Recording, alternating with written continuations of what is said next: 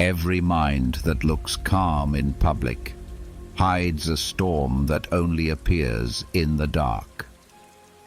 When the world finally stops demanding, when the masks slip off, when the lights go out, your thoughts come forward.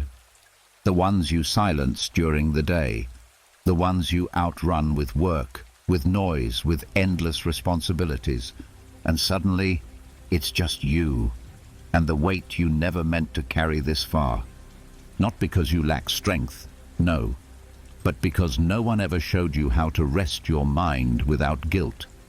No one taught you how to let go without feeling like you're falling behind. No one explained that mental strength isn't built by pushing harder, but by learning when to release the pressure.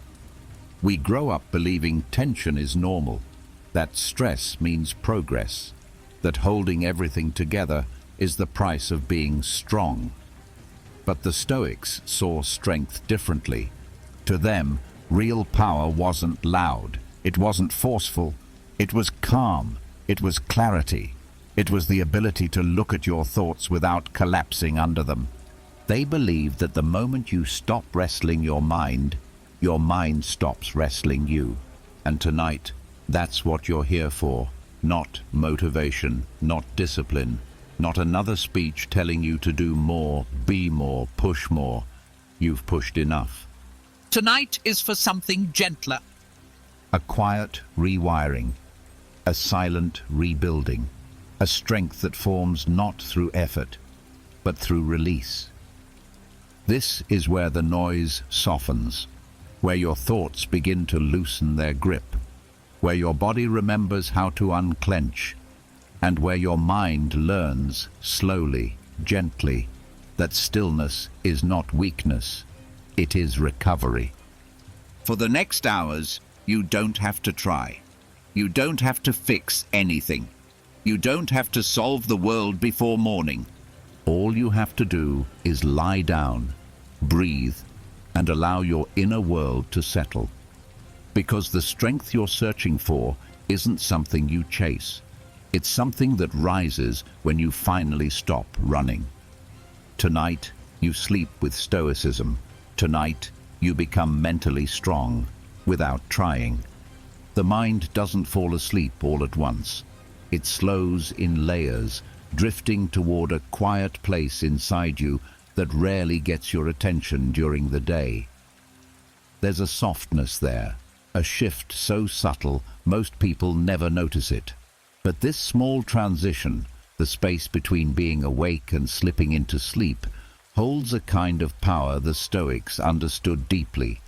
It's the point where the mind becomes honest, open, and willing to release what it refused to let go of under the pressure of daylight. This state isn't dramatic or mystical, it's quiet. It's the moment when the body sinks a little deeper into the bed, when thoughts start losing their sharp edges, when the world feels slightly farther away. You're not fully awake, but you're not gone yet. It's a threshold, a gate, a place where the thinking mind steps back and the deeper mind rises forward. And it's here, right here, that your thoughts carry the most weight. Whatever crosses through this gate flows into your dreams, your rest, and your emotional state tomorrow. Most nights, people drag their stress into this moment without realizing it.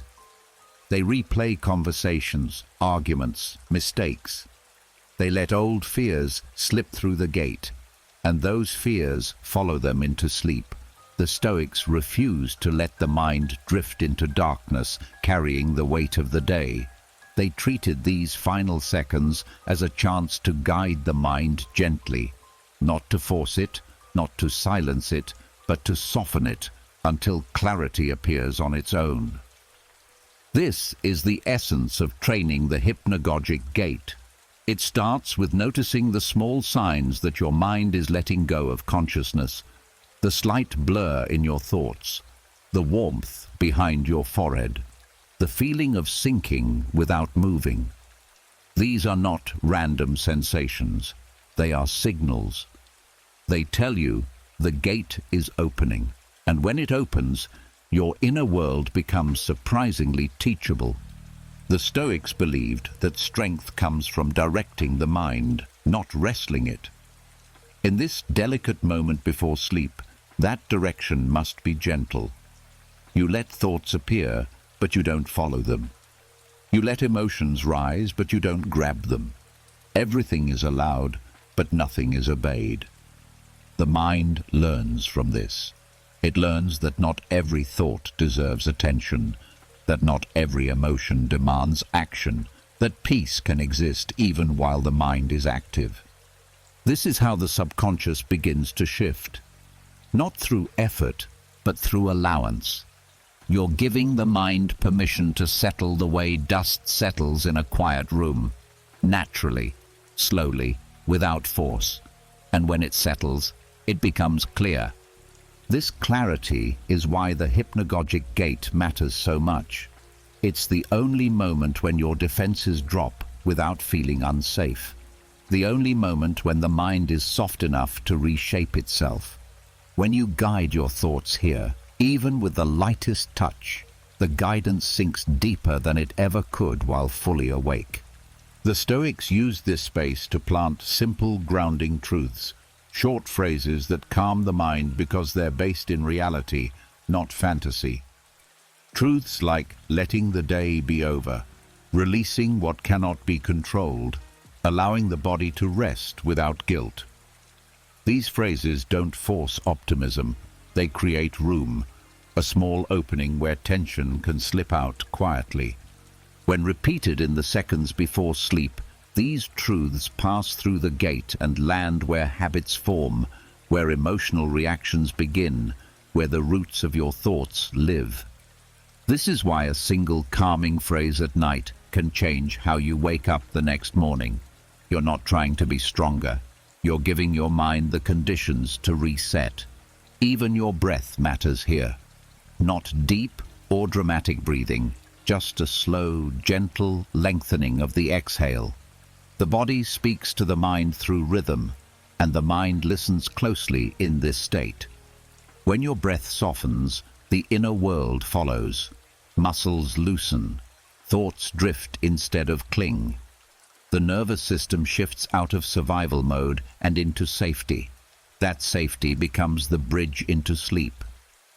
Over time, this practice becomes a quiet ritual, not a chore, not a technique, but a way of meeting yourself at the boundary between waking and sleeping. You begin to trust this moment. You begin to feel how much easier sleep comes when you're not dragging the weight of the day into it. You begin to realize that you wake up clearer, calmer, and less reactive, not because you forced discipline, but because you guided the mind at the only moment when it's willing to listen without resistance.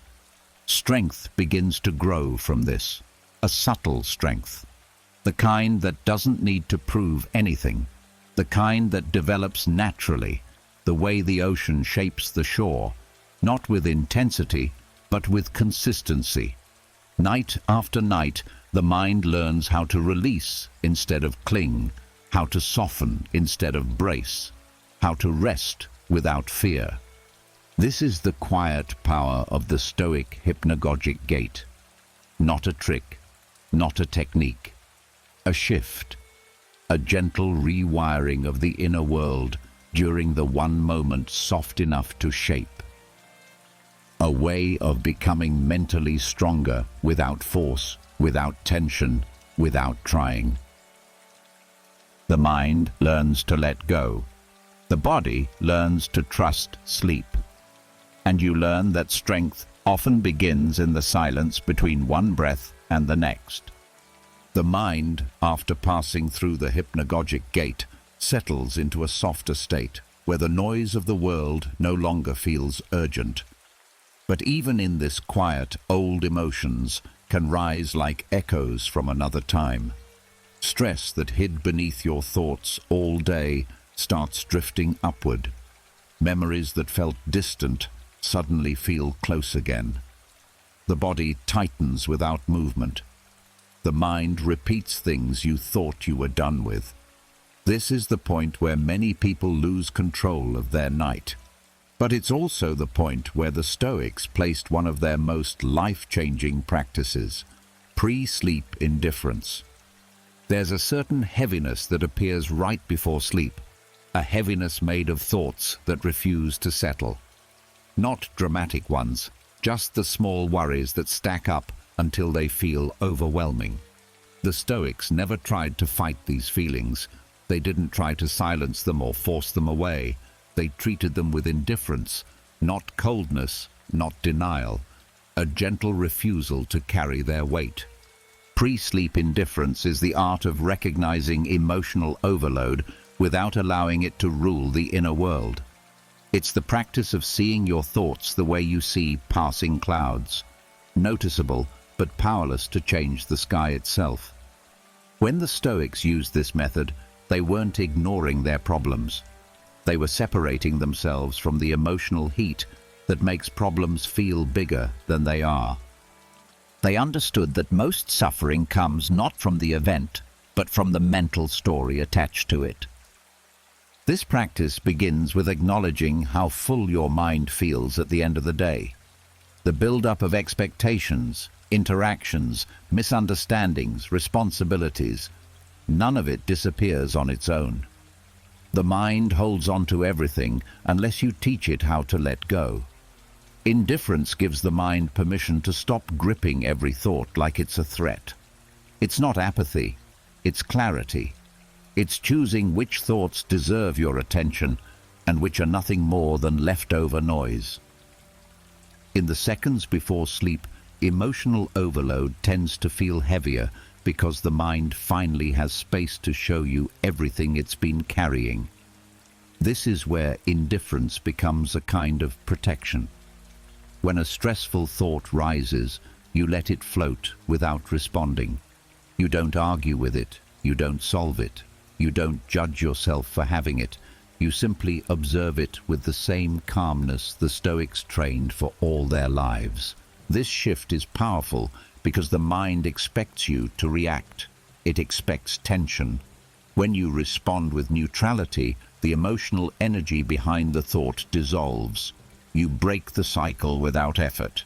And when the mind realizes you're not feeding the thought with fear or concern, it stops pushing it forward. The storm quiets not because you conquered it, but because you stopped stepping into it. The beauty of pre-sleep indifference is that it resets the emotional system. Every emotion has a beginning, a rise, and a natural end. But most emotions linger because we keep reacting to them. Indifference disrupts this pattern. It lets the emotional wave move through without your involvement. The nervous system softens, the breath loosens. The body releases tension it has been holding for hours or even years. This release is subtle but deeply healing. The Stoics also used indifference to separate outcomes from identity. A mistake didn't mean you were flawed. A difficult day didn't mean you were failing. A conflict didn't mean you were broken. By seeing these experiences as external events, not personal definitions, emotional overload lost its ability to take over the mind at night. You start recognizing that most emotional weight isn't yours, it's the world's. You simply picked it up without noticing. Before sleep, this separation becomes easier because the ego quiets. You're not defending yourself. You're not performing for anyone. You're not trying to be strong. You're simply being. And in this raw state, indifference becomes natural. You stop giving importance to things that don't deserve the power to disturb your rest. The mind starts to understand that not every thought requires your emotional presence. Practicing this nightly changes the way you move through life. You begin waking up lighter because you're not dragging emotional residue from yesterday. Decisions feel simpler. Conversations feel clearer. Stress loses its grip. You're not becoming numb. You're becoming free from the pressure that once controlled your reactions. Emotional strength forms quietly, built through nights where you chose neutrality over exhaustion. Indifference also stops the habit of emotional forecasting. the tendency to worry about things that haven't happened yet. Before sleep, the mind loves to create scenarios that don't exist. Indifference cuts the connection between thought and belief. A worry becomes nothing more than a passing idea. The future loses its power to disturb the present moment. You rest in the only place that's real, here, now, sinking into stillness. As this becomes your nightly practice, something deep shifts. Your mind starts trusting itself again. Your emotions stop overwhelming you because they no longer have momentum. You're no longer carrying the day into sleep. You're no longer waking up with the weight of yesterday. You're no longer reacting to every sensation in your chest. You're learning the rare skill of seeing everything without absorbing anything. This is how the Stoics reset the mind. This is how emotional overload dissolves without force. This is how you gain mental strength without effort. The quiet neutrality you bring into the seconds before sleep becomes the anchor that steadies your entire inner world. Indifference becomes freedom, and freedom becomes rest. There is a point during the night when even indifference quiets, when the mind has stopped reacting and starts simply existing. In that softness, something unexpected rises to the surface, the identity you carried all day, the roles you played, the pressure to be competent, composed, responsible, useful, strong, all the things you force yourself to be under the sun. These roles cling to you long after the world stops watching, lingering in your mind as if you must keep performing even in darkness. This is where the Stoics introduced one of the most overlooked practices of all, releasing the identity you wore that day. Identity, for most people, becomes a cage without them noticing. The worker, the parent, the partner, the friend, the problem solver, the caretaker, the one who keeps it together. These identities demand a version of you that isn't always aligned with how you truly feel. Throughout the day, you hold this shape, adjusting yourself to fit expectations, your own and those of others. But your inner world cannot rest if you bring these identities with you into the night. The mind cannot heal if it's still wearing the armor of the day. The Stoics understood that who you are under the sky is not who you need to be under the sheets. Daytime identity is built for responsibilities. Nighttime identity is built for restoration. If you don't release one, you cannot have the other. Your mind needs space to loosen the self you carry into the world. Otherwise, sleep becomes work. Rest becomes another task, and the cycle of exhaustion continues endlessly. Letting go of daily identity isn't about abandoning responsibility. It's about recognizing that identity is temporary. It shifts with environments, with needs, with circumstances. The Stoics knew that clinging to the identity of the day creates unnecessary suffering. When your mind refuses to release its role, every mistake feels heavier. Every flaw feels personal.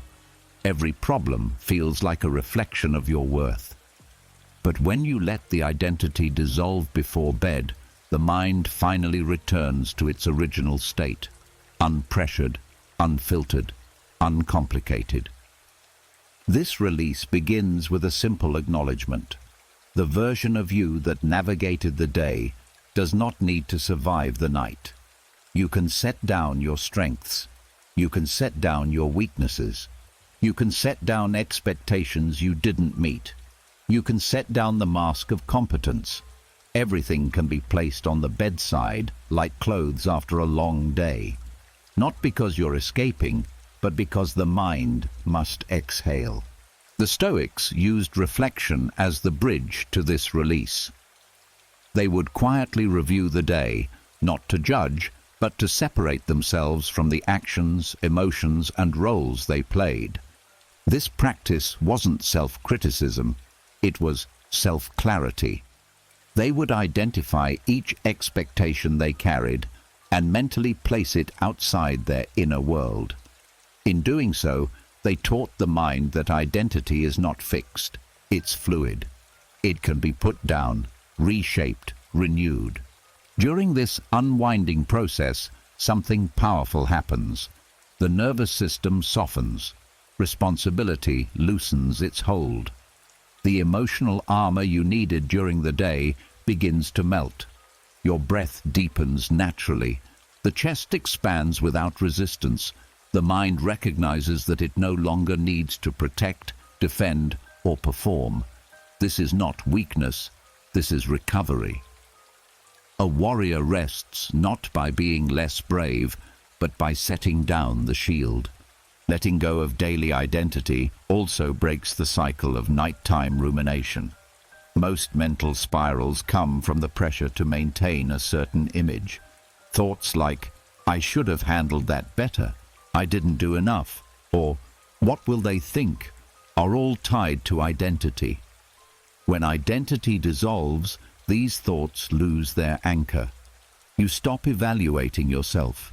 You stop comparing. You stop replaying conversations in your head. The mind becomes spacious, and in that space, fatigue finally has room to drain out. This release also brings emotional honesty. When you're not holding on to identity, you're free to feel without fear. Sadness doesn't threaten your strength. Worry doesn't threaten your competence. Fatigue doesn't threaten your worth. You become human again, not a role. And the moment you permit yourself to be human, the mind relaxes in a way it hasn't in years. Sleep becomes genuine rest instead of a temporary shutdown. The Stoics believed that real peace begins when you stop trying to be someone and allow yourself to simply be. In this state, the mind moves closer to stillness. Thoughts slow without effort. The past and future fade. Your inner world becomes as quiet as a still lake, clear, reflective, undisturbed. This is the moment when sleep can finally take you fully, gently, without resistance. When you practice this nightly, your relationship with identity changes during the day as well. You stop over-attaching to your roles. You stop thinking your value comes from performance. You start treating yourself with more kindness. You approach challenges with a calmer mind because you know you won't be carrying their weight into the night. You become more flexible, more grounded, more secure. Letting go before bed teaches your mind something profound. Identity is not a burden you must drag from one day to the next. Each night becomes a reset. Each morning becomes a rebirth. You start the next day as someone lighter, clearer, and more present, because the old version of you was released in the darkness where it belonged. This is the art of Stoic release, a gentle surrender of who you were today, so there is space for who you can become tomorrow. Each night becomes a quiet liberation, and with enough nights, that liberation becomes strength, not the loud kind, the steady kind, the kind that grows when the world is silent and the mind finally remembers how to rest.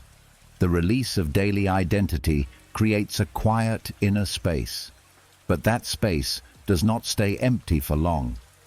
The mind begins to fill it with loose fragments, thoughts that never finished forming, small worries that clung to you, fears you pushed aside throughout the day.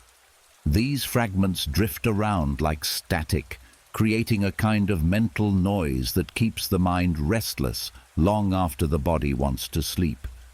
This is where the Stoics introduced a counterintuitive yet powerful practice: evening negative visualization, not to darken the mind, but to clear it. Negative visualization is often misunderstood. It isn't about expecting tragedy or inviting fear. It's about facing the uncertainty you normally avoid, so your mind no longer feels threatened by the unknown. When done before sleep, it cuts through cognitive noise by stripping fear of its power. Instead of letting your worries swirl endlessly in vague shapes, you give them edges. You make the mind confront them gently, directly, so they cannot hide in the shadows of your thoughts. Cognitive noise builds all day long. Every unanswered question, every unfinished task, every possibility your mind doesn't understand creates a restless energy within you. By night, this becomes silent chaos. Nothing loud, but everything persistent. The Stoics used negative visualization not to amplify fear, but to reduce the emotional charge behind it. When you calmly acknowledge what you're afraid of, the mind stops reacting like it's in danger. The noise quiets. Thought becomes clear. This practice begins with acknowledging the possibilities that normally unsettle you, not dramatizing them, not exaggerating them, simply seeing what could go wrong in ordinary life. The loss of something you value, the delay of something you're waiting for, the absence of something you rely on. You walk your mind through these possibilities with calm acceptance. You're not inviting them, you're removing their power to shock you. The reason this works so deeply at night is because the mind becomes more sensitive when responsibilities fade. Small fears grow bigger when you're lying still with no distractions. But when you take a moment to calmly face those fears before they can latch onto you, they lose their grip. Instead of spiraling, the mind settles. Instead of clinging, it releases. Instead of overthinking, it rests. What negative visualization truly does is reframe loss and uncertainty. Most cognitive noise comes from resisting reality, wanting things to stay the same, fearing change, worrying about losing control. When you visualize the possibility of change with calm neutrality, you unconsciously strengthen your emotional resilience. You prepare the mind not for disaster, but for acceptance, and acceptance dissolves noise faster than positivity ever could.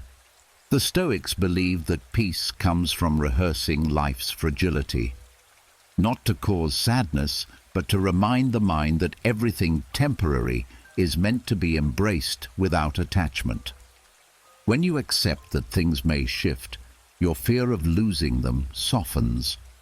When you accept that life moves unpredictably, your anxiety about tomorrow quiets. The noise fades because the resistance fades. Evening negative visualization also sharpens appreciation. When you reflect on what could disappear, the mind stops taking it for granted. Gratitude grows naturally, not the forced kind, but the grounded kind that calms the nervous system. Gratitude, when felt honestly, becomes a shelter that replaces worry.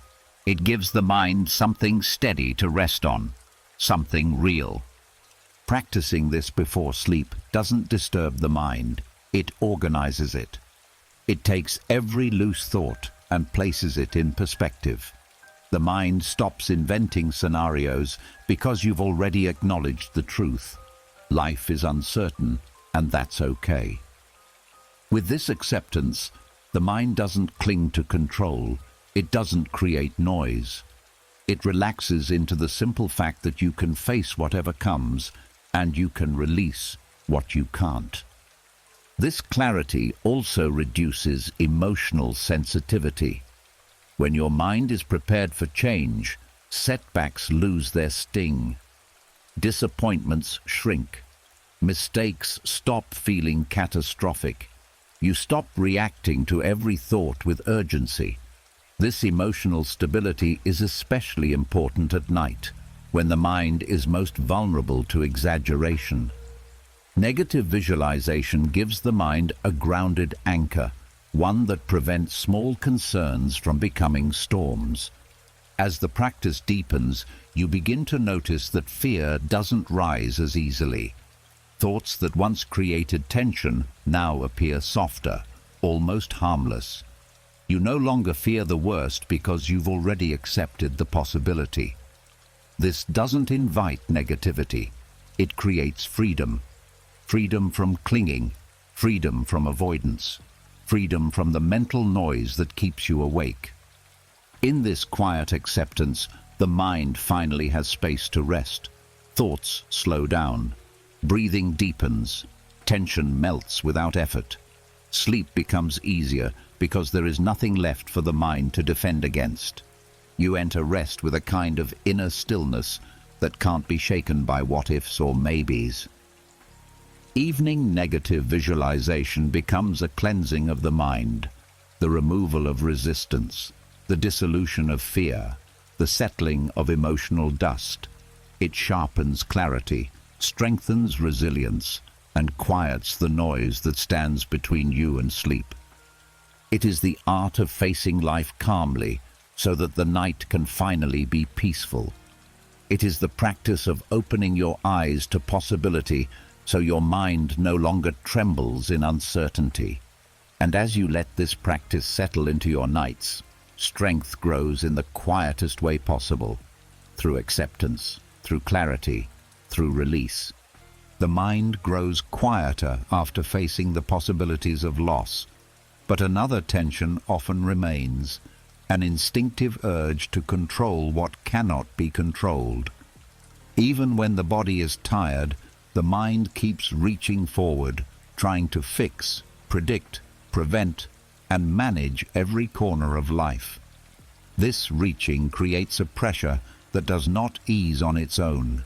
It lingers in the jaw, in the chest, in the shoulders, in the thoughts that refuse to settle.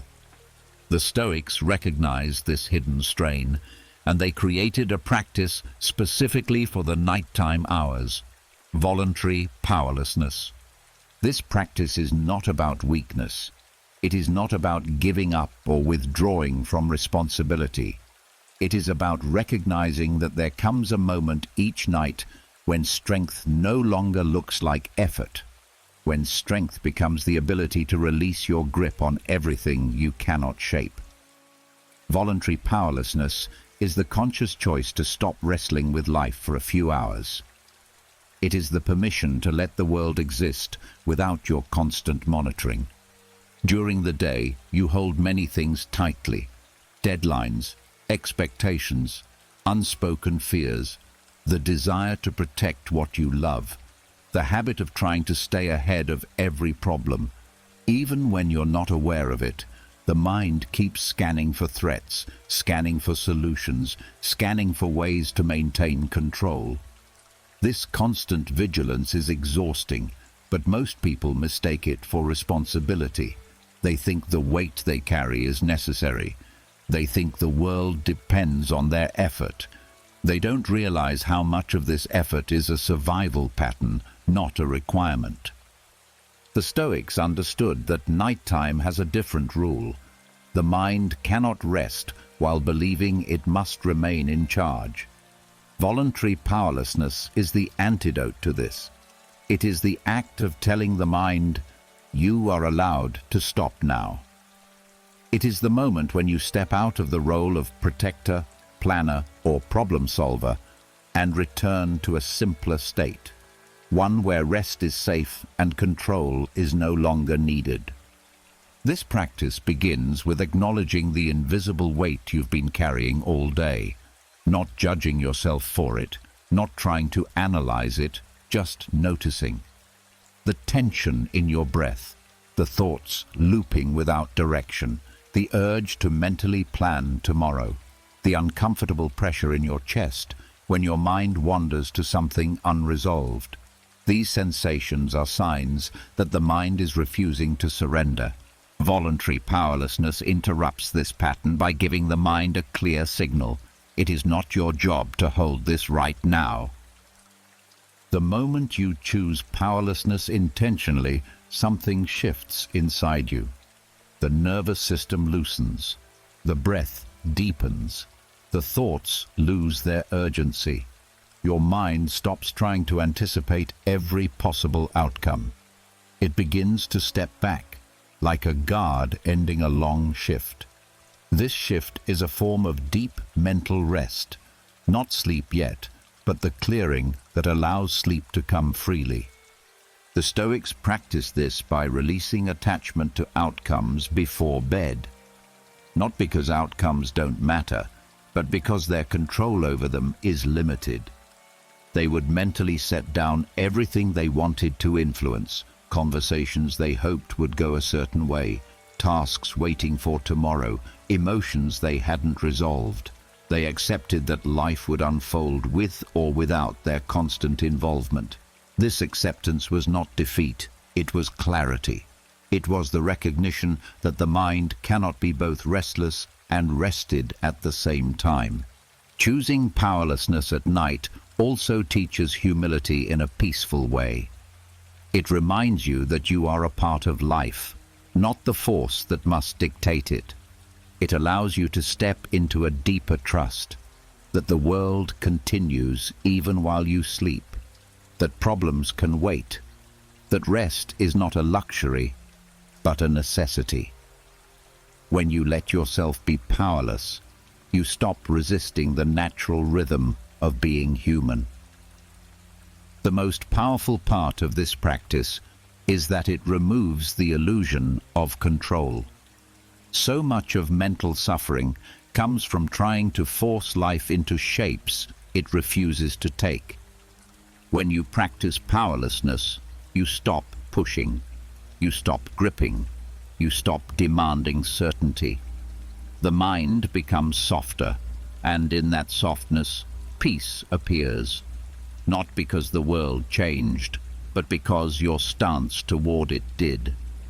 This surrender before bed also protects you from carrying emotional stress into your dreams. When the mind falls asleep, believing it must stay alert, the subconscious continues the work, creating restless dreams and fragmented sleep. But when you consciously release control, the mind enters sleep in a state of openness.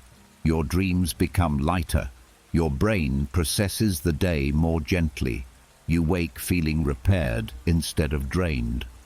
Over time, voluntary powerlessness becomes a nightly ritual of liberation. You begin to look forward to the moment when you can finally let go. You start recognizing how unnecessary some of your daily tension truly is. You realize how much energy you wasted gripping things that never needed your force.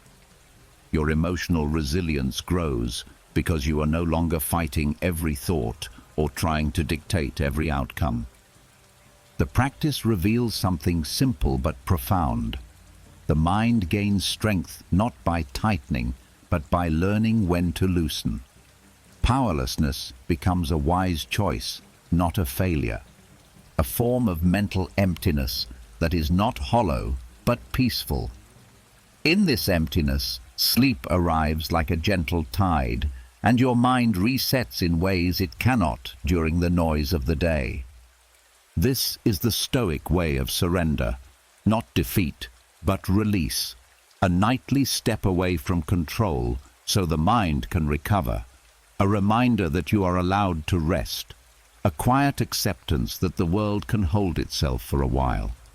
And when you wake, you rise with a mind that feels lighter, steadier, clearer, because the strength you gain at night is built in the silence of letting go. The moment you let go of control, something else rises from beneath the quiet. The mind begins to surface memories of the day that didn't sit well, moments you wish you handled better, words you shouldn't have said, tasks you didn't finish, expectations you missed. Failure, in all its forms, likes to appear right when you're trying to rest. Not to punish you, but because the mind finally has silence to reflect. This is why the transition into sleep can feel heavy. It becomes a mirror, showing the parts of the day you tried to outrun. The Stoics understood this nightly confrontation. They believed that the moments before sleep offer a rare chance to reshape failure, to change the meaning you attach to it, not through force, not through self-criticism, but through gentle reframing. The mind, in the transition state, is open, softer, less defensive, more willing to see truth without distortion. This openness is a window you can use to shift how failure lives inside you. Failure feels painful because we attach identity to it. The mind treats every misstep as a reflection of worth. I failed becomes, I am a failure. But in the seconds before sleep, when your daily identity has dissolved and voluntary powerlessness has softened the mind, you gain a rare opportunity, the ability to see failure without drowning in it. The ego steps back. The emotional charge weakens. Perspective sharpens. And you can reshape the memory into something that doesn't harm you. Reframing in this state begins by allowing the memory of failure to rise without resistance. The mistake you made, the opportunity you missed, the moment that didn't go the way you hoped. Let it appear. Not to relive it, but to look at it from a distance. The Stoics believed that when you observe something without attaching yourself to it, its power dissolves. You see the event as separate from your identity, separate from your worth, separate from the person you are becoming. In this softened state, failure becomes a piece of information instead of a wound. It becomes feedback instead of shame. You can acknowledge what happened without letting the mind spiral. You see the truth clearly. You acted with the knowledge you had at the time. You responded with the emotions you carried that day. You learned something you didn't know before. You moved one step forward in understanding, even if the outcome wasn't what you wanted. The transition into sleep intensifies emotions, but it also reduces resistance. This combination allows you to reshape the meaning behind failure in a way that sticks. Instead of replaying the memory through a lens of regret, you view it through the lens of growth. The mind, relaxed and open, absorbs this reframe deeply. It begins to store the memory differently, not as a threat to your identity, but as a natural part of the human experience. Failure also becomes less intimidating when you see it as temporary. Nighttime softens the edges of the day, reminding you that nothing stays the same. The mistake that feels heavy now will not matter in the same way tomorrow, or next week, or next year. The Stoics often meditated on impermanence to break the emotional grip of failure. They understood that time reduces the weight of everything, and the sleep transition state allows you to feel that truth directly. This reframing also teaches the mind to separate intention from outcome. You may not always get the result you want, but your intention to grow, to learn, to do your best remains intact. When the mind recognizes this separation, disappointment begins to fade. You stop punishing yourself for things outside your control. You begin to see that failure is not a personal flaw. It is a natural response to effort. It only appears when you are trying, and trying is a sign of courage. As the mind transitions towards sleep, it becomes easier to replace self-judgment with compassion. You can speak to yourself with the same softness you would offer a friend. Not excuses, not denial, just understanding. You acknowledge the truth without harshness. You allow yourself to be imperfect. And in doing so, you create the emotional safety that the mind needs to heal. This safety changes the entire relationship you have with failure. You stop shrinking from it. You stop replaying it with shame. You begin to see it as a stepping stone instead of a setback. The mind starts to prepare you for tomorrow, not with fear, but with readiness. You fall asleep not feeling defeated, but grounded. not haunted by what went wrong, but supported by what you learned. Over time, this nightly reframing builds resilience. You wake with a lighter heart, a clearer head, and a mind that no longer treats mistakes like threats. You walk through the day with more confidence because you know you can process anything that happens. Failure loses its ability to poison your nights or define your self-worth. It becomes manageable. It becomes human. It becomes part of your strength. This is the Stoic way of meeting failure, not by ignoring it, but by transforming it during the most tender moment of the mind. In the transition between waking and sleep, you rewrite the story of the day, and in doing so, you slowly rewrite the story of yourself. The mind becomes stronger, not by never failing, but by learning how to sleep peacefully after it does. As failure loses its grip in the softness before sleep, something subtle begins to rise in the empty space it leaves behind. It isn't noise, it isn't ego, it isn't the loud, forced confidence the world tries to sell you. It's quieter than that, so quiet most people never notice it. But the Stoics recognize this as one of the most powerful states a person can ever enter: quiet audacity. This kind of confidence isn't built in daylight. It doesn't come from achievements, from praise, or from proving yourself to anyone. It forms in the silent moments when your mind stops fighting, when you've released identity, when you've accepted your limits, and when failure no longer feels like a wound. In this stillness, confidence grows the way dawn spreads across the sky, softly, slowly, without asking for permission. Quiet audacity is the certainty that you can handle life without needing to announce it. A strength that doesn't need applause, a self-trust that doesn't need validation, a belief in your own resilience that whispers instead of shouts. The moments before sleep are the perfect soil for this belief to take root, because the mind is stripped of its daytime defenses. You aren't pretending, you aren't performing, you aren't comparing, you're just yourself, raw, honest, unguarded.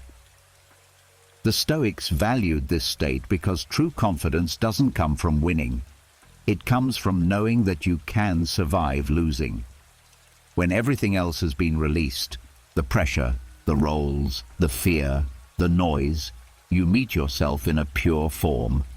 And what you see in that moment defines the kind of strength you carry into tomorrow. Quiet audacity begins with self-trust. Not a dramatic declaration, but a small internal acknowledgement. I can meet whatever comes. This is not arrogance. It's not blind optimism. It's a grounded awareness of your capacity to adapt, to recover, to learn, to rebuild. When your mind is softening into sleep, this awareness sinks deeper than it ever could while you're fully awake. It settles into the subconscious, shaping the foundation of how you respond to life. As you lie there, thoughts slow but don't disappear. This is where many people fall into insecurity, worrying about what might happen, doubting themselves, replaying flaws. But quiet audacity shifts this inner landscape. When a fear appears, you greet it with calm confidence. When a doubt surfaces, you let it pass through without clinging. When an old insecurity tries to rise, you don't argue with it. You don't surrender to it either. You simply meet it with a steady inner presence that says, I don't break that easily. This response changes everything. It trains the mind to see challenges without shrinking. It teaches you that trust in yourself is not an emotion. It's a behavior. It's how you meet your own thoughts. It's how you treat your inner world when no one is watching. Quiet audacity is the refusal to abandon yourself even in your most vulnerable state. During this transition towards sleep, the mind becomes incredibly impressionable.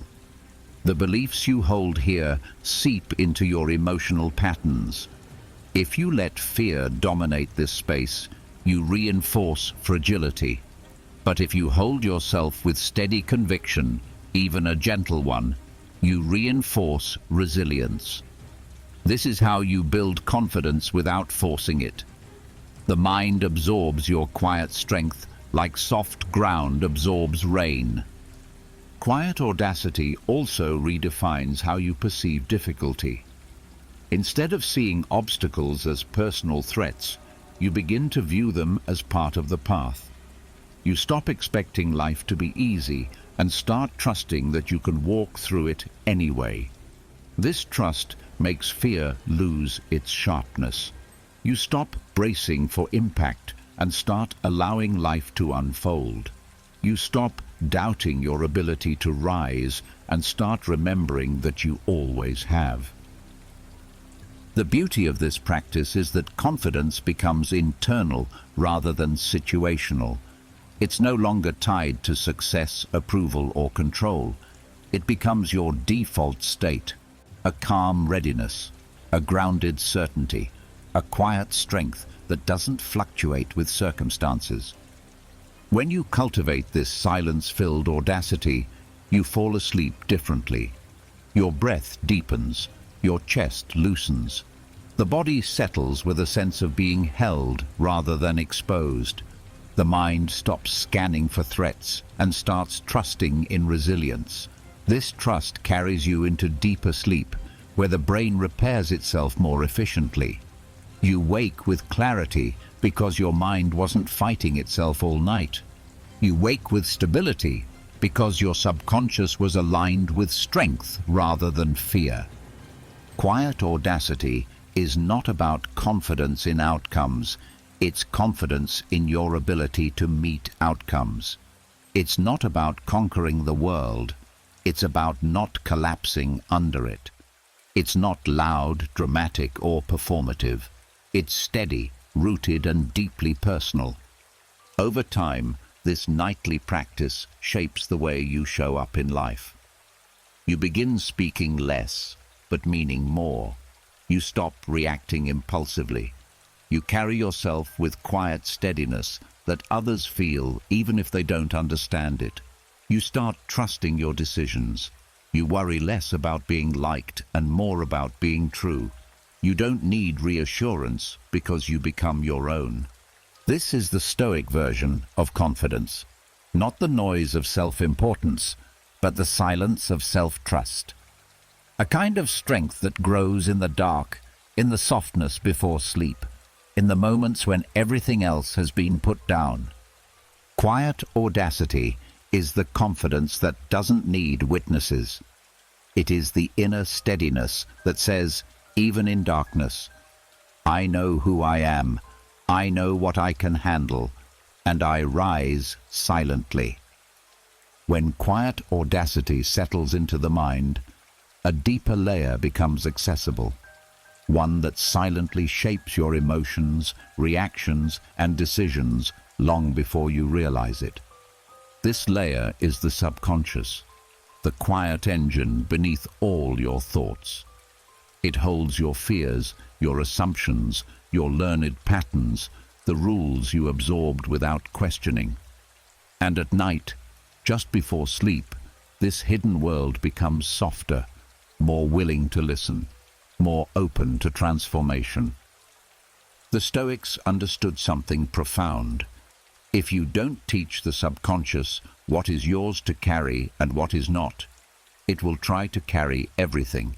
It will pick up burdens that don't belong to you. It will take responsibility for outcomes you cannot influence. It will respond to events with fear instead of clarity. This is why so much anxiety appears at night. The subconscious is overloaded with things it was never meant to manage. The dichotomy of control is the heart of Stoic wisdom. It separates life into two simple categories, what you can influence and what you cannot. But knowing this intellectually is one thing. Teaching it to the subconscious, the emotional core, is another. The moments before sleep are the ideal time for this teaching because the mind is shifting into a receptive state where new interpretations can sink deeper than during the day. As your body relaxes and the mind drifts towards sleep, there is a subtle loosening of rigidity. Thoughts stop clinging so tightly. The need to analyze weakens. The ego steps aside. This is when the subconscious listens without filtering. It absorbs not just words but tone, intention, emotional meaning. This is why nighttime thoughts have so much power. They bypass your logical mind and go straight into habit formation. Teaching the subconscious the dichotomy of control begins with acknowledging the truth that most of what troubles you is outside your hands. Not as an excuse, not as resignation, but as clarity. The mind worries because it thinks worry is a form of protection. It thinks anticipating every possibility will keep you safe. But when you quietly remind yourself in the half-conscious state before sleep that external events are not under your command, the subconscious begins to loosen its grip. This shift does not come from forcing a mantra. It comes from gently guiding the mind towards separation. You acknowledge the things you cannot control, other people's choices, the past, unexpected events, external outcomes, and you mentally place them outside yourself, not pushing them away, but letting them drift out of your responsibility. This release signals to the subconscious that it no longer needs to guard these areas. When you do this consistently at night, something remarkable happens. Your emotional reactivity weakens. The subconscious stops treating every challenge as a personal failure. It stops trying to fix what isn't yours to fix. It begins to understand that control is a limited and precious resource, and that wasting it on the uncontrollable drains your strength. Once the mind releases what is not yours, it becomes easier to connect with what is. Your attitudes, your choices, your responses, your effort. These are the only internal controls you truly possess. And when the subconscious accepts this truth, you stop feeling powerless in situations where you actually have influence. You stop feeling overwhelmed by life because your energy is no longer scattered. You wake with a sense of direction, not dread. This internal alignment creates emotional stability. When something goes wrong, your mind no longer leaps into panic. Instead, the subconscious automatically asks, "Is this mine to control?" If the answer is no, it lets the emotion pass. If the answer is yes, it focuses calmly on action. This separation becomes instinctive, a natural filter that shields you from unnecessary stress. Teaching this at night also changes the way you speak to yourself. The subconscious, in its softened state, replaces harsh internal commentary with balanced understanding. You're no longer blaming yourself for things outside your power. You stop replaying conversations trying to fix them. You stop rehearsing fear about tomorrow. The mind stops dragging you into places you cannot influence. And this freedom, felt consistently, is transformative. This nightly practice also helps regulate the nervous system. When the mind believes it must control everything, the body stays in a low-level state of tension. Muscles tighten, breathing shortens, the heart beats faster. But when the subconscious learns that most things do not require your intervention, the body relaxes without effort. Stress hormones lower, breathing deepens, the mind enters sleep from a state of peace instead of survival. Over time, this teaching becomes a quiet form of mastery. You stop seeing life as something to wrestle with. Challenges no longer overwhelm you. People's opinions lose their sharpness. Unexpected events stop feeling like personal attacks. You carry yourself with a grounded presence that is not shaken by chaos, because your subconscious knows where your responsibility ends. This is the secret behind Stoic calm. Not coldness, not detachment, but clarity. A clarity that settles into the subconscious when the mind is soft, tired, and open. A clarity that shapes your mornings without you realizing it. A clarity that turns anxiety into focus and helplessness into acceptance. The dichotomy of control becomes more than a philosophy. It becomes your emotional operating system. And each night, as you drift into sleep, the subconscious absorbs this truth more deeply. You are responsible for your actions, not the world's outcomes. You command your responses, not the wind around you. You influence your mindset, not the movement of fate. This is how true strength takes root. Quietly, softly, in the moments when the mind is finally ready to learn. When the subconscious begins to understand what belongs to you and what never did, a deeper shift becomes possible. The mind no longer fears life's unpredictability. But clarity alone isn't enough to create lasting peace. You need something that sinks even further, something that strengthens your emotional foundation so deeply that life cannot shake it easily. This is where the Stoic practice of amor fati, the love of fate, enters the night. Amor fati is often misunderstood as simply accepting life. Acceptance is passive. Amor fati is active. It is the willingness to meet life as it is, without resentment, without resistance, without the constant wish for something different. It is the quiet courage to embrace what comes, not because you enjoy the difficulty, but because you trust your ability to grow from it. The reason nighttime is so powerful for this practice is simple. The mind becomes honest. The protective barriers fall. You're no longer performing for the world. You're no longer pretending to be unaffected. In this softness, the truth you whisper to yourself is absorbed deeply, stored where your emotional patterns are formed. Amor fati becomes not a forced philosophy, but a lived one. Long-term calm doesn't come from pushing negativity away. It comes from changing your inner relationship with reality. When you practice amor fati before sleep, you train the subconscious to stop fearing the unknown and start working with it. You show the mind that difficulty doesn't mean doom. Uncertainty doesn't mean danger. Challenges aren't personal punishments. They're part of the human design. This training begins in the quiet before sleep, when your breath slows and the mind drifts. In this softened state, you gently remind yourself that life unfolds in ways you cannot predict, but not in ways you cannot handle. You acknowledge the events of the day, the pleasant, the uneasy, the disappointing, and instead of resisting them, you let them settle with a sense of neutrality. You stop asking why things happened, and you start meeting them as stepping stones in your own growth. The subconscious listens closely to this shift. During the day, it reacts out of instinct and habit. At night, it reacts out of openness.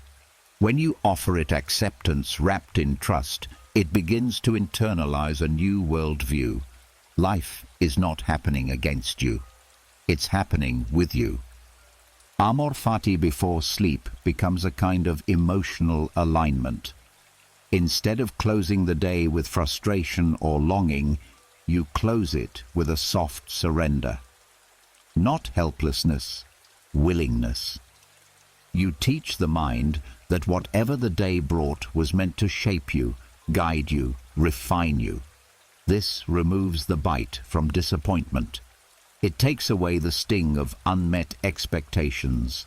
It dissolves the silent war between what you hoped for and what actually occurred. As this perspective strengthens, your emotional reactions begin to change. Fear loses its sharpness because you no longer expect life to be predictable. Stress weakens because you stop demanding perfection from yourself or the world. The need to control fades, replaced by a grounded confidence that you will meet what comes with steadiness. Nightly amor fati also creates a slow, lasting recalibration of your nervous system. When the mind believes it must resist life, the body remains tense even in sleep. But when the mind tells the body softly and consistently, "We can work with whatever comes," the body relaxes, muscles loosen, breathing deepens. Sleep becomes restorative instead of restless.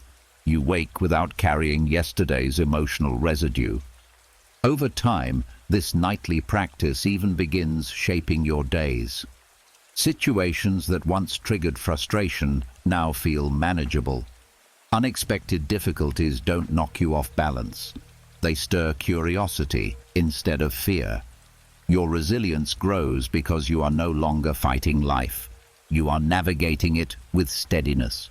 You stop feeling like a victim of circumstance and begin feeling like an active participant in your own evolution. But the deepest power of amor fati is how it transforms the inner voice.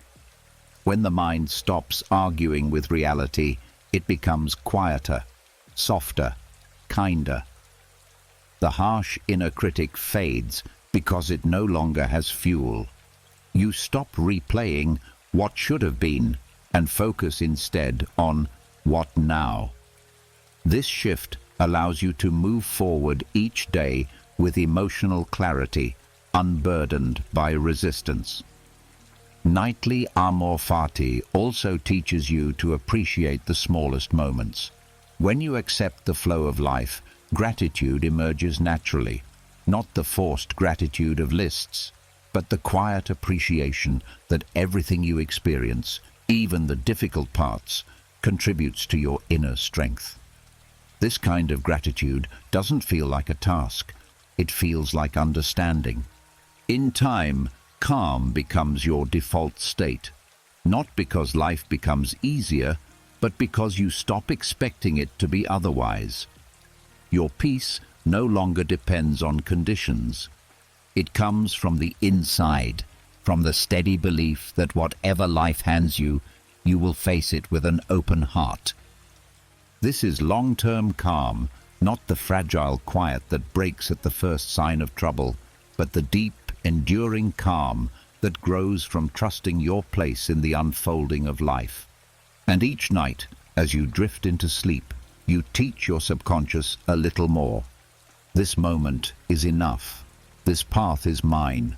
This fate, whatever it brings, can be embraced. When amor fati settles into the subconscious, something profound begins to shift beneath the surface. Life no longer feels like a constant threat. You stop bracing for impact. The mind softens into a quiet trust, and in that softness, another layer of stoic resilience becomes possible, one that most people never access because they never allow themselves to rest deeply enough, building emotional immunity. Stoic immunity isn't the absence of emotion. It's not coldness or indifference to life. It is the strengthening of your reaction threshold, the space between what happens and how you respond. Most people live with a threshold so low that the smallest inconvenience triggers frustration. The slightest criticism stings. The mildest uncertainty creates fear. This low threshold is not a personality trait. It's a sign of a mind that never learned how to restore itself. A mind that never fully releases, never fully resets, never fully rests. The Stoics understood that emotional strength is not built in the middle of chaos. It's built in the quiet moments when the mind is recovering. And the most potent of those moments occur during sleep, specifically in the mental descent that happens before dreams begin. This is when your subconscious is deciding how tightly you should grip the events of the day. how quickly you react to discomfort, how resilient you will be tomorrow. Most people fall asleep with a nervous system still vibrating from the day. Their thoughts are tense, their breath is shallow, their emotions are half-processed.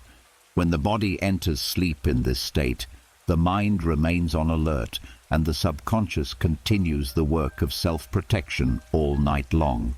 This drains emotional strength instead of replenishing it. You wake up reactive, not resilient, thin-skinned instead of steady. Stoic immunity reverses this cycle. It teaches the mind to lower its defenses before sleep, so the nervous system can shift into a state where true restoration happens. When you soften into the night with a mind that is no longer resisting, fighting or grasping, you enter sleep with openness.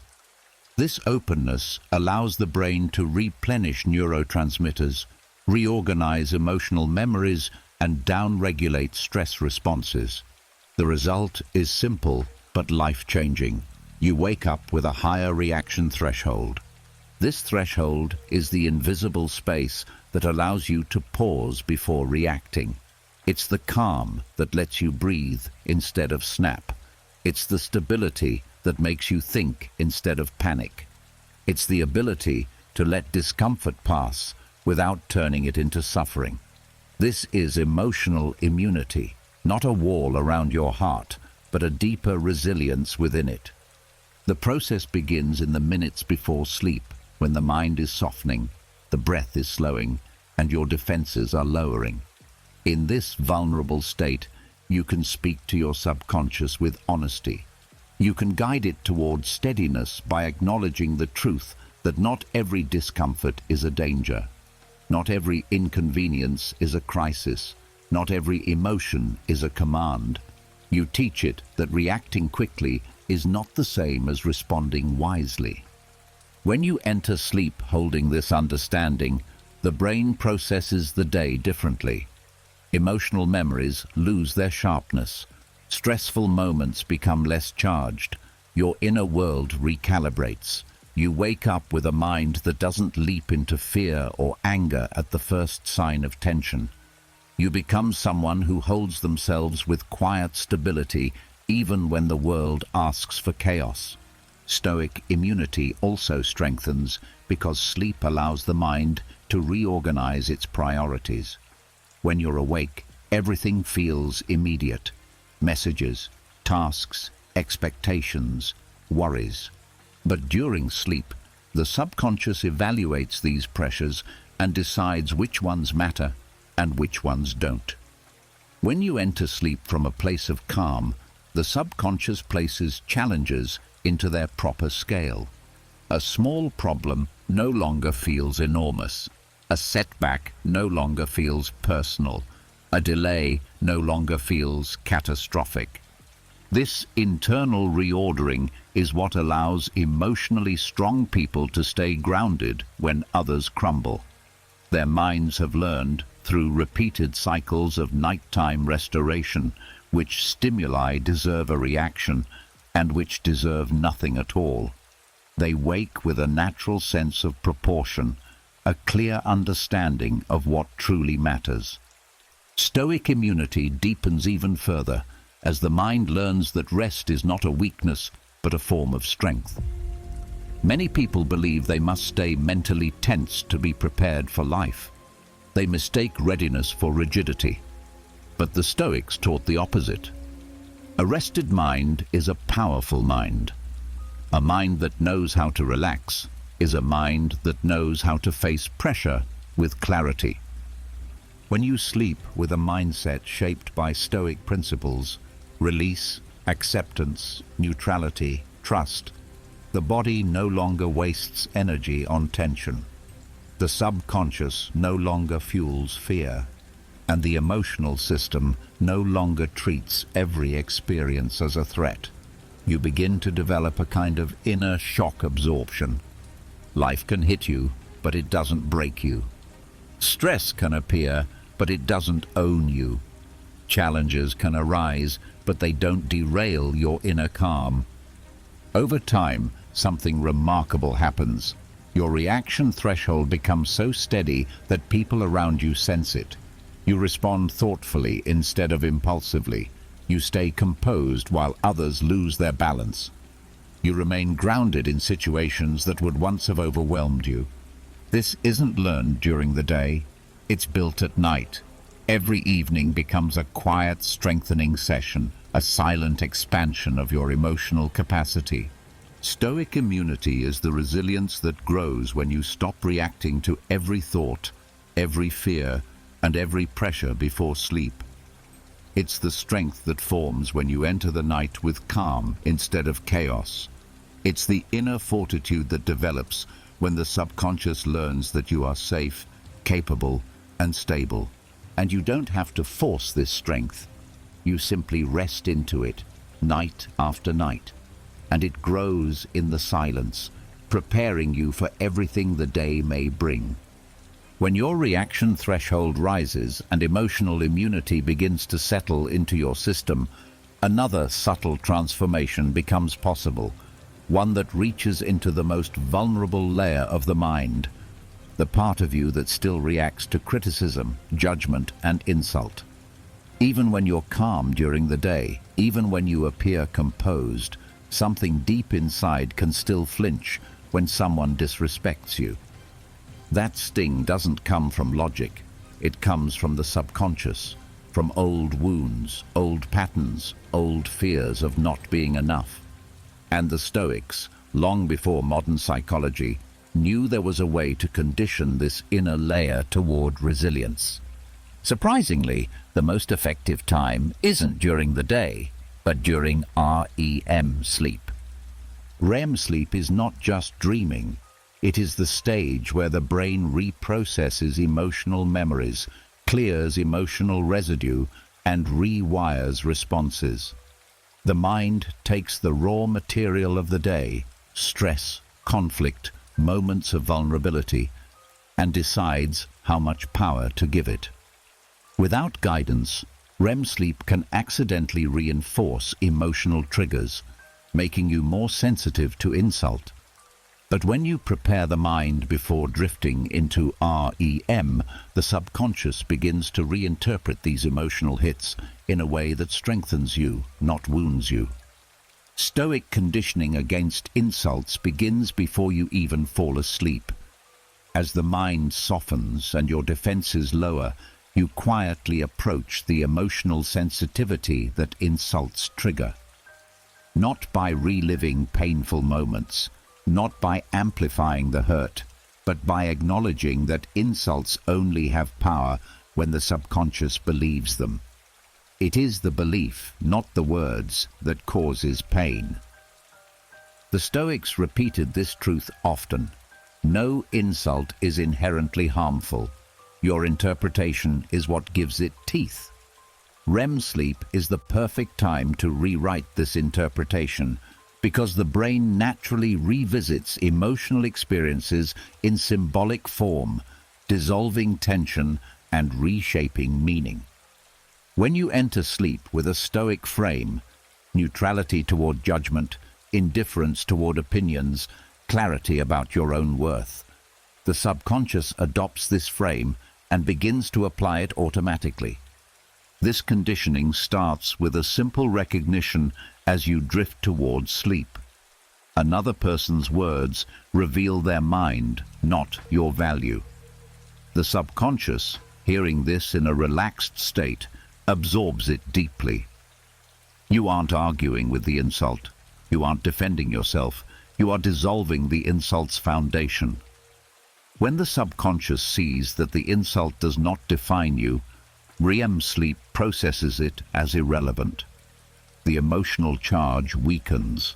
The memory loses its intensity. You wake with less sensitivity, less vulnerability to disrespect. As REM dreams begin, the mind often recreates symbolic versions of social conflict, tension, confrontation, criticism. These are not random. They are the brain's way of testing emotional reactions. When you fall asleep with Stoic neutrality, the subconscious treats these dream insults differently. Instead of activating a defensive response, it maintains calm. Instead of reacting impulsively, it stays centered. This repeated exposure, paired with emotional neutrality, acts like mental training. The subconscious learns not to flinch. Over time, this training alters your real-world responses. A rude comment no longer pierces you. Criticism no longer feels personal. Someone's aggression no longer shakes your sense of self. You experience a quiet stability that others don't understand because they haven't conditioned their inner world the way you have. This conditioning becomes stronger because REM sleep allows the brain to disconnect emotions from their triggering events. The prefrontal cortex, the part responsible for rational thought, becomes active, while the amygdala, the emotional alarm system, calms down. This neurological combination creates the perfect environment for reframing emotional wounds. When you fall asleep with a Stoic mindset, you enter REM with thoughts like, "Their words are their burden, not mine. I decide what defines me. Insults can only hurt if I give them value." These thoughts become the lens through which your brain processes social conflict in dreams. The subconscious learns from repetition, not intensity. Every night you fall asleep with this clarity, you reinforce a new emotional pattern. Insults become noise instead of threats. Opinions become external events, not internal wounds. You stop absorbing negativity automatically. You gain control over your emotional boundaries. Stoic conditioning also strengthens your sense of identity. When insults lose their power, you no longer seek validation. You stop fearing rejection. You stop blending yourself into other people's definitions of you. Your mind becomes anchored in self-trust, not approval. And REM sleep reinforces this anchor by repeatedly placing you in symbolic scenarios where your emotional steadiness is tested and strengthened. The beauty of this training is that you don't have to consciously confront insults during the day. You don't have to pretend to be unfazed. You don't have to suppress your reactions. The conditioning happens gently, silently, while you sleep. You wake up feeling like a slightly stronger version of yourself without knowing exactly why. Over weeks, this accumulates. You become unshakable in a way that feels effortless. This nightly Stoic conditioning creates a shield, not a hard wall, but a soft, grounded resilience that keeps negativity from embedding itself in your identity. You hear critical words differently. You feel disrespect differently. You respond from clarity rather than pain. As this process continues, you realize something powerful. An insult says everything about the person delivering it, and nothing about the person receiving it. Your subconscious learns this truth so deeply that even your dreams no longer react to disrespect with fear or hurt. And when your dreams stop reacting, your waking mind follows.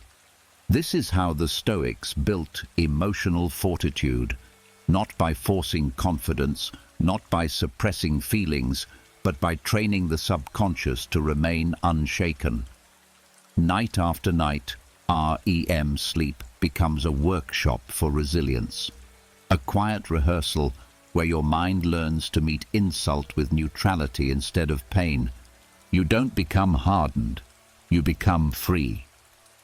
When the subconscious stops reacting to insult and the emotional core begins to steady, you enter a place few people ever reach. A space where your inner world becomes ready to establish long-term stability. Not momentary peace, not a temporary calm, but a mental baseline so steady, so grounded, that the world's chaos no longer drags you into its rhythm. This foundation isn't something you build during the noise of the day.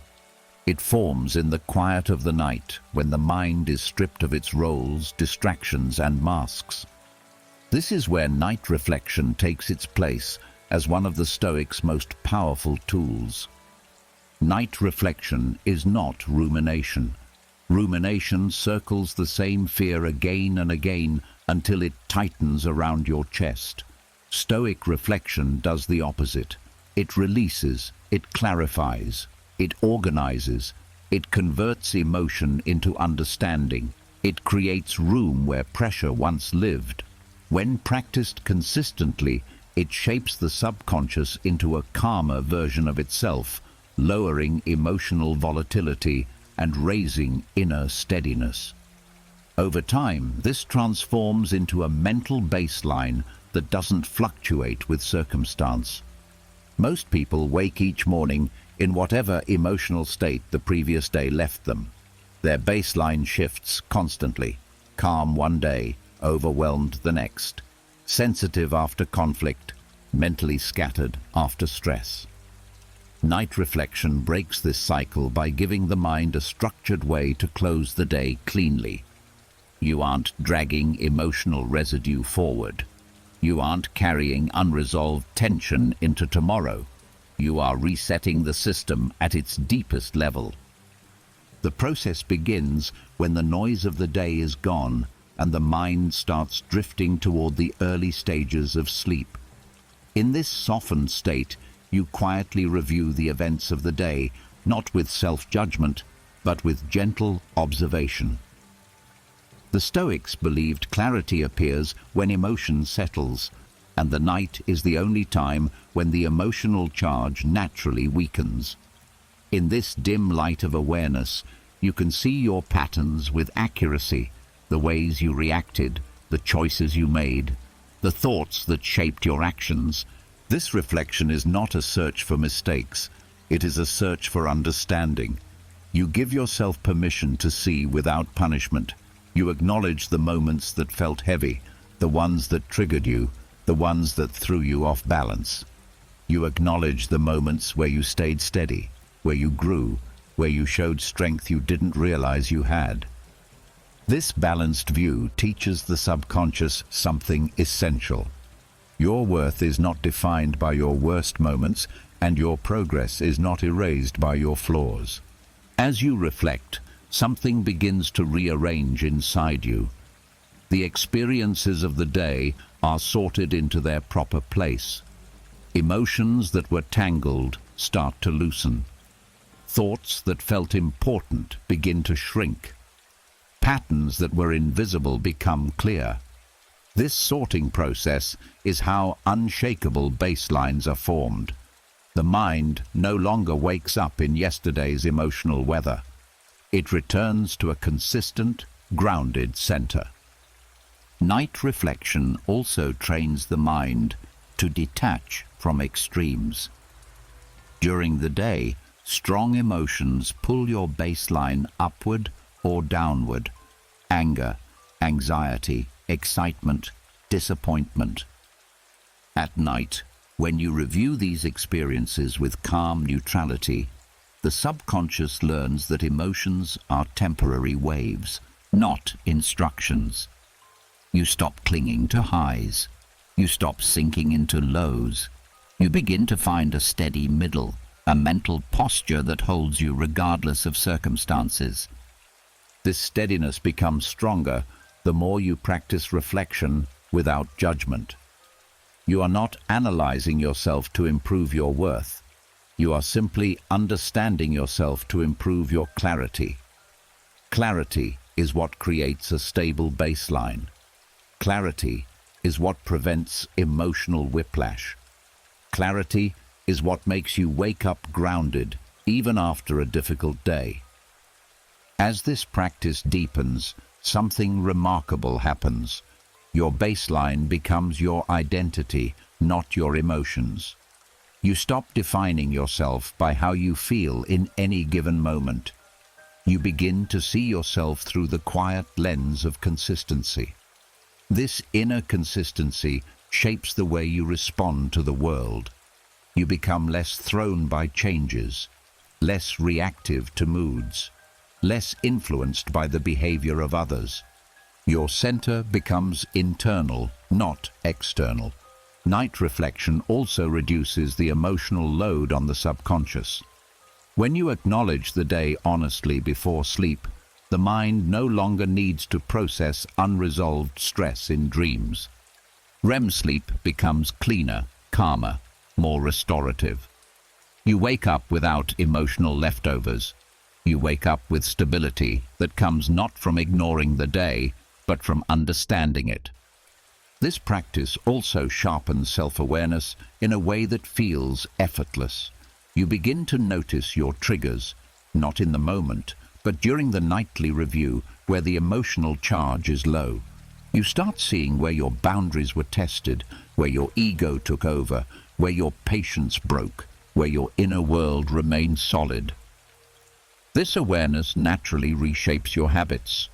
You start responding differently during the day because you understand yourself better at night. Over time, your baseline becomes so consistent that daily stress loses its power. You no longer spike into panic or drop into discouragement. You meet challenges with steadiness. You speak from clarity instead of emotion. You recover from setbacks quickly. You move through life with a quiet inner gravity, an anchored presence that doesn't waver. This is unshakable calm, not the fragile calm that disappears when something goes wrong, but the deep calm that grows from knowing yourself, accepting yourself, and reorganizing your inner world each night. The Stoics knew that lasting strength is not built through daytime discipline alone. It is shaped in the silence before sleep, where truth meets acceptance and acceptance becomes transformation. Night reflection is not a task. It is a gift you give the mind. A gentle reset, a nightly renewal, a slow strengthening of your emotional core. And with each night, your inner foundation becomes more stable until unshakable calm is no longer something you chase. It becomes who you are. As night reflection smooths out the emotional landscape of the day, something deeper becomes visible. Patterns from the past that still cling to you, old memories that no longer serve you, emotional attachments that drain your strength, moments that shaped you once but continue to echo long after their purpose has ended. These attachments don't appear loudly. They hide in the background of your mind, influencing reactions, shaping beliefs, and coloring how you interpret the world. And the Stoics understood that if you don't prune these attachments, they begin to define you. Stoic memory pruning is not erasing the past. It is removing the emotional weight tied to memories that no longer need to influence your present self. It is the gentle act of separating the lesson from the pain, the experience from the identity, the moment from the meaning you once attached to it. This process happens most effectively at night, when the mind is fading into softness and the subconscious is open to letting go. During the day, your mind is too busy, too alert, too entangled with tasks and interactions to release anything deeply rooted. At night, after reflection, when the mind has settled into quiet awareness, emotional attachments rise naturally because they finally have the space to be seen. You remember old disappointments without their original intensity. You recall past criticisms with less sting. Painful moments appear not to reopen wounds, but because the mind senses it is safe enough to release them. Stoic memory pruning begins with recognizing these memories when they surface. You don't suppress them. You don't indulge in them. You simply allow them to float into awareness the same way you'd watch leaves drifting on still water. Without the emotional storm of the moment, you can see these memories through a clearer lens. You see what actually happened, not the exaggerated version your hurt created, not the interpretation your fear added, not the story your ego repeated. You see the event, small and finite, not the monster your younger mind once turned it into. This clarity breaks the emotional attachment. The subconscious begins to understand that the memory does not represent danger anymore. Its purpose is complete. The moment can be archived without the weight it once carried. By observing the memory without reliving it, you separate your identity from the event. You show your brain that you are not the person you were back then. You are not defined by those experiences, and the mind begins to release its grip. Stoic memory. Pruning also involves recognizing what belongs to the memory and what you've been carrying unnecessarily. Often, the pain tied to a memory is not the event itself. It's the meaning you attach to it. Rejection becomes, "I'm not worthy." Failure becomes, "I'm not capable." Conflict becomes, "I'm not lovable." But at night, when the mind is softer, you can examine these interpretations without being overwhelmed by them. You can acknowledge the truth. The event was real, but the belief you built around it is optional. When the subconscious sees the event without the story, emotional healing begins. The memory loses its sharpness. Its influence dissolves. You wake feeling lighter without knowing exactly why. This is pruning, the gentle removal of emotional debris accumulated over years of experience. The Stoics saw memory as a tool, not a burden. They practiced nightly letting go because they knew the mind naturally stores emotional residue unless guided to release it. And this residue, left unaddressed, affects how you react, how you love, how you trust, how you fear. Memory pruning prevents old wounds from shaping new moments.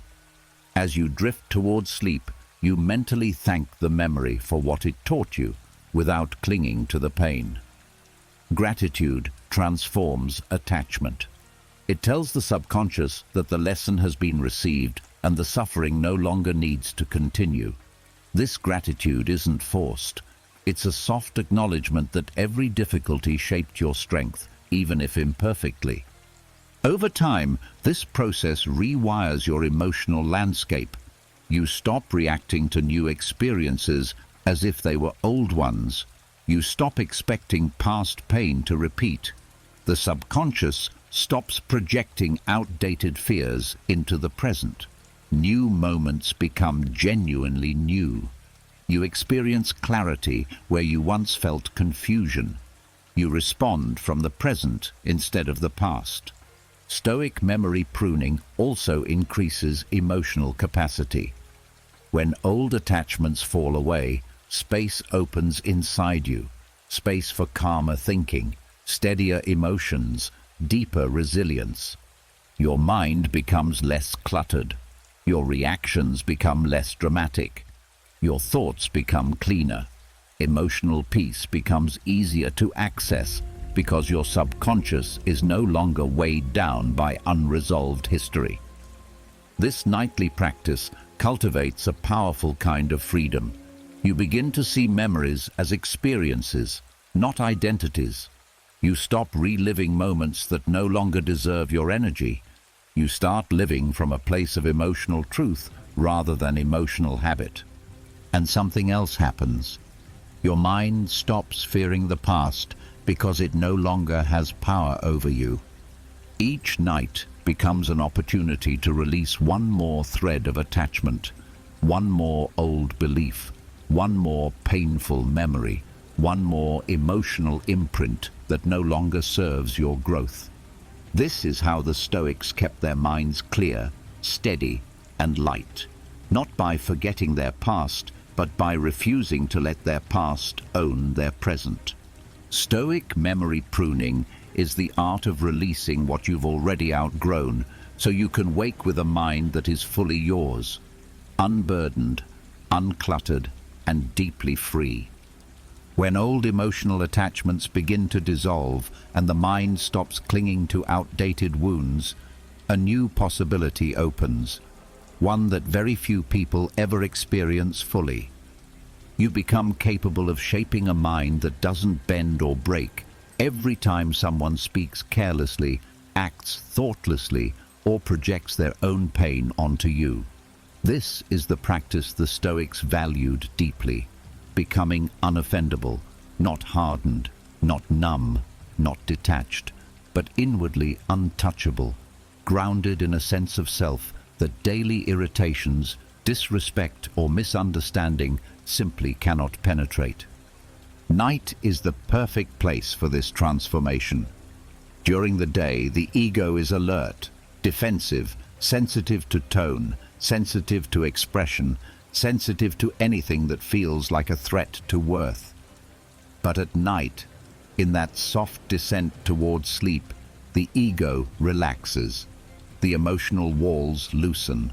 The mind stops rehearsing social roles and starts revealing the deeper patterns behind why offense lands so easily. And in this gentler space, you can teach the subconscious a new way of responding, one that doesn't flinch at every perceived slight. Being easily offended doesn't come from weakness. It comes from old insecurities, unprocessed memories, and a subconscious that still believes you must protect yourself from every sharp word. But once memory pruning loosens the emotional weight of the past, the mind becomes ready for a new lesson. Not every comment requires a wound. Not every tone deserves a reaction. Not every opinion about you is truth. This lesson sinks deepest when the mind is tired enough to listen without fighting back. Training the mind to be unoffendable begins by acknowledging the truth that offense is not created by the world, it is created inside you. The Stoics repeated this endlessly. Nothing has the power to disturb you unless you give it permission. Nighttime is the moment when this truth can reach the subconscious without the interference of pride or defensiveness. As you soften into sleep, you quietly remind the mind, another person's words are not instructions. Their tone is not a reflection of my worth. Their judgment is not my identity. Simple truths, spoken in a relaxed state, settle deeply. In this pre-sleep softness, the subconscious begins to reinterpret what it previously treated as emotional threats. Criticism stops appearing like an attack. Disagreement stops feeling like rejection. Someone else's negativity stops triggering your defensive reflex. The mind gradually rewires its emotional associations. What once provoked you now barely ripples the surface. This is not suppression. Suppression traps emotion in the body. Stoic unoffendability releases it by removing the belief that created the sensitivity in the first place. During the transition into sleep, the subconscious tests emotional patterns. It revisits social tensions. It replays moments of friction. This is not punishment. It is the brain searching for resolution. When you enter sleep with a Stoic understanding of offense, the subconscious processes these memories differently. Instead of reinforcing emotional vulnerability, it reinforces emotional neutrality. Slowly, you begin to feel less threatened by the behavior of others. You stop absorbing negativity by default. Your emotional system learns that offense is optional, not automatic. You wake with a sense of internal stability that feels gentle but unmistakably strong. This training also exposes hidden attachments. Offense arises when your self-worth depends on how others treat you. But as you practice letting go each night, the subconscious detaches worth from external validation. Your value becomes internal, consistent, and unaffected by outside noise. Comments no longer shake you because they no longer define you. tone no longer pierces you because it no longer carries authority over your self-image. Night after night, this conditioning creates a deeper form of resilience. You stop expecting the world to handle your feelings delicately. You stop assuming everyone's words have meaning. You stop placing your emotional stability in the hands of strangers, co-workers, or even loved ones. You reclaim your mind. You reclaim your power. This unoffendability is not coldness. It's emotional maturity. It's the ability to stay open without being penetrated by every careless remark. It's the strength to remain compassionate even when someone else is unkind. It's the clarity to see that their behavior is a reflection of their inner world, not yours. Over time, you notice something subtle but life-changing. Offense doesn't even appear in your mind anymore. Not because you suppress it, but because the subconscious has learned that it is unnecessary. You feel lighter in conversations, more relaxed in disagreements, more grounded when misunderstood, more free when others project their issues onto you. And this freedom doesn't make you passive. It makes you powerful. You can speak without fear. You can listen without reacting. You can walk through social situations with a calm that others feel but cannot explain. You become someone who cannot be dragged into anger or insecurity by someone else's mood. Nighttime training makes this possible because it works at the level where emotional triggers live. Not in logic, not in the ego, but in the subconscious. When you fall asleep with the intention to release offense, you teach your inner world a new pattern: neutrality over reactivity, stability over sensitivity, clarity over ego. You build a mind that doesn't shatter under blunt words, a mind that doesn't bend under judgment, a mind that remains yours, regardless of what others say. This is the Stoic way, not to fight the world, but to rise above its noise, quietly, steadily, unshakably, night after night. When the mind becomes harder to offend and emotional neutrality begins to take root, there is still one layer left that quietly interferes with your peace: the ego. Not ego in the loud, boastful sense, ego in the subtle, fragile sense. The part of you that wants to be right, the part that wants to appear strong, the part that holds on to pride, fear of judgment, fear of failure, fear of being seen too clearly. This ego doesn't shout, it whispers, it shapes decisions, it colors perceptions, it narrows the mind into a smaller version of itself, and it travels with you into the night unless you dissolve it gently. Marcus Aurelius understood this better than anyone. Every evening, before sleep, he practiced a form of mental reconstruction, a quiet return to his truest self.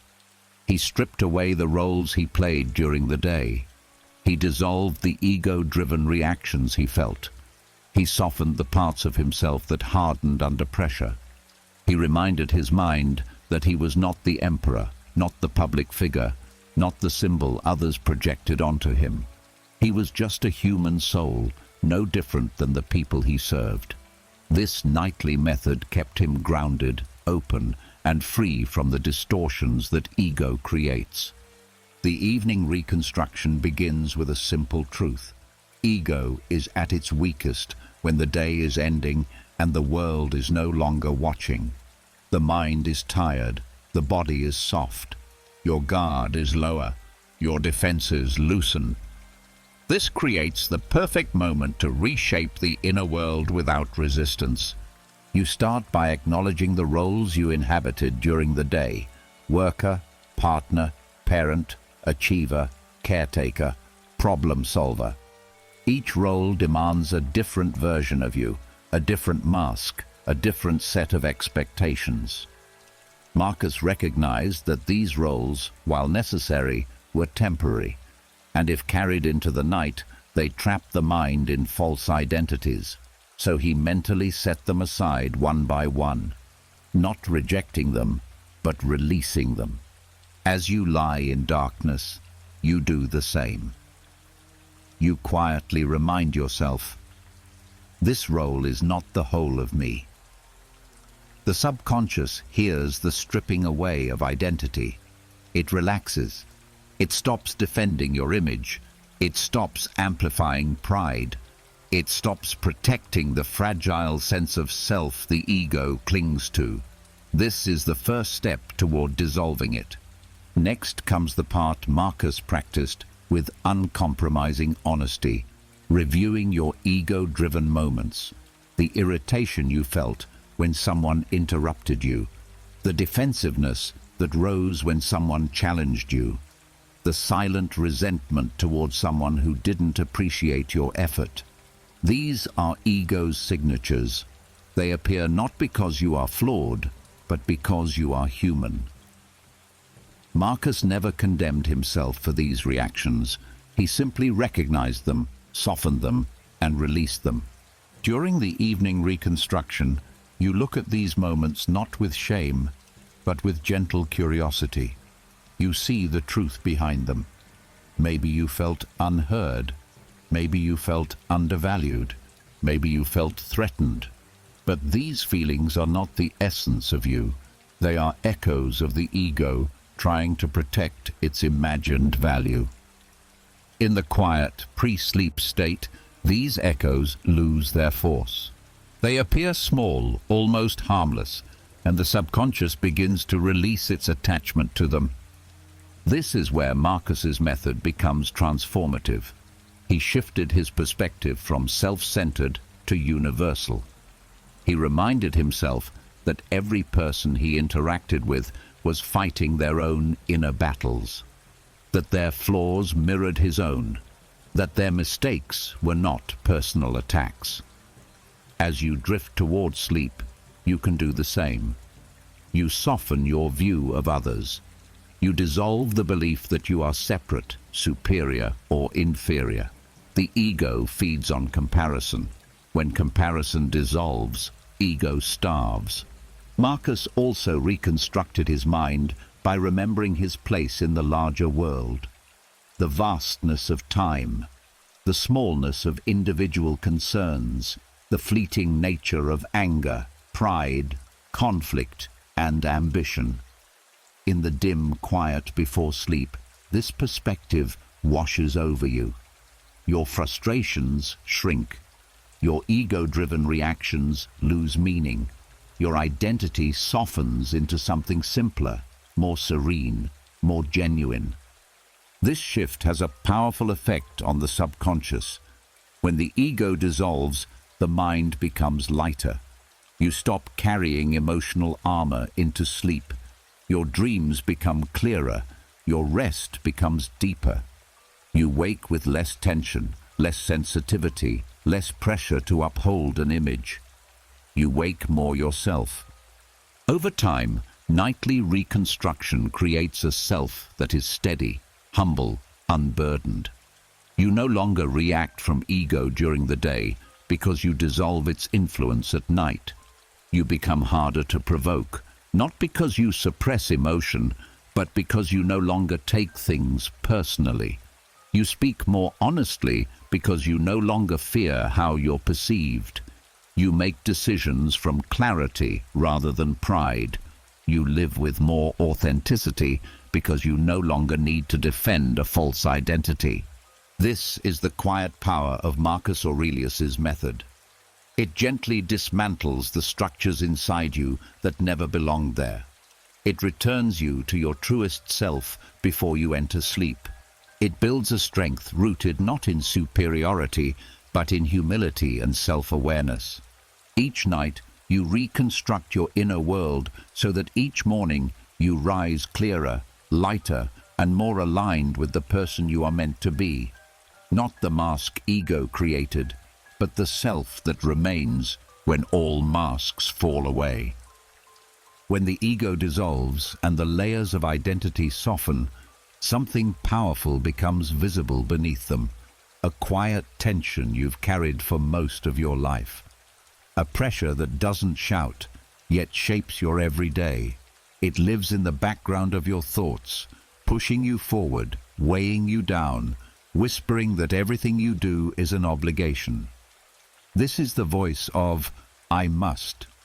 I must be productive. I must achieve. I must handle everything. I must stay strong. I must keep going, even when I'm exhausted. This voice is so familiar that most people never question it. They mistake it for discipline, responsibility, even identity. But the Stoics saw it differently. They understood that a life ruled by I must slowly erodes the mind. It creates invisible chains. It turns effort into burden. It suffocates the spirit and keeps the nervous system in a constant state of tension. And this tension doesn't disappear at night. It crawls into sleep, sabotages rest, and drains tomorrow before it even arrives. The moment before rest is when I must becomes loudest. It tries to finalize the day, correct mistakes, predict tomorrow, carry every responsibility into the darkness. This is why sleep feels difficult for so many people. They aren't trying to fall asleep, they're trying not to fail. The body is tired, but the mind still thinks it has obligations to meet. The Stoics knew that this mindset corrodes peace, and they offered a different path, shifting from I must to I choose. This shift may seem small, but it changes everything. I must enslaves the mind. I choose liberates it. At night, when your defense is lower and the subconscious is listening closely, this shift becomes especially powerful. The mind is open. The ego is quiet. The emotional charge has softened. This is the moment when you can reshape the pressure system inside you, not through force, but through intention. Shifting to I choose begins with acknowledging what the day demanded of you. You recognize the weight you carried, not to judge yourself, but to understand the pressure system working beneath the surface. Then, in the gentle quiet before sleep, you tell yourself, I don't have to carry this into the night.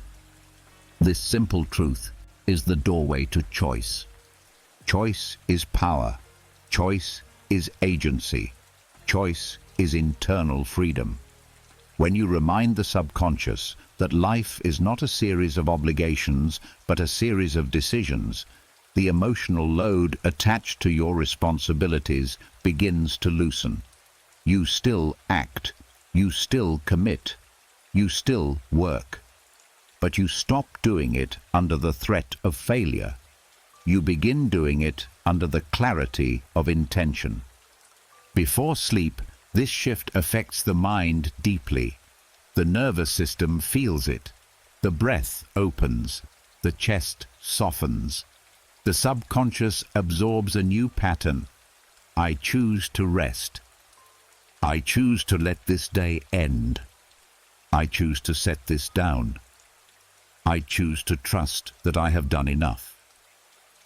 The subconscious hears this not as motivation, but as permission. Permission it has been waiting for. When you shift into I choose, the body no longer holds itself in readiness. Muscles unclench. The mind stops rehearsing tomorrow. The emotional system stops anticipating demand. You enter rest willingly, not reluctantly. And willing rest is the only rest that repairs. This shift also dissolves guilt. I must is fueled by guilt. Guilt for not doing enough. Guilt for wanting rest. Guilt for needing a break. But I choose honors your humanity. It replaces guilt with responsibility. Not the pressured kind, but the intentional kind. You begin to see rest as a choice you are allowed to make, not something you earn by exhausting yourself. With time, this nightly practice transforms how you move through life. You wake with less tension. You approach tasks with clarity instead of fear. You say yes with intention and no with confidence. You stop feeling controlled by your responsibilities and start feeling guided by your values. I choose also creates emotional resilience. When you act from choice, not pressure, criticism loses its sting, stress loses its urgency, conflict loses its intensity. You can stand in difficult situations without being overwhelmed, because you are not acting from obligation. You are acting from inner alignment. This shift strengthens identity in a healthy way. You begin to see yourself as a person with agency, not a person trapped by expectations. You begin honoring your boundaries. You begin shaping your life, not reacting to it. And this empowerment grows quietly during the night, when your subconscious reorganizes the stories you tell yourself about who you are. Every time you fall asleep from a place of choice rather than pressure, you train the mind to embrace freedom instead of burden. You create a habit of internal permission that carries into the day. You stop living in resistance and start living in alignment. This is the Stoic practice at its core. Not forcing strength, but creating conditions where strength arises naturally. Not demanding discipline, but nurturing inner freedom.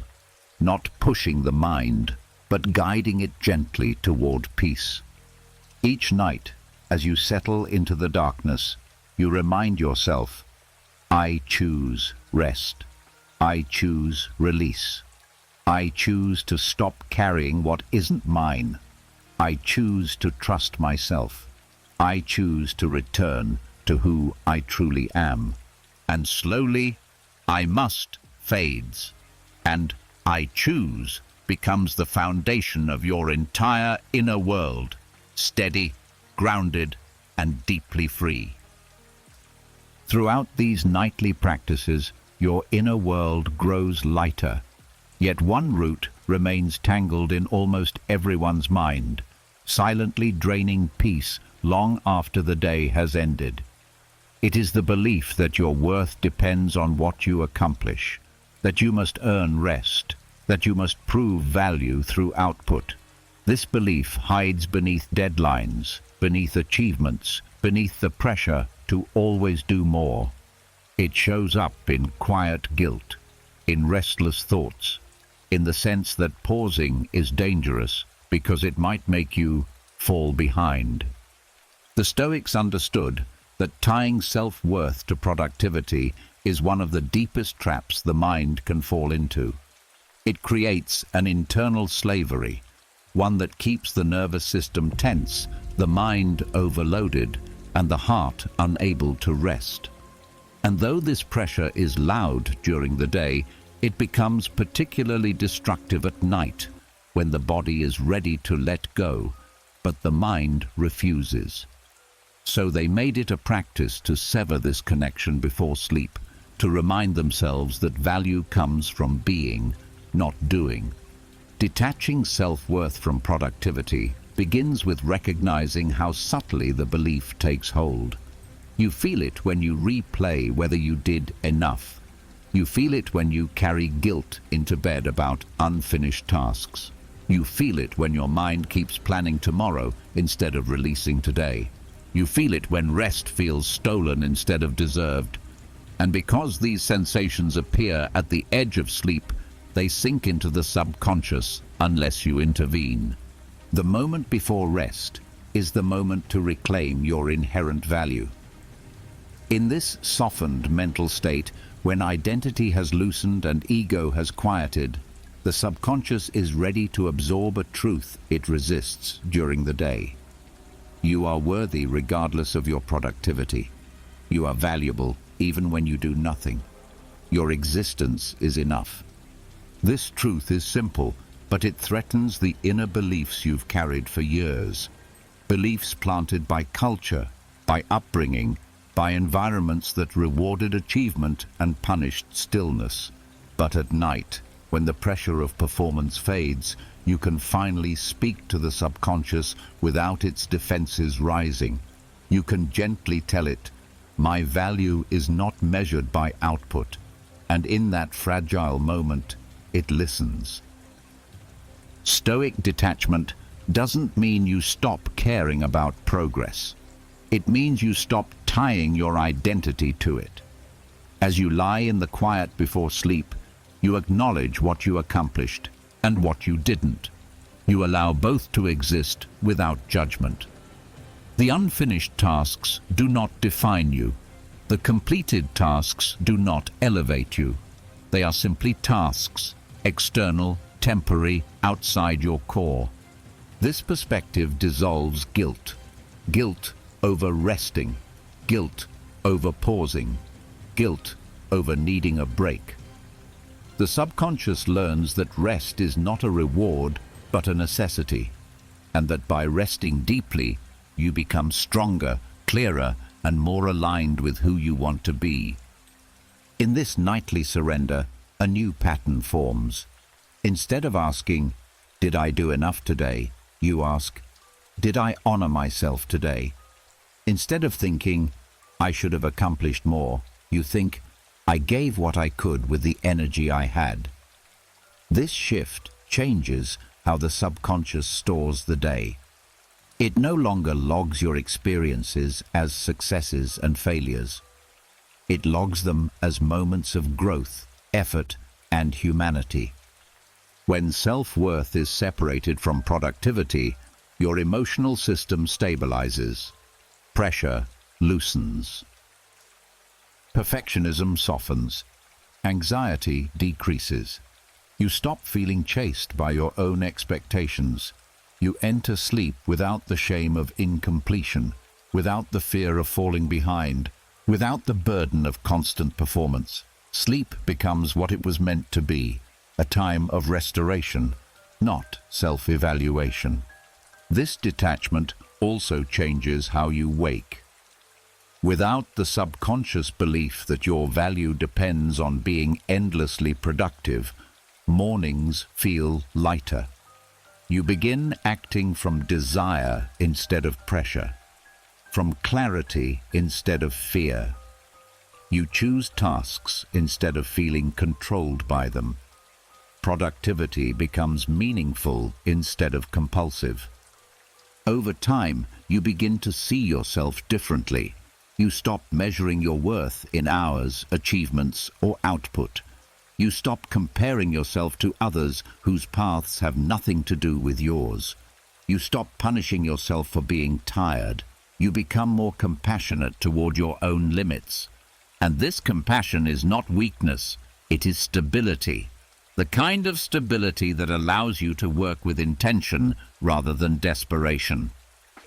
Detaching self-worth from productivity also protects your joy. When work is no longer tied to identity, you can engage with it more freely. You can rest without shame. You can play without guilt.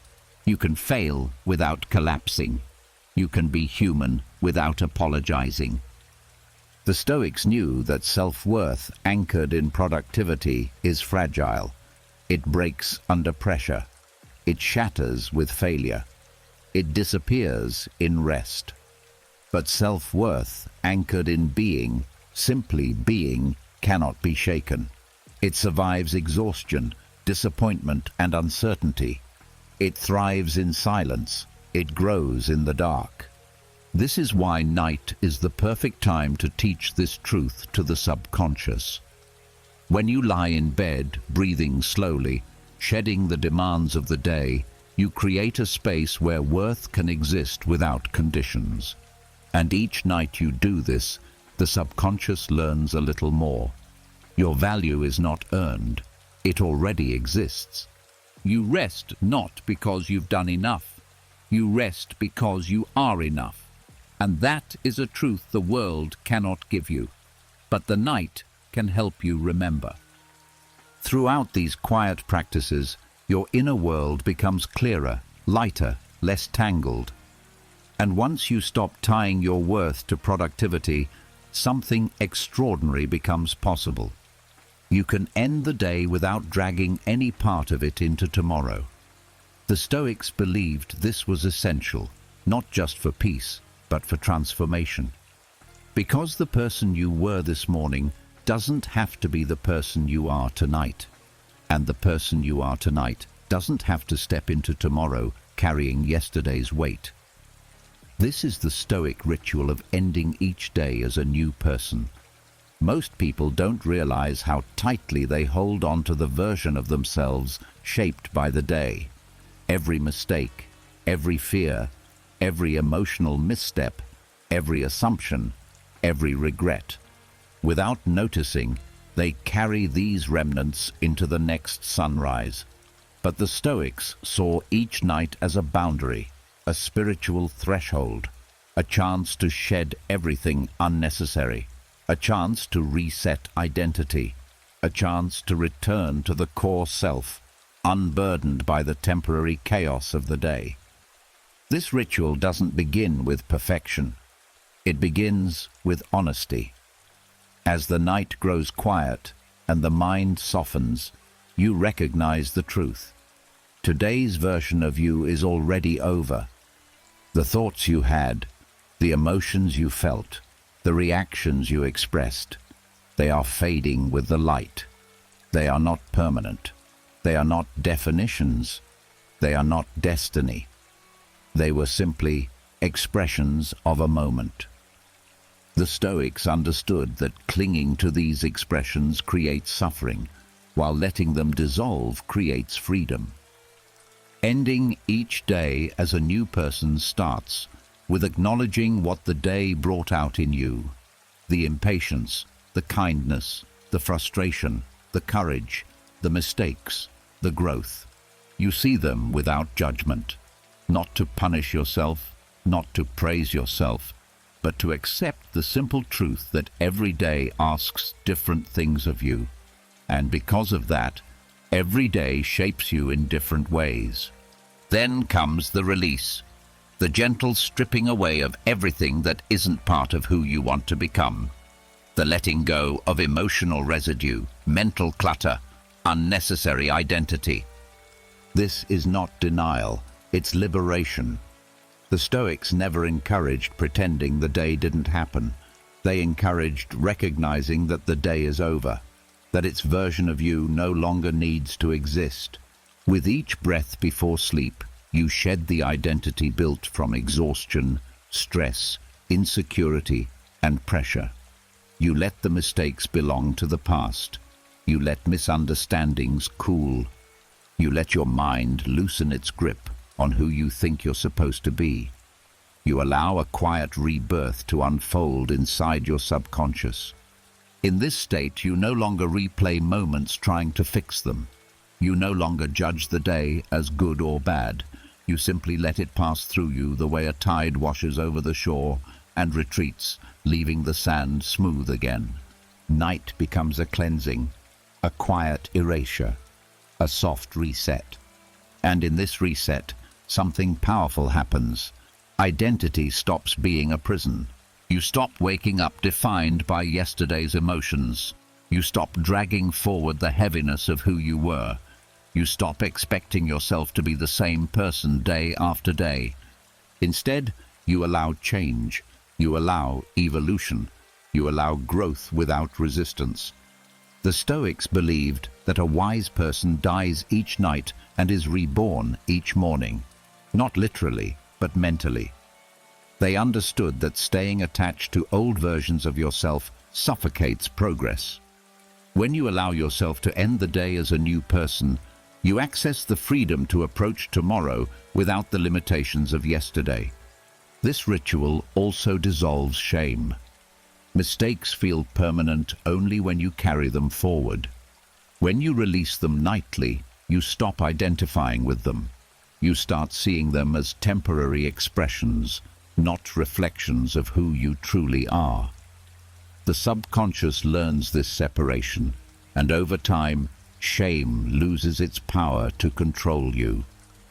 Ending each day as a new person also strengthens resilience.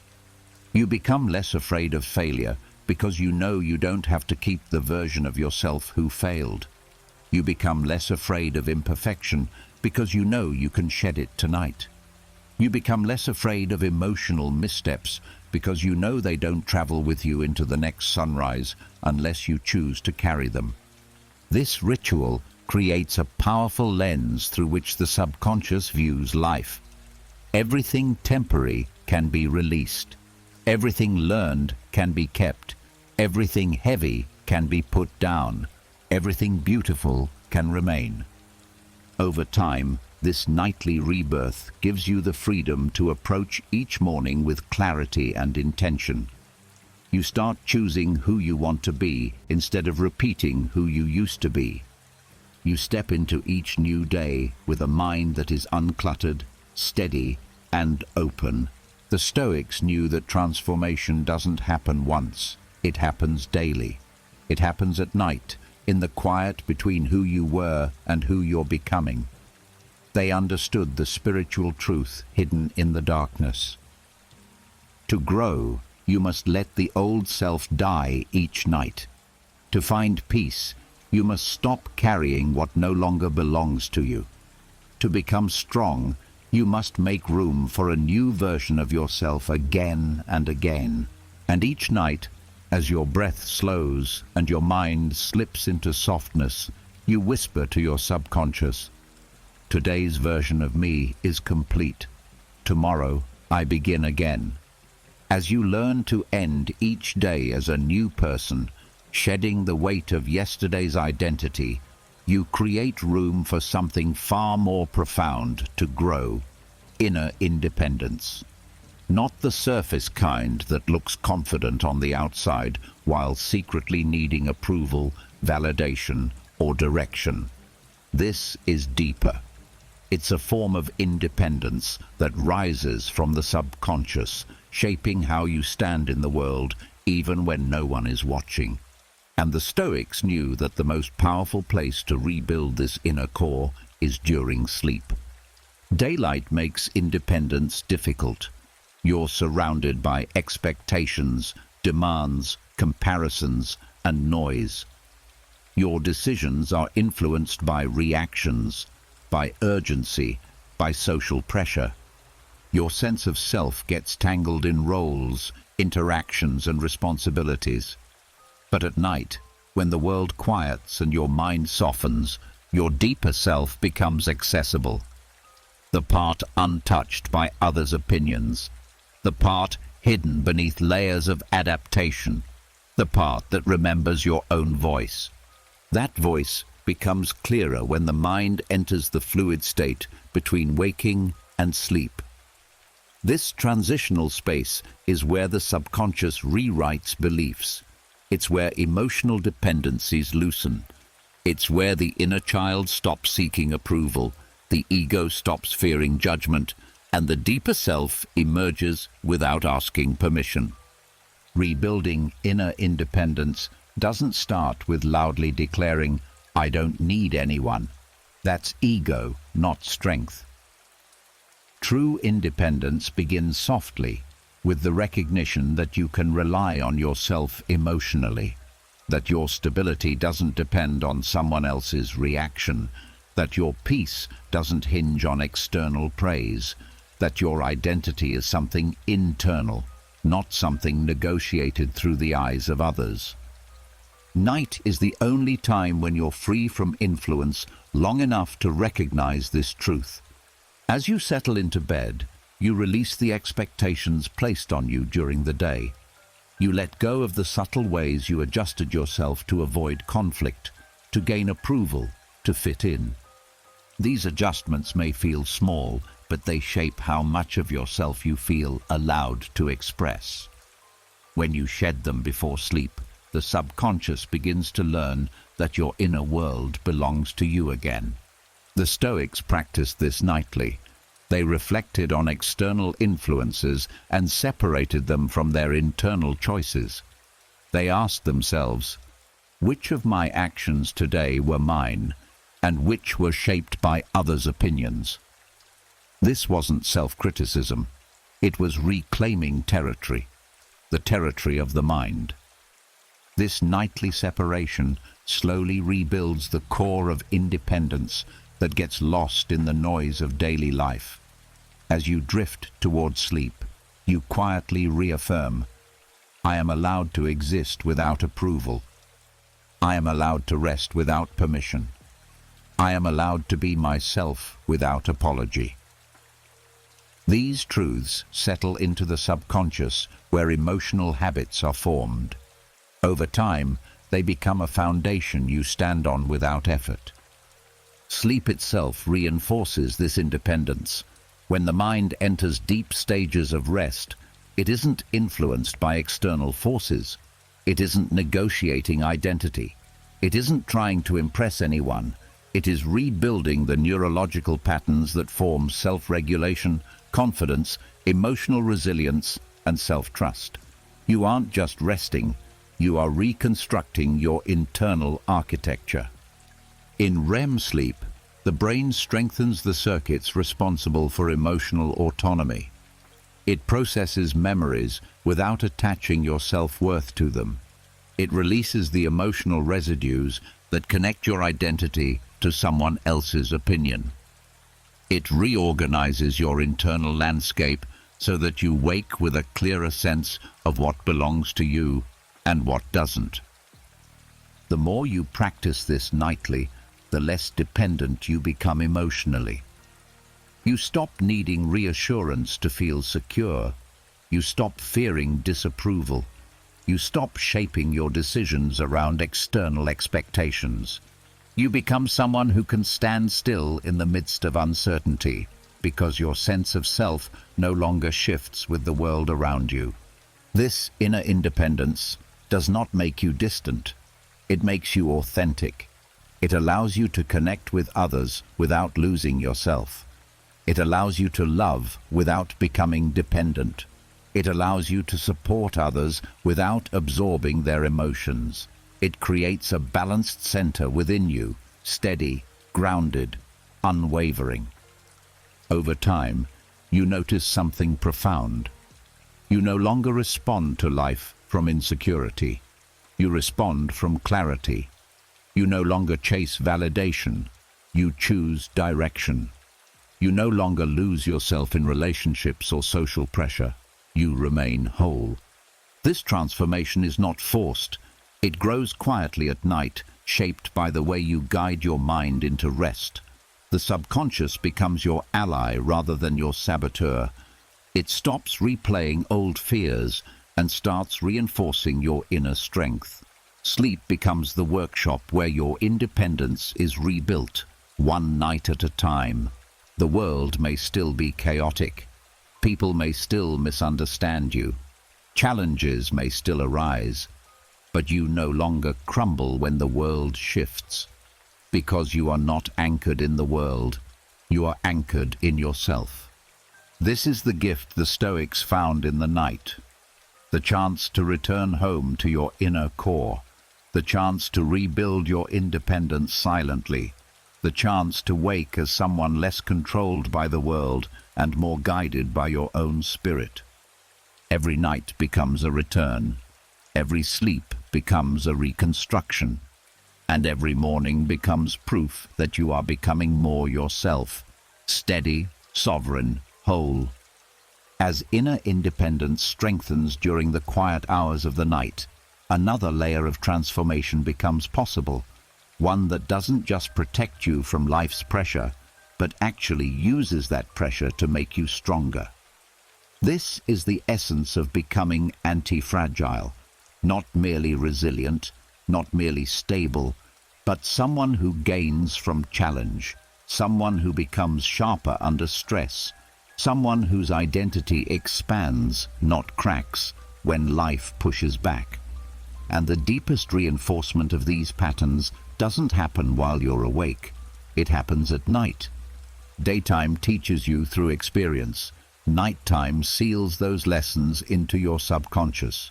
Most people become more fragile as life wears on because they unconsciously reinforce patterns of avoidance, fear, overreaction, and self-doubt. Every stressful moment becomes a reminder that they can't handle it. that they're overwhelmed, that they must protect themselves from discomfort. Without realizing it, they strengthen exactly the patterns that weaken them. The Stoics knew that nighttime was the hidden arena where this cycle could be reversed. When the body relaxes and the mind drifts into softness, the subconscious becomes open to reorganization. Identity stops being rigid and becomes fluid again. This is where anti-fragility begins, in the quiet repatterning that occurs before sleep and deep within REM.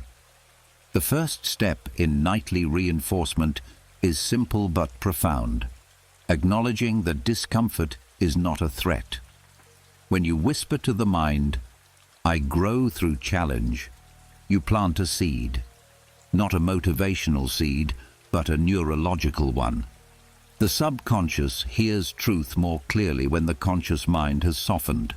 Your defenses are down, your old beliefs are not fighting back, you're receptive.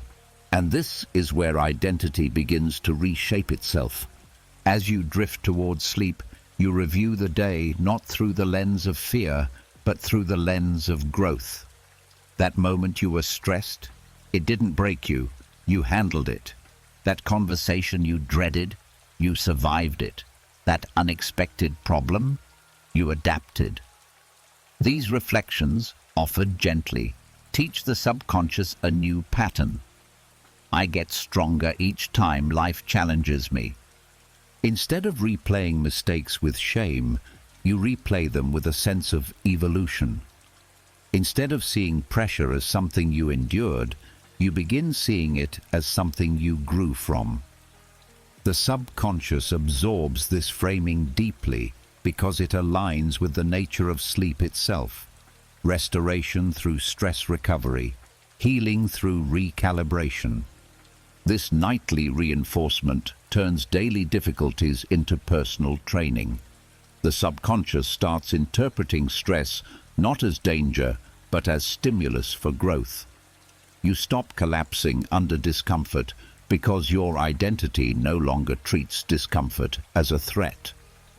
In REM sleep, the brain naturally replays emotional experiences. When you've primed your mind with Stoic understanding before bed, this replay becomes an internal gym. The subconscious strengthens the circuits responsible for courage, clarity, and adaptability. Emotional sensitivity lowers. Flexibility increases. Your self-image reshapes itself around strength, not fragility. Over time, this creates a powerful shift. You stop identifying as someone who barely manages. You start identifying as someone who transforms. Anti-fragile identity is the opposite of brittle ego. A brittle ego cracks under pressure. An anti-fragile identity expands. Night after night, this reinforcement builds a core belief inside you. Pressure does not diminish me, it refines me. Not in a dramatic way, not in a loud, motivational way, but in a quiet, foundational way that changes how you stand in the world. You wake differently. You think differently. You face challenges differently. Instead of shrinking from discomfort, you feel a subtle readiness, an inner forwardness. The mind stops bracing. Instead, it begins leaning in, not recklessly, but with confidence. This is not forced positivity. It is the result of subconscious conditioning. Your nervous system becomes less reactive. Your thoughts become less catastrophic. Your emotions become less volatile. You find yourself recovering faster from setbacks. You stop replaying difficulties for hours. You stop fearing the next challenge. You stop doubting your capacity. All because the mind, night after night, learns a new identity. I grow from this. And over weeks, months, years, this identity becomes who you are. Not because you tried to become stronger, but because you rewrote the deepest layers of yourself while the world slept. This is the quiet genius of the Stoics. They didn't wait for crises to train strength. They cultivated it each night in silence through gentle self-direction and deep internal clarity. Anti-fragility is not a personality trait. It is a pattern built slowly, a pattern reinforced nightly, a pattern that transforms you from the inside out. Every night becomes a silent apprenticeship with strength. Every sleep becomes a workshop where identity is rebuilt. Every morning becomes proof that you are becoming someone who does not break, someone who does not fear pressure, someone who thrives not despite life, but through it. This is nightly reinforcement. This is the birth of an anti-fragile self. As anti-fragile identity begins to take shape in the quiet depths of sleep, another transformation becomes possible. One so subtle that most people never notice it, yet so powerful that it determines how they experience nearly every moment of their waking lives. It is the ability to remain unmoved in the gap between stimulus and response. The Stoics called this mastery. Modern psychology calls it emotional regulation. But in practice, it feels like something much simpler. Non-reaction. And the most potent moment to train it is not during an argument, not during conflict, not during stress, but in the half-asleep state when your mind drifts in and out of awareness and thoughts appear without your permission. In this state, your ego is quiet. Your emotional defenses are down. Your conscious mind is barely holding the reins. Thoughts and fears rise unfiltered. Memories float up. Random emotions pulse through. Normally, this is the moment when the mind spirals, overthinking, catastrophizing, reacting to its own shadows. But to the Stoics, this twilight state between wakefulness and sleep is a sacred training ground. Because here, in this fragile mental space, you learn the purest form of non-reaction. Half-asleep thoughts feel powerful because the mind cannot distract itself. You can't suppress. You can't rationalize. You can't escape into tasks or noise. This is the raw mind, the one responsible for emotional reactivity during the day. When you train this version of yourself to remain still, you rewire your entire inner world. The practice begins by noticing the drift. You're not fully awake, but you're not gone. Thoughts appear like faint shapes in fog. Emotions rise like quiet waves. This is where most people get swept away. They begin believing every thought, tightening around every fear. But the Stoic path asks you to do something radically different. Simply watch. Not analyze, not judge, not chase, just watch. In the half-asleep state, this watching is easier because the mind is too tired to pretend. There's no performance, no overthinking, just presence. You learn the art of allowing thoughts to appear without giving them energy. You let emotions move through without reacting. You give the mind the message it rarely receives. You don't have to respond. This message becomes a blueprint for your subconscious. In this twilight, the subconscious absorbs patterns more quickly than during full wakefulness. When you choose stillness here, you train the deepest layers of the mind to stay calm, even in chaos. You teach your emotional system that a thought is not an emergency. A fear is not a command. A memory is not a threat. This reprogramming carries into your daytime reactions. You begin waking with more space inside yourself, more time between what happens and what you do about it. This half-asleep training also dissolves the habit of rumination. Rumination thrives on reaction, reacting to the thought, then reacting to the reaction, spiraling deeper. But when you practice non-reaction, While drifting towards sleep, the spiral collapses. The mind learns that it is safe to let thoughts fade naturally. You build a habit of emotional detachment that becomes instinctive. Over time, you notice something extraordinary during the day. Conversations that used to trigger you now barely move you. Moments that once caused panic now feel manageable. Discomfort no longer demands a reaction. You pause naturally. You respond intentionally. You live from steadiness instead of impulse. This is not suppression, it's mastery. Suppression tightens the body. Non-reaction relaxes it. Suppression hides emotion.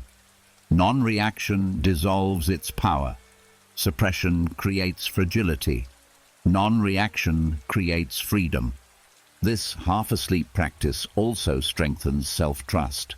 You learn that you don't have to control everything inside your mind. Thoughts can come and go without harming you. Emotions can rise and fall without defining you. The subconscious begins to trust itself, and that trust becomes a form of quiet confidence. As the nights go on, this training deepens. You start greeting thoughts like temporary weather rather than threats. You stop getting hooked by the mind's late-night stories. You learn how to relax, even when a wave of anxiety appears. The mind becomes less afraid of itself, and that liberation is priceless. The Stoics called this inner stillness the ultimate form of strength, not because it avoids life's intensity, but because it withstands it without flinching. And the half-asleep state gives you a backstage pass to this mastery. In the day, you practice non-reaction consciously. At night, you practice it subconsciously. That combination rewires your entire emotional infrastructure. You begin to live with a calm presence that others feel immediately. Situations no longer pull you into emotional currents. People's behaviors no longer hijack your peace. Unexpected events no longer send your mind racing. You become harder to provoke, harder to manipulate, harder to destabilize, not with rigidity, but with grounded softness. Non-reaction is not the absence of emotion.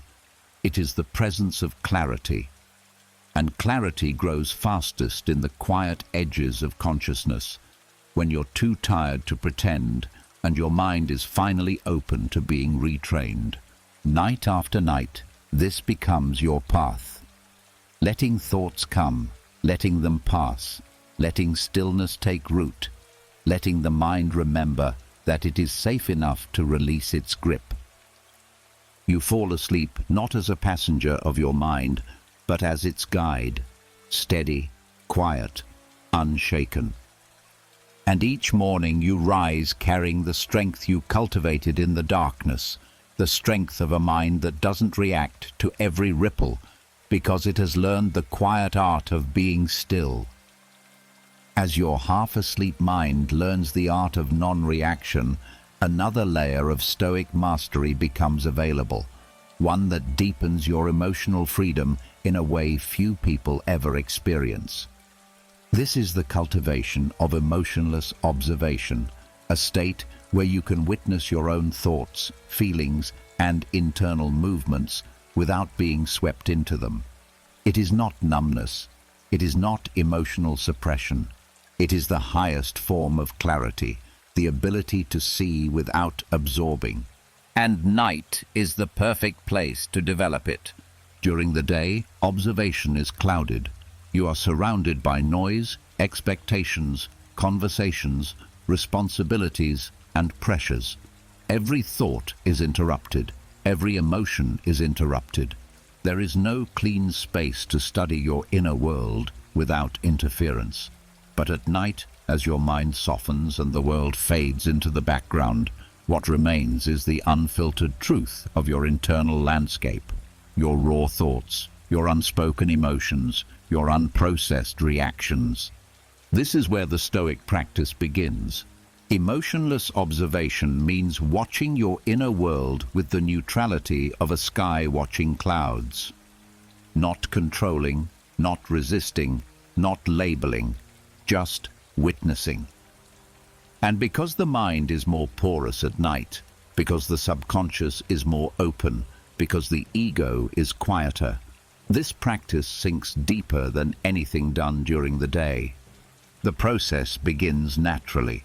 As you lie there, thoughts drift in, some gentle, some sharp, some familiar, some unexpected. Emotions rise, flickers of sadness, small bursts of tension, random sparks of insecurity. Normally, these sensations trigger reaction. A thought appears and you follow it. A memory surfaces and you revive its emotion. But the Stoic path asks something different. See it, but don't step into it. This neutrality is powerful because it breaks the illusion that thoughts require participation. They don't. They never have. They only felt demanding because you were trained to respond. Nighttime gives you the chance to unlearn that reflex. As you float in the space between wake and sleep, you practice simply noticing what arises. A stray worry, a flicker of irritation, a forgotten memory, a brief pang of sadness, a small joy. Each appears like a visitor. You acknowledge it, you let it pass, you remain still. This stillness teaches the subconscious something life-changing. Internal events don't need emotional engagement. Thoughts lose their grip. Feelings lose their urgency. Memories lose their sting. The mind begins to understand that it can coexist with emotion without being swallowed by it. Over time, this practice creates a psychological distance, the kind that gives you power during the day. You begin to realize that you are not your thoughts. You are the awareness behind them. You are not your emotions. You are the space in which they appear. You are not your past. You are the observer who can finally see it without flinching. Nighttime is uniquely suited for this because your defenses are low. The part of you that wants to react, explain, justify, or control is tired. It doesn't have the energy to maintain its usual habits. In this softened vulnerability, neutrality becomes easier. You don't have to force it. You simply lean into it. As you cultivate emotionless observation each night, your relationship with your inner world changes. You stop being frightened by your own thoughts. You stop assuming emotions mean something is wrong. You stop attaching meaning to every mental ripple. You gain the calm confidence of someone who watches their mind with gentle authority. And this nightly practice doesn't end when you fall asleep. It shapes your dreams. It shapes your emotional processing. It shapes the way your subconscious organizes the day's experiences. Dreams become less chaotic. Emotional charge decreases. Mental clutter fades. By the time you wake, something feels different. You no longer react to everything instinctively. You have a gap, a breath, a space between stimulus and response. An inner pause that feels like a superpower. People say something sharp and you don't sting. A problem appears and you don't panic.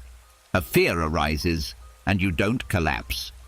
Because you've trained the deepest part of your mind to observe before it engages. Emotionless observation is not coldness. It is clarity. It is freedom. It is inner stability so solid that you can experience emotion fully without being owned by it. You can feel joy without clinging. You can feel sadness without drowning. You can feel fear without obeying it. Night after night, this neutrality becomes part of your identity. You become someone who sees clearly, responds deliberately, and moves through life with a stillness that others sense but cannot explain. This is the gift of the night. A private dojo where you train the mind in silence. A sanctuary, where observation replaces reaction. A space where your emotional world becomes something you witness, not something you fear. Over time, emotionless observation doesn't just become a skill, it becomes your natural state. A quiet strength, a steady presence, a freedom that grows in the dark and shines through everything you do in the light. As emotionless observation becomes natural in the quiet hours of the night, another layer of strength begins to rise, one that the Stoics valued profoundly. It is the quiet reclaiming of personal authority, not the loud, forceful kind people imitate in the day, not the type that needs dominance or attention. This is self-authority, the inner command that comes from trusting your own judgment, your own values, your own compass. And the most potent time to cultivate it is just before dreams, when the mind is slipping into openness and the subconscious is ready to be guided.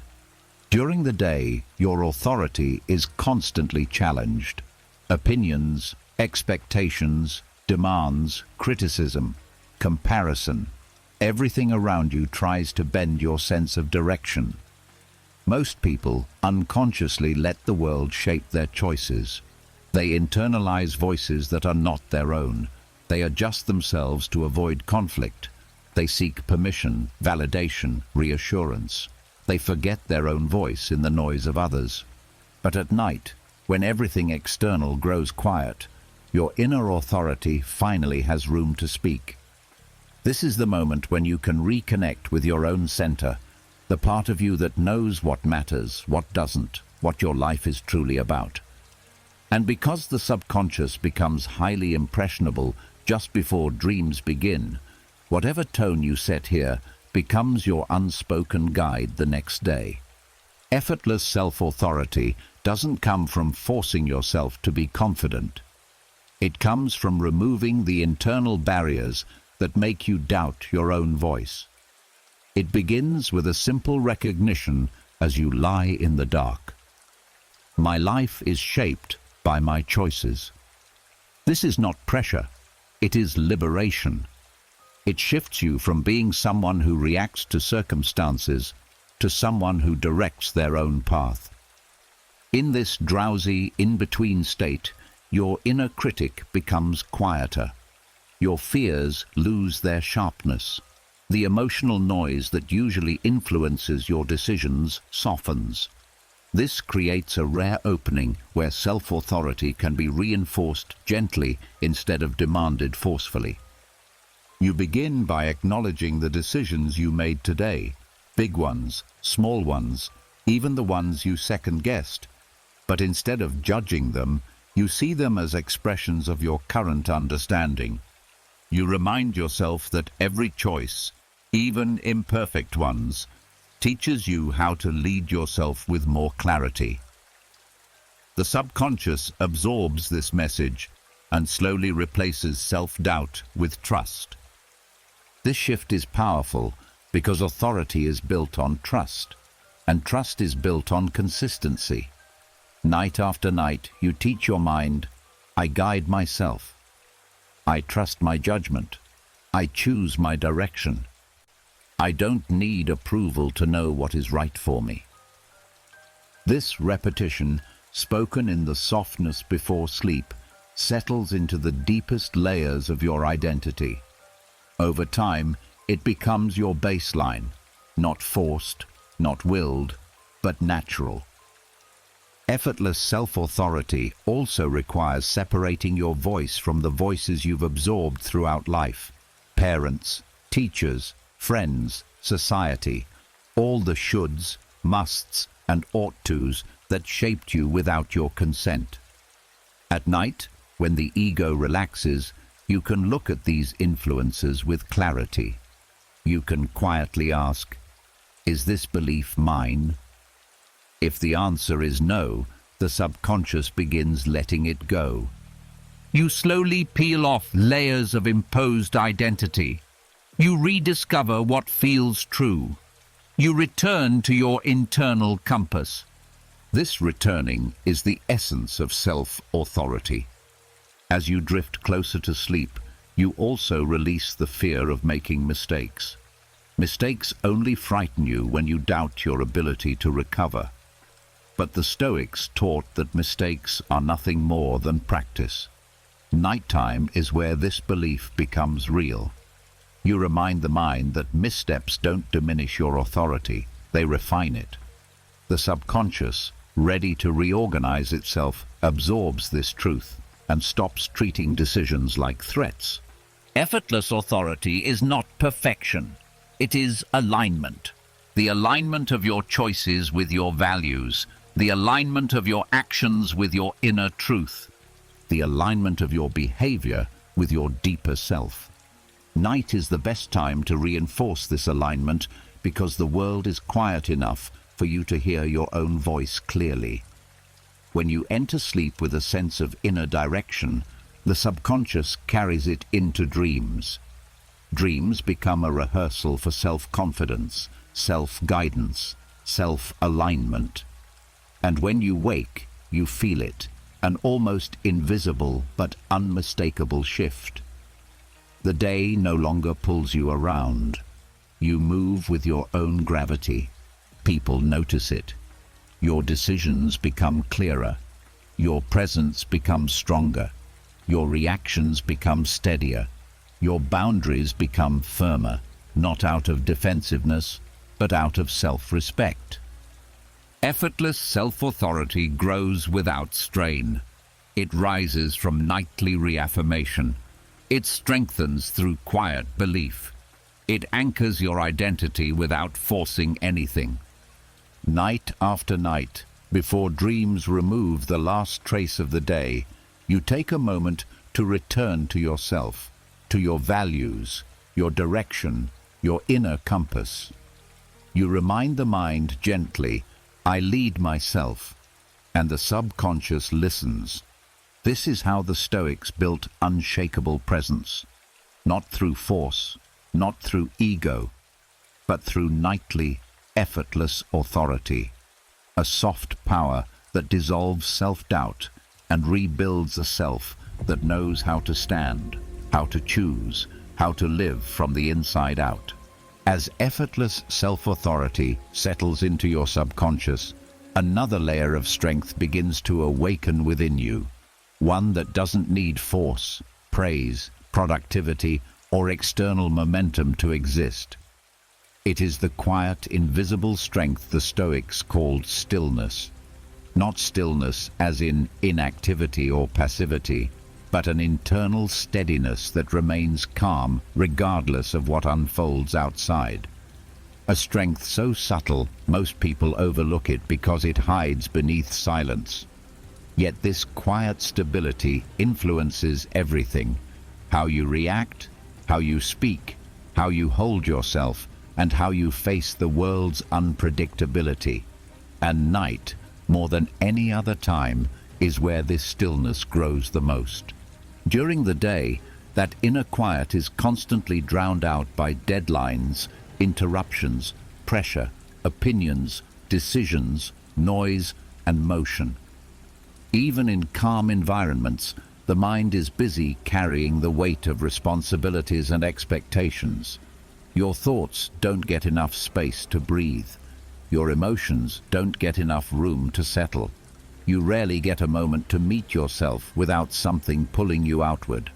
But at night, when the world stops asking anything from you, you are given access to the untouched version of yourself, the part of you that is not reacting, not performing, not adjusting, not defending. This is where Stoic stillness begins to reveal itself. It starts subtly, breath deepening, thoughts slowing, tension leaving the shoulders, the grip of the day loosening. You begin sinking inward, not away from life, but toward a truer part of yourself. Beneath the noise, beneath the movement, beneath the worry, there is a layer of calm that has always existed.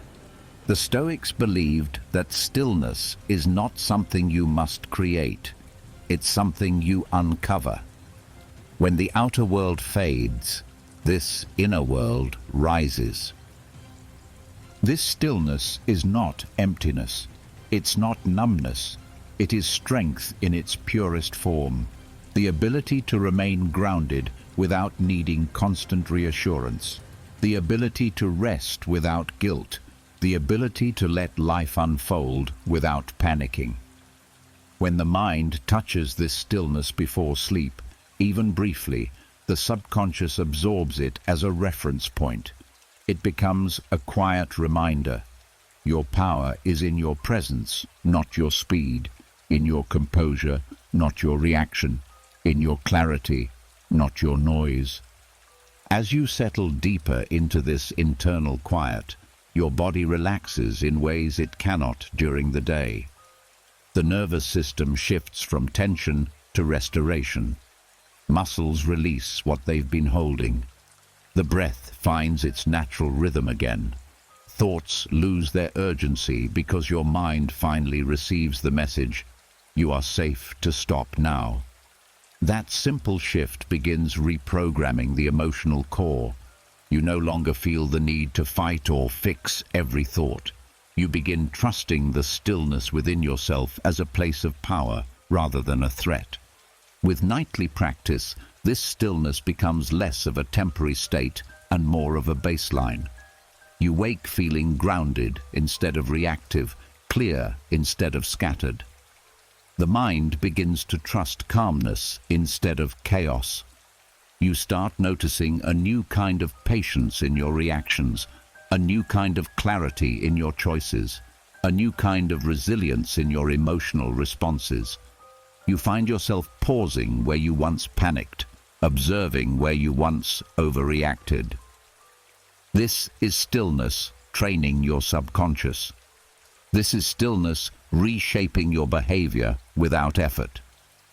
The Stoics knew that real strength is invisible. It is not about dominating life, but about not being dominated by it.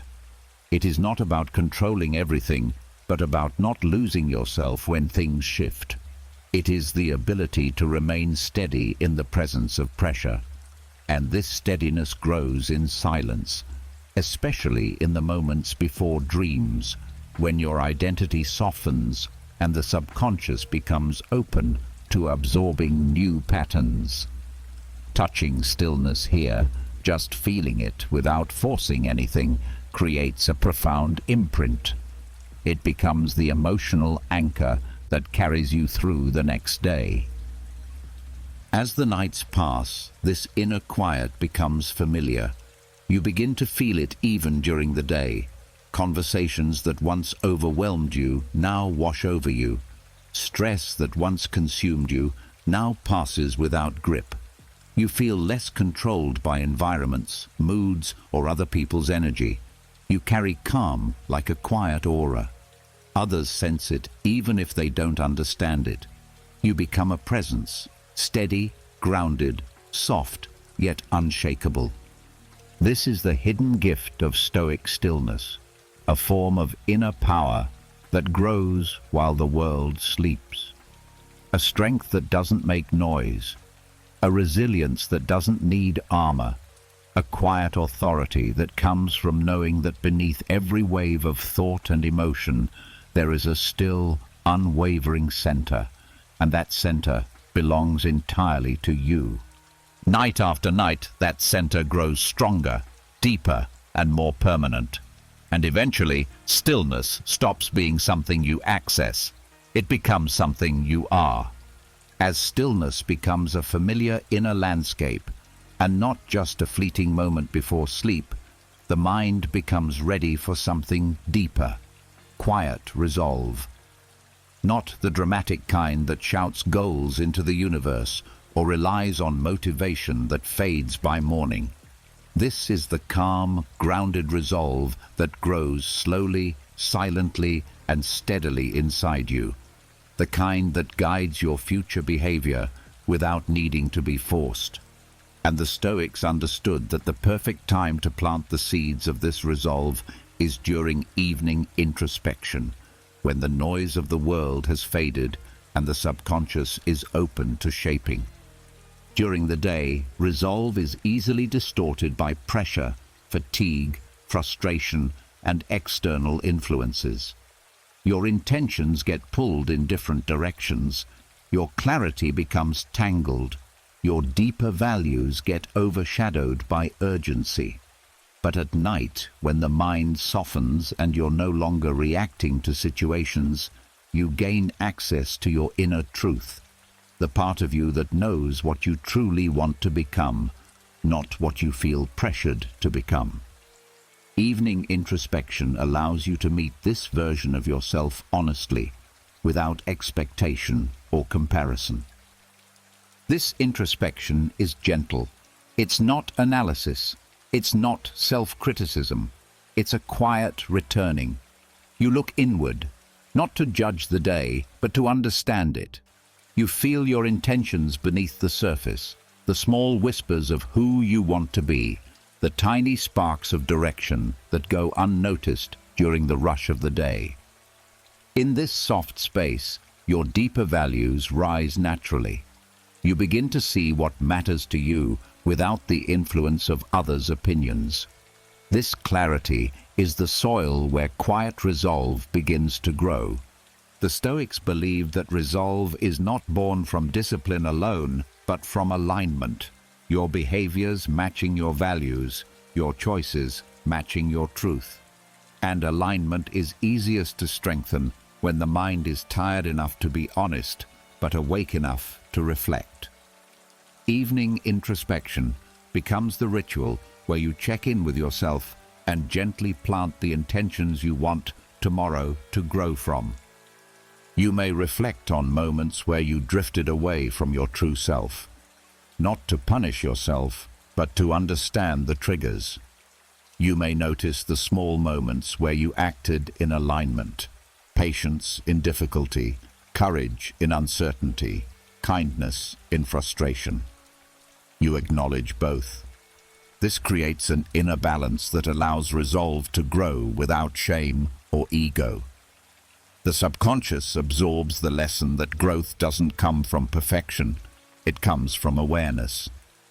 In this quiet reflection, you begin to plant tiny seeds of intention, the kind of person you want to be tomorrow, the energy you want to carry, the habits you want to strengthen, the reactions you want to refine. But these seeds are planted softly, not as demands, not as rigid goals, but as quiet choices. When planted in this half-relaxed state, they sink deeper than any daytime planning could. They bypass resistance. They settle into the emotional foundation of your identity. The subconscious loves clarity delivered without force. So when you end the day with gentle statements like, "Tomorrow I choose calm," or "I choose patience," or "I choose to act from clarity, not reaction," the mind holds on to these truths during sleep. They don't become pressure, they become direction. Sleep integrates them quietly, weaving them into the patterns that shape your behavior. Over time, this nightly planting of resolve becomes a form of identity gardening. You don't wake up trying to become someone different. You wake up already aligned with who you intend to be. You don't have to force discipline because the subconscious already understands your path. Your morning decisions become lighter. Your reactions become steadier. You act from intention instead of habit because you've prepared the inner soil for growth during the night. Quiet resolve is different from willpower. Willpower burns out quickly. Quiet resolve renews itself because it comes from within. It's not loud. It's not dramatic. It doesn't depend on emotion. It's the subtle conviction that rises when your values and your choices finally match. Evening introspection gives you the chance to realign those two every night, gently correcting your path without judgment. This practice also frees you from guilt. Instead of feeling like you failed when the day wasn't perfect, you simply evaluate and adjust. You don't carry the day's missteps into tomorrow. You don't cling to mistakes. You simply plant a better seed. This emotional reset is what prevents discouragement from becoming identity. It keeps your inner world moving forward, even on your hardest days. As the weeks pass, you begin to notice that your resolve is no longer something you chase. It's something you embody. You respond intentionally without trying. You follow your values naturally. You no longer need motivation spikes to act with integrity. The seeds you've been planting nightly have grown roots. They hold you steady. They guide you quietly. They influence your actions without overwhelming you. And this is the power the Stoics understood, that quiet practices done consistently shape identity far more deeply than grand efforts done occasionally. Evening introspection becomes the daily moment where you water the inner self you're becoming, slowly, intentionally, gently. You look inward not to fix yourself, but to align yourself. You plant the seeds of tomorrow's strength, and each night the soil becomes a little richer. The roots grow a little deeper. The resolve becomes a little steadier. You go to sleep not as someone trying to become better, but as someone already growing, quietly, steadily, authentically, from the inside out. As quiet resolve begins to take root through evening introspection, you'll notice something else rising from beneath the surface. Tomorrow. Not the literal day, but the idea of it, the weight of it, the uncertainty of it. Tomorrow has a way of creeping into the mind, right when you're trying to rest. It shows up as subtle tension in the chest, scattered thoughts, imagined problems, silent fears of what might unfold. Even when today is ending, tomorrow tries to enter early. And for many people, this is where anxiety begins its nightly ritual. The Stoics knew this pattern well. They understood that the mind fears the unknown more than anything concrete. But they didn't avoid looking at tomorrow. They didn't run from uncertainty. Instead, they practiced forethought, premeditatio malorum, not to scare themselves, but to neutralize the emotional charge around what lies ahead. Forethought isn't pessimism. It's preparation. It's clarity. It's taking control of tomorrow's anxiety by meeting it calmly the night before, when your mind is soft enough to reshape how you relate to the future. This process begins with honesty. As you settle into the quiet of the evening, you acknowledge that tomorrow carries unknowns. Tasks, conversations, decisions, possibilities that feel bigger at night. Your mind, tired from the day, wants certainty, but there is none. And this craving for certainty is what creates anxiety. The Stoics met this directly. They didn't pretend tomorrow would be easy. They didn't pretend nothing could go wrong. They simply recognized that fear shrinks when you bring it into the light. Neutralizing tomorrow's anxiety starts by letting the mind calmly look at the things it fears, not emotionally, not catastrophically, just clearly. You let the possibilities appear, not because you want to suffer ahead of time, but because the mind relaxes when it sees that you are willing to face what may come. When you acknowledge potential difficulties with neutrality instead of dread, the subconscious stops treating them like threats. Then something subtle happens. The mind shifts from imagining disaster to preparing for reality. Stoic forethought isn't about predicting every detail. It's about reinforcing the belief that you are capable of handling whatever appears. As you lie in bed, you remind yourself gently, I can meet tomorrow as it comes. This simple truth weakens the emotional charge behind uncertainty. The subconscious absorbs the message that you don't need perfect conditions to be stable. This practice becomes even more powerful when you take a moment to walk your mind through the worst-case scenario, not to scare yourself, but to disarm the fear. You see that even if things go wrong, you can adapt, you can adjust, you can respond calmly, you can carry yourself with clarity. The moment the mind sees that you can survive the worst, it stops fearing the unknown. Anxiety loses its momentum because fear loses its exaggeration. Forethought also helps you separate what is within your control from what isn't. Anxiety comes from trying to micromanage the future. But when you acknowledge that some aspects are yours and some aren't, the subconscious stops clinging to everything. You feel your breath deepen. You feel your shoulders loosen. You feel tomorrow shrink back into its proper size, no longer a giant shadow hanging over the night. As you continue this gentle process, the mind begins to trust your ability to handle the coming day. That trust transforms the entire emotional landscape of your night. You're no longer bracing. You're no longer imagining endless possibilities. You're no longer mentally solving problems that don't exist yet. You're simply preparing yourself with an inner calm that remains steady regardless of what tomorrow brings.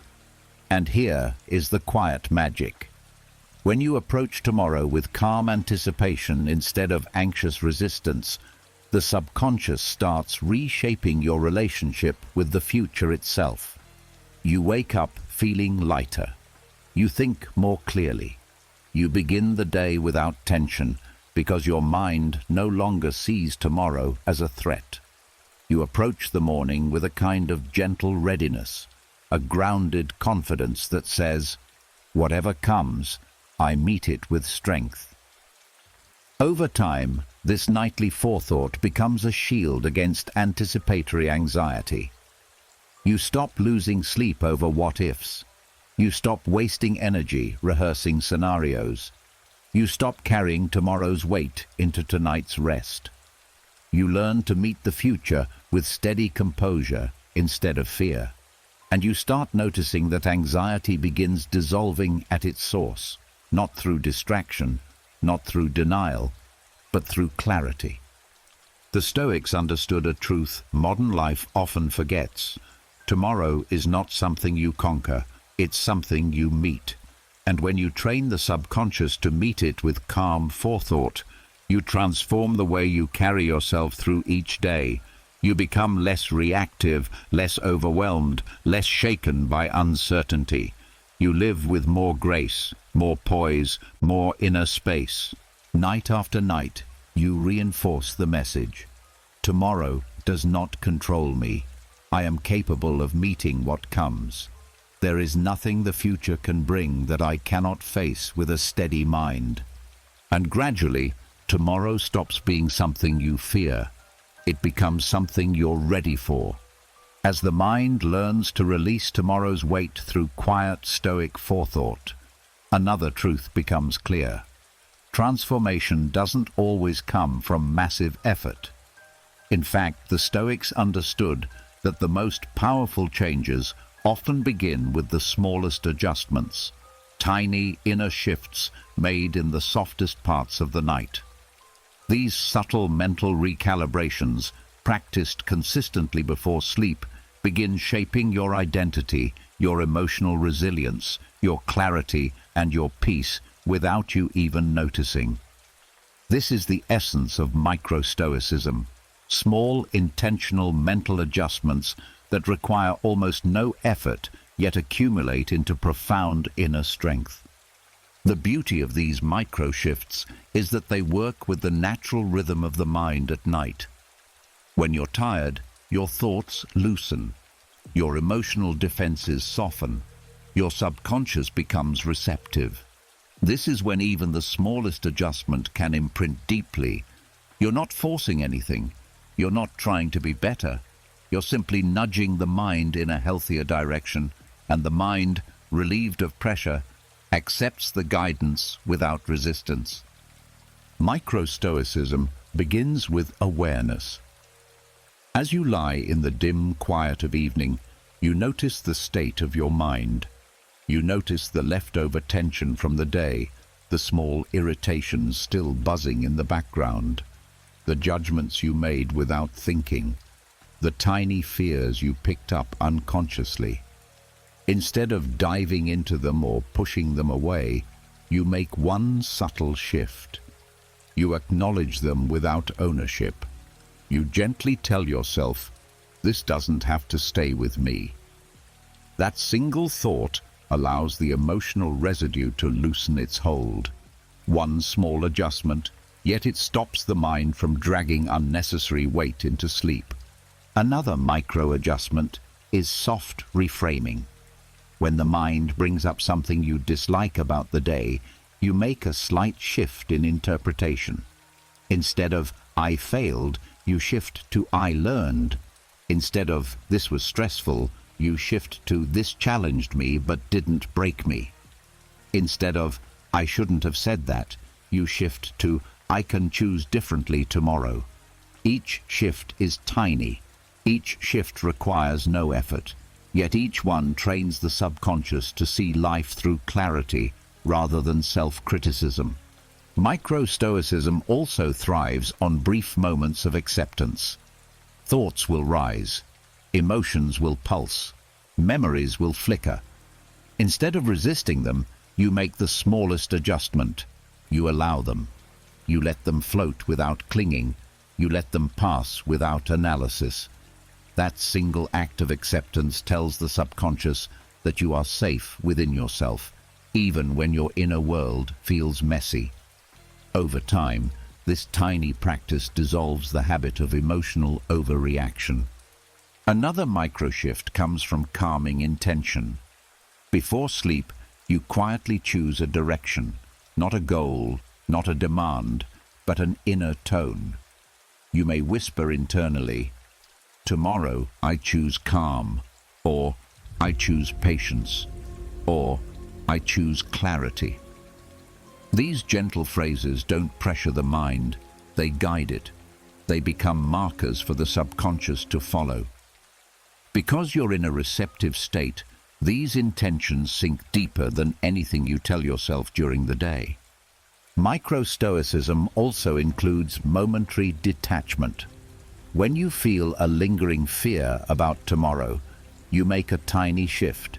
You mentally place the fear outside of yourself. You tell your mind, "This is not happening now." That second of clarity stops the anxiety cycle before it forms. The subconscious begins learning the difference between imagination and reality. This single adjustment rewires how your brain treats fear. One of the most profound micro-adjustments is soft gratitude. Not forced positivity, not a list, not a performance. Just the simple recognition of one small thing from the day that didn't go wrong. A moment of ease, a breath, a laugh, a warm interaction, even something ordinary. This miniature acknowledgement trains the subconscious to balance its focus. It prevents negativity from dominating your internal narrative. And because it's done softly, the mind doesn't resist it. Micro-Stoicism also helps you detach from identity. If the day made you feel inadequate or overwhelmed, you make one tiny internal shift. That was a moment, not a definition. This slight mental correction prevents the day from shaping the story you tell about yourself. The subconscious absorbs the truth that identity is fluid, not fixed. And with nightly repetition, you stop carrying emotional labels into tomorrow. These small adjustments, practiced consistently, change everything. They shift your emotional baseline. They reshape your inner story. They reduce reactivity. They build resilience quietly, the way nature strengthens roots in darkness. Micro-Stoicism doesn't ask for discipline. It asks for awareness. It doesn't require effort. It requires presence. It doesn't demand transformation. It nurtures it. Over time, you wake with more ease. You handle setbacks without spiraling. You approach conversations with more balance. You think with more clarity. You feel less pressure to control everything. People sense something different within you. Not intensity, but steadiness. Not confidence, but quiet self-possession. This strength didn't come from grand gestures. It came from tiny recalibrations you made night after night. Life changes most when the mind changes quietly. Micro-Stoicism proves that you don't need more effort. You need more gentleness, more awareness, more inner precision. Small shifts repeated nightly become lifelong transformations. As micro-Stoicism begins shaping your nightly rhythm, you start noticing something subtle but profound. A growing ability to step back from emotional noise without feeling cold, distant, or disconnected. This is where the Stoics introduce one of their most misunderstood yet life-changing skills: strategic withdrawal. Not avoidance, not suppression, not running away, but consciously stepping back from emotional chaos so your clarity, dignity, and inner stability aren't swallowed by it. And night is the perfect time to practice this, because the emotional chaos of the day still echoes inside you, with far less force, far less momentum, and far less distortion. During the day, when chaos hits, arguments, disappointments, misunderstandings, overwhelm, you don't always have space to process it. You're expected to respond quickly, keep functioning, stay composed, keep moving. So the emotional residue stays stuck in your system, circling your thoughts, tightening your breath, reducing your perspective. But at night, when the world finally stops pulling at you, you gain the distance needed to see the day from a wiser angle. You are no longer inside the chaos. You are above it, watching it through the softening lens of a quieter mind. Strategic withdrawal begins with recognizing that not every emotional situation deserves your immediate engagement. Some moments require distance. Some problems require time. Some exchanges require silence. And people who drain your emotional energy often thrive on your immediate reactions. When you withdraw, not physically but mentally, you interrupt the cycle. At night, your mind is soft enough to revisit chaotic moments without being swept into them. You gain clarity that isn't available during the heat of the moment. You might recall an argument, a stressful conversation, a moment where someone projected their frustration onto you. Instead of reliving the frustration, you allow yourself to step back internally, like a quiet observer watching from a distance. You see the emotions without becoming the emotions. You see the behavior without taking it personally. You see the chaos without placing yourself inside it. This is withdrawal, not escape. It is choosing your position consciously rather than being dragged into emotional storms you didn't start. The subconscious absorbs this distance as a new pattern, the understanding that chaos doesn't automatically require your involvement. You don't have to respond instantly. You don't have to fix everything. You don't have to absorb the moods of others. You don't have to match the energy thrown at you. This realization begins to change the way your emotional system operates. Reaction becomes optional, not automatic. As you drift towards sleep, strategic withdrawal also helps you evaluate emotional situations with honesty. You notice what belonged to you and what didn't. Most chaos comes from mixing the two. You pick up burdens that aren't yours. You feel guilty for things you didn't cause. You personalize moods that originated in someone else's unresolved pain. You carry responsibility that was never yours to hold. At night, you can finally place these weights back where they belong. Not with resentment, just with clarity. Withdrawal also allows you to return to yourself, which is something emotional chaos tries to pull you away from. When you're overwhelmed, you lose your center. When you withdraw strategically, you find it again. You reconnect to your own breath, your own thoughts, your own intuition. You remind yourself quietly, "This is who I am," instead of letting chaotic moments define you. This reconnection becomes the foundation of emotional maturity. Over time, this nightly withdrawal transforms your relationship with chaos altogether. You begin to see chaotic behavior as a reflection of someone else's inner world, not proof of your failure or a threat to your stability. You stop feeling responsible for fixing other people's emotions. You stop letting external turbulence dictate your internal peace. This doesn't make you detached, it makes you emotionally intelligent. You choose engagement when it's wise. You choose distance when it's necessary. Strategic withdrawal also strengthens boundaries. It teaches your subconscious that it is allowed to step back, that you don't owe constant emotional labor, that your peace is not a luxury, it is a responsibility. Once this wiring sinks in, you become less reactive during the day. You pause instead of rushing in. You observe before responding. You wait instead of escalating. You choose your involvement consciously. People begin noticing your calm, your clarity, your stability. Not because you suppress emotions, but because you don't allow chaos to hijack your inner world anymore.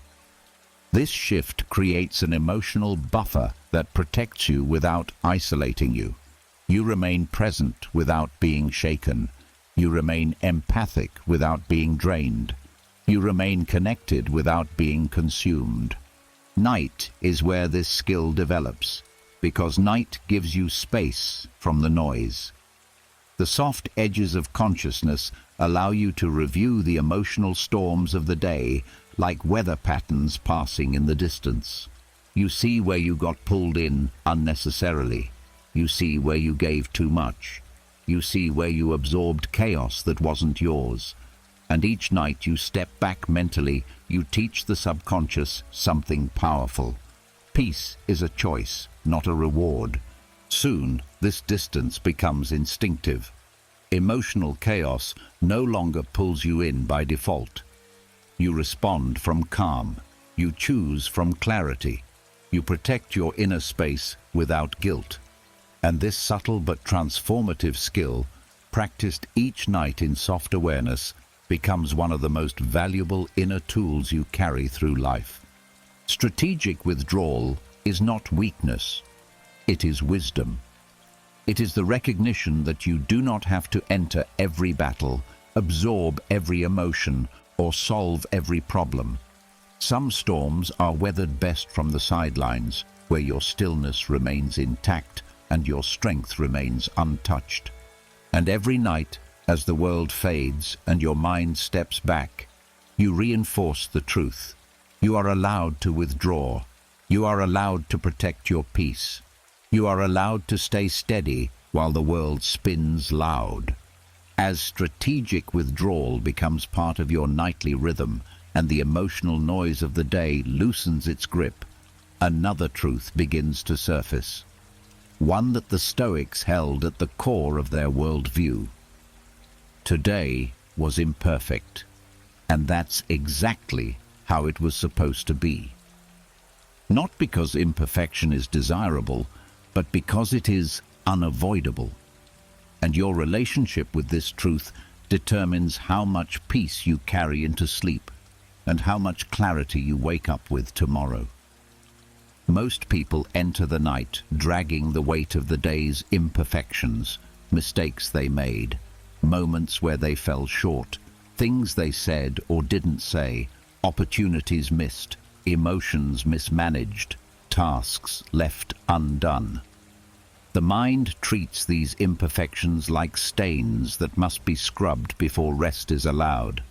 It replays conversations, revisits decisions, reevaluates everything through the harsh lens of hindsight until exhaustion forces sleep to take over. But this approach sabotages restoration. It keeps the nervous system on guard. It turns sleep into a continuation of the day's struggle rather than a relief from it. The Stoics practiced something radically different, grounding through acceptance. Not passive resignation, not hopeless surrender. Acceptance was clarity. It was the recognition that what happened could not have unfolded any other way, not because fate forces your hand, but because every detail of the moment shaped the outcome. Your energy level, your knowledge, your emotions, your environment, the behavior of others, the timing of events. You did what you could with what you had. Everyone else did the same. The day was imperfect because humans are imperfect. Acceptance grounds you because it removes the illusion that perfection was ever an option. It frees you from the endless tug-of-war between what happened and what should have happened. When you stop demanding that the day should have been different, the tension dissolves. The mind stops fighting, the heart stops judging, the body stops tightening. You become rooted in a simple truth. Today was enough. Not perfect, not flawless, but enough for today. This grounding becomes especially powerful at night, when the subconscious is open and the ego is tired. During the soft descent towards sleep, you have an opportunity to look at the day with compassionate honesty. You acknowledge the places where things didn't go smoothly. You see the moments where you were reactive, afraid, overwhelmed, or uncertain. But instead of condemning yourself, you choose to understand yourself. You let the imperfections exist without attaching shame to them. In doing so, you teach the subconscious that flaws are not failures. They are part of being human. This moment of acceptance rewires your emotional foundation. When the subconscious feels accepted, it stops bracing for future mistakes. It stops fearing judgment. It stops replaying the day looking for corrections. It shifts from self-criticism to self-regulation. You fall asleep from a place of calm rather than conflict. That shift alone changes everything. Acceptance also brings clarity. When you stop fighting the day, you can finally see it clearly. Not through anxiety, not through regret, but through understanding. You may realize that what felt like a mistake was simply a misunderstanding. What felt like a failure was actually growth. What felt like weakness was a moment of emotional overload rather than lack of character. Acceptance softens the interpretation so that the subconscious stores the day in a healthier way. This nightly grounding prevents emotional buildup. When you accept today's imperfection, you stop carrying unresolved tension into tomorrow. Each day becomes self-contained. Each night becomes a reset. Without acceptance, days bleed into each other like tangled threads. With acceptance, each day has a clean edge. You give yourself permission to start fresh instead of dragging an invisible burden into the next sunrise.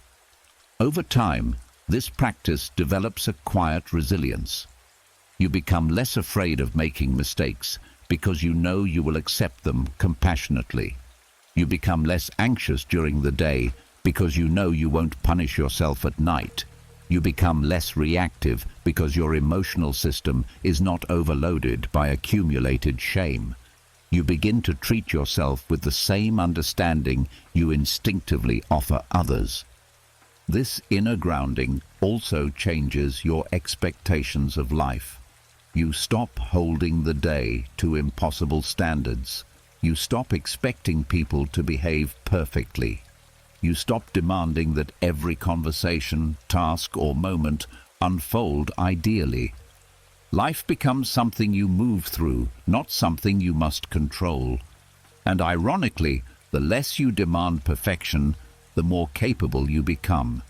Sleep deepens, stress lowers, tension dissolves. You wake with more ease because you ended the day without resistance. You wake with more clarity because you didn't spend the night wrestling with what already happened. You wake with more confidence because you didn't undermine yourself in the darkness. This grounding practice is simple, but it is one of the most transformative Stoic principles you can bring into the night. Today was imperfect, and that is allowed. Acceptance anchors you to reality instead of fantasy. It gives you peace instead of pressure. It frees your energy for tomorrow instead of wasting it on yesterday. And each night, as you soften into sleep, you reinforce the truth the Stoics lived by. Imperfection is not a failure. It is the nature of life and the soil where wisdom grows. As acceptance of today's imperfection becomes part of your nightly rhythm, the mind becomes ready to face one of its oldest habits, worry. Not the small passing concerns that vanish as the day ends, but the deeper, repetitive worries that sit beneath the surface. The ones that whisper at night, not because they matter, but because they are unresolved. These worries don't ask for your attention, they steal it. They create loops that the mind rehearses endlessly, even when the situation is far beyond your influence. And this is where the Stoics brought in one of their sharpest tools, dissolving uncontrollable worries through reasoning. The unique power of nighttime is that the emotional charge of the day weakens. You're no longer in the middle of the chaos that fed the worry. You're not reacting to new stimuli. You're not performing. You're not problem-solving. In this softer atmosphere, worries show themselves clearly, stripped of exaggeration, stripped of urgency. They reveal what they truly are, fears about things you cannot control. And the Stoics knew that once you see this clearly, the worry loses its authority. Stoic reasoning is not intellectual overthinking. It's not analysis that spirals into more anxiety. It's calm truth-telling. It's the act of gently questioning the mind's assumptions until the illusion breaks. You meet each worry with clarity, not panic. You strip it of its power by separating what's yours from what isn't. And night is the perfect time for this, because your defenses are low enough for truth to enter without resistance. The process begins with recognition. As the mind quiets and drifting thoughts rise, you notice the worries that linger. Maybe it's something someone might think, something someone might do, something you fear could happen, something outside your reach entirely. You don't suppress the worry, you let it appear fully. Many people suffer because they fight their worries instead of looking at them. But when you look directly at a worry from a calm state, it shrinks. Then comes the key Stoic question, the one that cuts through fear like a clean blade. Do I have any control over this? If the answer is no, the mind resists at first. It wants certainty. It wants prediction. It wants guarantees. But if you hold the question gently, the truth becomes undeniable. You cannot control another person's choices. You cannot control the past. You cannot control the future. You cannot control someone's opinions, someone's emotions, or the randomness of life. Once your mind acknowledges this truth, the emotional grip loosens. You stop feeling responsible for outcomes that were never yours. If the worry concerns something you can influence, Stoic reasoning shifts again. What small action can I take tomorrow? Not what you can do now. Not what you must fix instantly. Just the smallest next step. This transforms anxiety into direction. The subconscious learns that problems are handled through action, not overthinking. But the most powerful relief comes from facing the worries that are truly outside your influence. The Stoics recognized that worrying about the uncontrollable is a misunderstanding of responsibility. Anxiety thrives on the illusion that you must prevent every possible negative outcome. But when you dissolve that illusion, the worry collapses. It has no structure left to stand on. As you drift deeper into the quiet, your reasoning becomes softer, more intuitive. You begin to see that uncontrollable worries are mental ghosts, nothing more. They appear to keep you safe, but they only exhaust you. You realize that worry has never protected you. It has only drained your energy, tightened your breath, disturbed your sleep, and distorted your clarity. This realization is not forced. It reveals itself naturally when the mind is tired enough to stop clinging. The subconscious absorbs this reasoning deeply.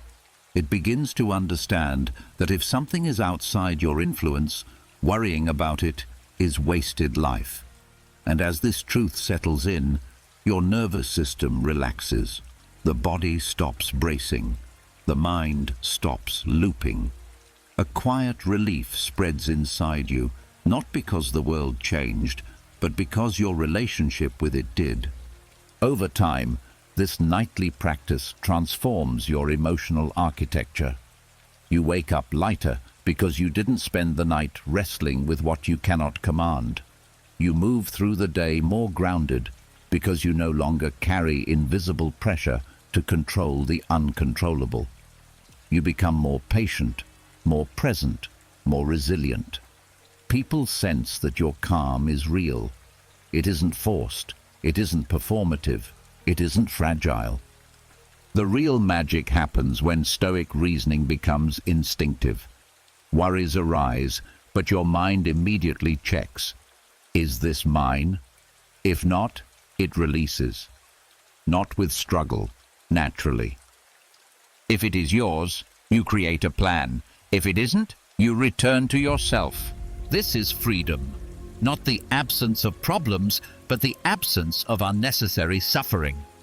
Every night, as you lie in the quiet, you dissolve the worries that don't belong to you. You separate reality from imagination. You reclaim the energy that anxiety once stole, and slowly you teach the deepest parts of yourself the truth the Stoics lived by. Uncontrollable things deserve no fear. Uncontrollable things deserve no tension. Uncontrollable things deserve no space in your heart. Only what is yours belongs to you, and the rest can finally fall away. As your mind grows stronger at dissolving worries you cannot control, another subtle burden rises into awareness: criticism. Not just the harsh kind that is spoken aloud, but the quiet judgments you imagine others hold, the tones you replay, the expressions you overanalyze, the opinions you fear, and the disapproval you brace yourself for.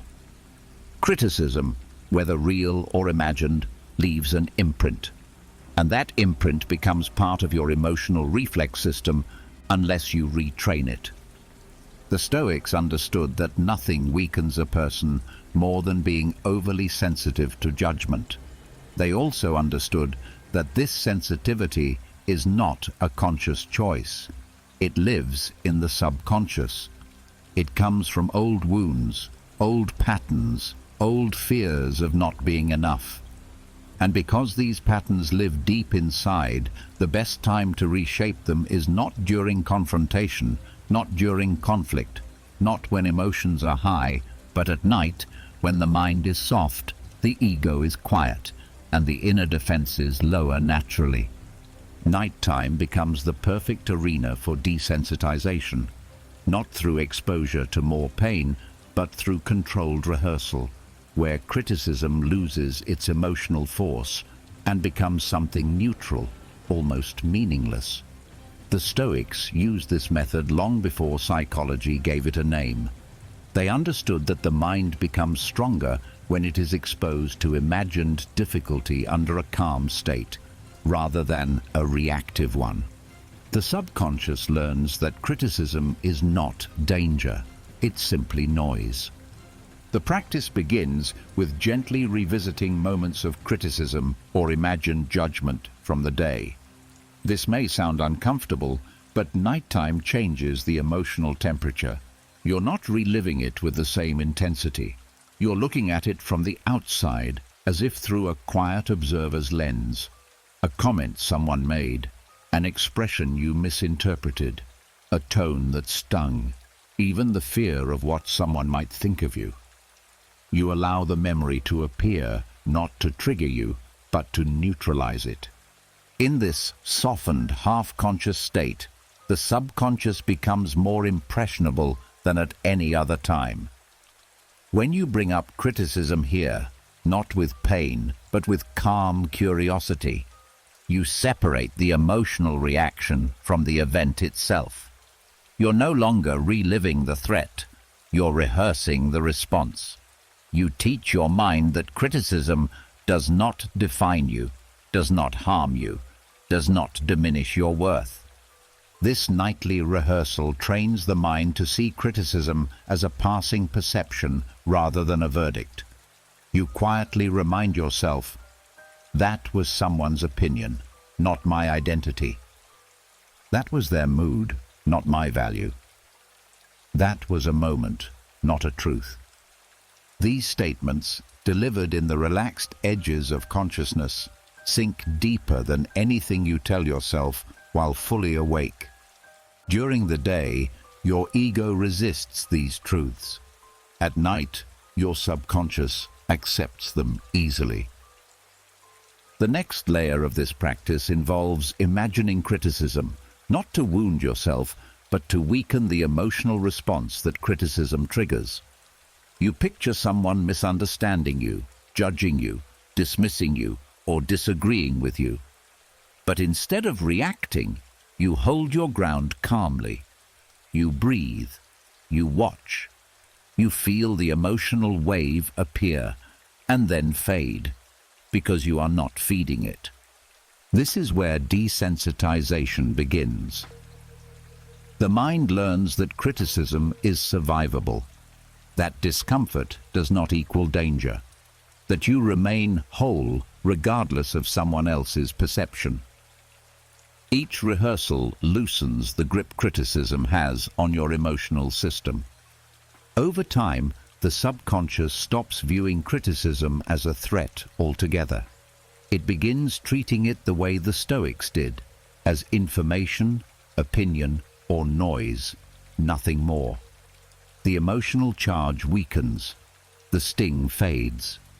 You wake with a kind of quiet confidence that doesn't depend on external approval. You become less reactive in conversations, less afraid of being misunderstood, less affected by disapproval.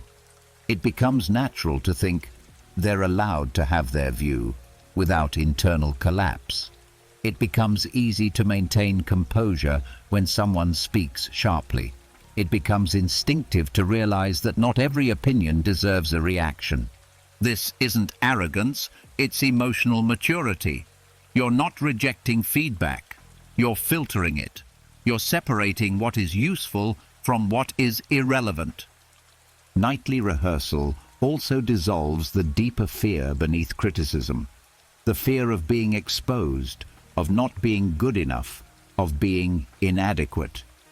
When you rehearse criticism calmly, the subconscious learns the truth. You can face discomfort without breaking. You can stand in front of judgment without shrinking. You can remain whole even when someone else sees you through their own distorted lens. As the nights go on, something extraordinary happens during the day. Criticism no longer triggers shame. It no longer activates defensiveness. It no longer sends the mind spiraling. You hear it differently. You feel it differently. You respond differently. The emotional spike that once accompanied judgment simply doesn't appear. You stay steady, grounded, quietly secure. People will notice. They'll sense that you're harder to provoke, harder to manipulate, harder to shake. Not because you've become cold, but because you've become trained. Because your mind has learned, in the quiet hours of the night, that judgment does not touch the core of who you are. This is Stoic desensitization. Not force, not armor, not pretending. A gentle, nightly rewiring of the emotional reflex that makes you susceptible to criticism. Every night, you take a step toward emotional freedom, and every morning you rise a little less defined by others, and a little more defined by the quiet strength you built in the dark.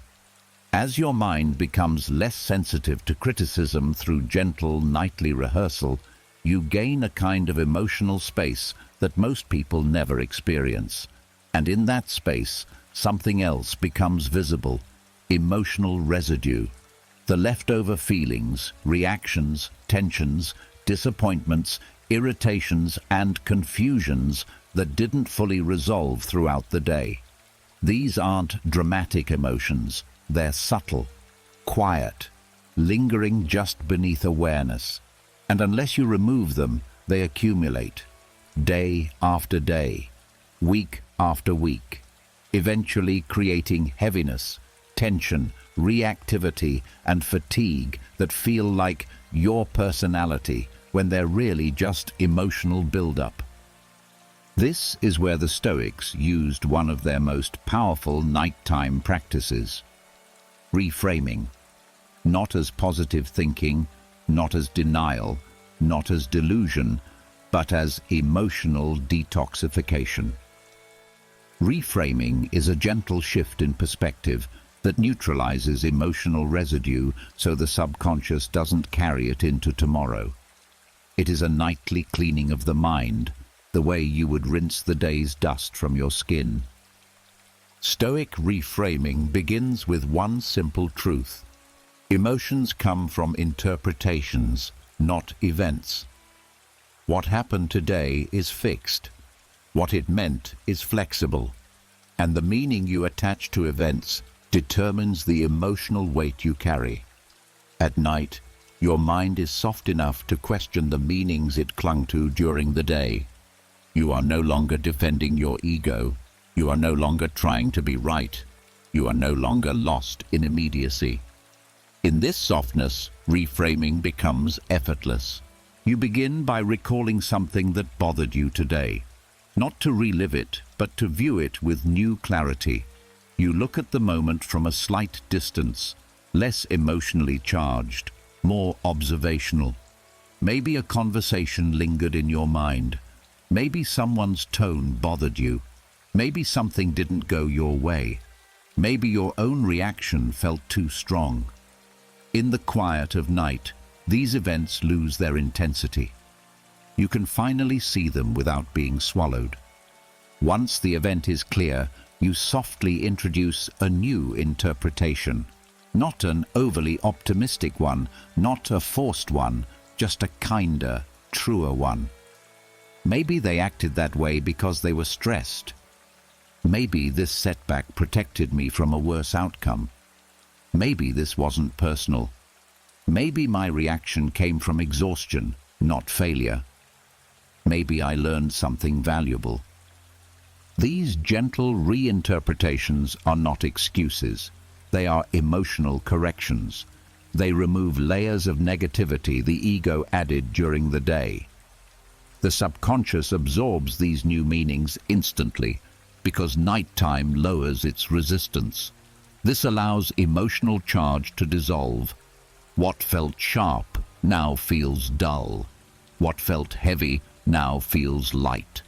What felt personal now feels neutral. This emotional detoxification is not about rewriting reality.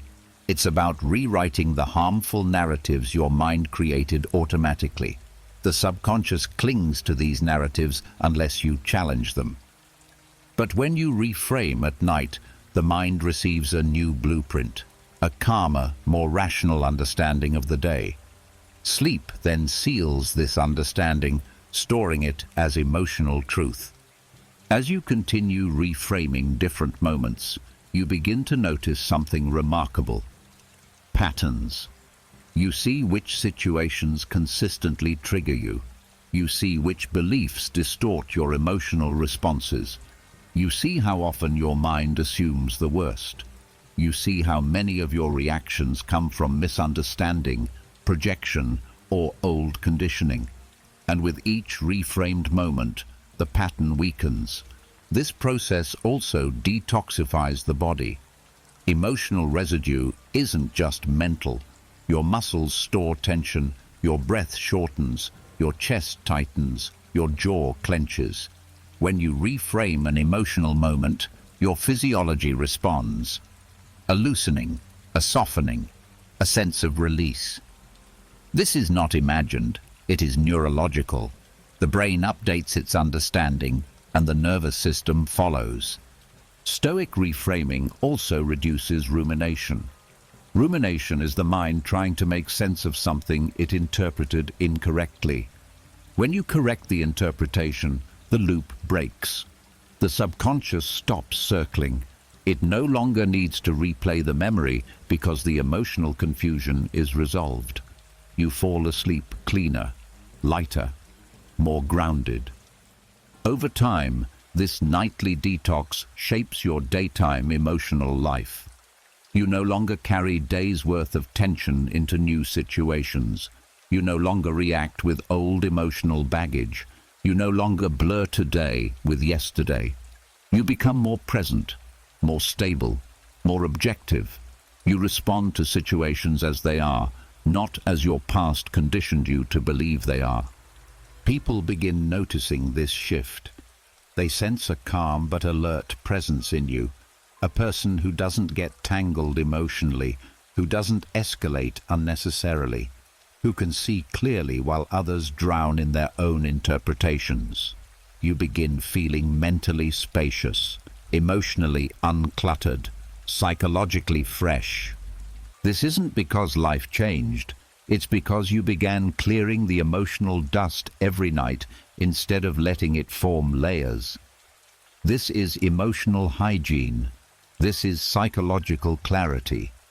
This is Stoic reframing at night, the quiet practice that purifies the mind, resets the emotional system, and prepares the subconscious to meet tomorrow without yesterday's residue. Your nights become healing, your mornings become lighter, your days become clearer. And slowly, without effort, you become someone who carries far less emotional weight. Not because life became easier, but because you finally learned to release what was never meant to be carried. As your nightly reframing clears away emotional residue, something profound begins to open inside you. A space not filled with stress or distortion, but with clarity. And in that clarity, the Stoics introduced one of their most counterintuitive practices, a technique powerful enough to transform both your emotional resilience and your capacity for gratitude, preparing for the worst to feel more appreciation for the best. This idea confuses many people because they misunderstand it. They think preparing for the worst means expecting the worst, living in fear, or imagining catastrophe. But Stoic preparation is something entirely different. It's not a dark imagination exercise, it's a grounding practice. It's a calibration of perspective. It's a nightly reminder that the things you rely on, the people you love, and the comforts you enjoy are not guaranteed, which is precisely why they matter so deeply. And night is the perfect time for this practice. During the day, your mind is too busy to notice how much you take for granted. You're focused on tasks, distractions, responsibilities, and details. You forget the miracle of ordinary moments. But at night, in the quiet softness before sleep, there's enough space to see clearly again. The mind becomes honest. It becomes reflective. It becomes capable of feeling appreciation without forcing it. Stoic preparation begins with something simple, acknowledging that life is unpredictable, not in a fearful way, but in a truthful way. You let the mind gently recognize that everything familiar, your home, your routines, your relationships, exists on loan from a world that owes you nothing. And instead of causing anxiety, this realization deepens gratitude. You might think briefly of something in your life you would be devastated to lose, not to scare yourself, but to wake yourself up emotionally. A person, a place, a comfort, a freedom. You imagine the fragility of it, and in the next breath, you recognize, but I still have it. That single recognition fills the subconscious with a wave of appreciation that no affirmation or gratitude journal could ever produce. Because gratitude born from contrast, the contrast between presence and absence, is real. The Stoics practiced this nightly because it anchored them. It prevented entitlement. It kept their values sharp. It reminded them that nothing is permanent, so everything deserves reverence. They didn't dwell in fear. They dwelled in awareness. And that awareness sharpened their joy. Nighttime enhances this practice because your emotional defenses are down. The mind isn't trying to distract itself. The ego isn't demanding perfection. You can touch vulnerability safely, gently, without overwhelm. And when your mind encounters even a glimpse of loss in this softened state, it rebounds with appreciation, strong, sincere, unfiltered appreciation. You realize how precious your relationships actually are. You realize how rare your comforts actually are. You realize how meaningful your routines actually are. You realize how fragile your opportunities actually are. And from this realization, your heart opens, not in a dramatic way, but in a grounded, deeply human way. This grounding also strengthens resilience. When you prepare for the worst calmly at night, you weaken the subconscious fear of loss. You teach your mind that life's uncertainties are not threats. They're realities you can meet with strength. The next day, you find yourself less shaken by surprises, less fearful of change, less resistant to challenges. You've already rehearsed the possibility of loss in a calm state, so your emotional system becomes more flexible, more adaptive, more steady. Ironically, preparing for the worst makes the heart lighter, not heavier. It dissolves the illusion of permanence that causes so much suffering. It removes the entitlement that leads to frustration. It softens expectations that become sources of disappointment. When you no longer assume everything must stay the same, you stop resisting the natural flow of life. And something beautiful happens. Appreciation becomes effortless. You wake up the next morning noticing things you once overlooked. The softness of your bed, the warmth of your home, the presence of the people you love, the freedom of your choices, the small moments that quietly shape your joy. You feel gratitude without having to generate it. It rises naturally because your mind understood the night before that nothing is guaranteed, and that nothing guaranteed is what makes everything meaningful. With nightly practice, appreciation becomes a deeply ingrained emotional reflex. You value what you have while you have it. You stop postponing joy. You stop assuming there will always be another day, another chance, another moment. You begin living more fully in the present because you understand the fragile beauty of being alive. Stoic preparation doesn't darken the mind. It brightens it. It doesn't remove joy. It multiplies it. It doesn't create fear. It destroys fear's illusion of control. Each night, you allow your mind to brush against life's uncertainty, not to scare yourself, but to awaken yourself. And each morning, you rise with a heart sharpened by perspective, a heart capable of seeing the extraordinary in the ordinary, the sacred in the simple, the miracle in the everyday. This is nightly preparation. This is enhanced appreciation. This is the Stoic way of keeping gratitude alive. Not through lists, not through effort, but through the quiet understanding that what you have today is precious precisely because it may not always be here. As nightly preparation sharpens your sense of gratitude and softens your fear of loss, a new kind of clarity begins to settle into the mind, one that changes the way you interpret the challenges you face each day.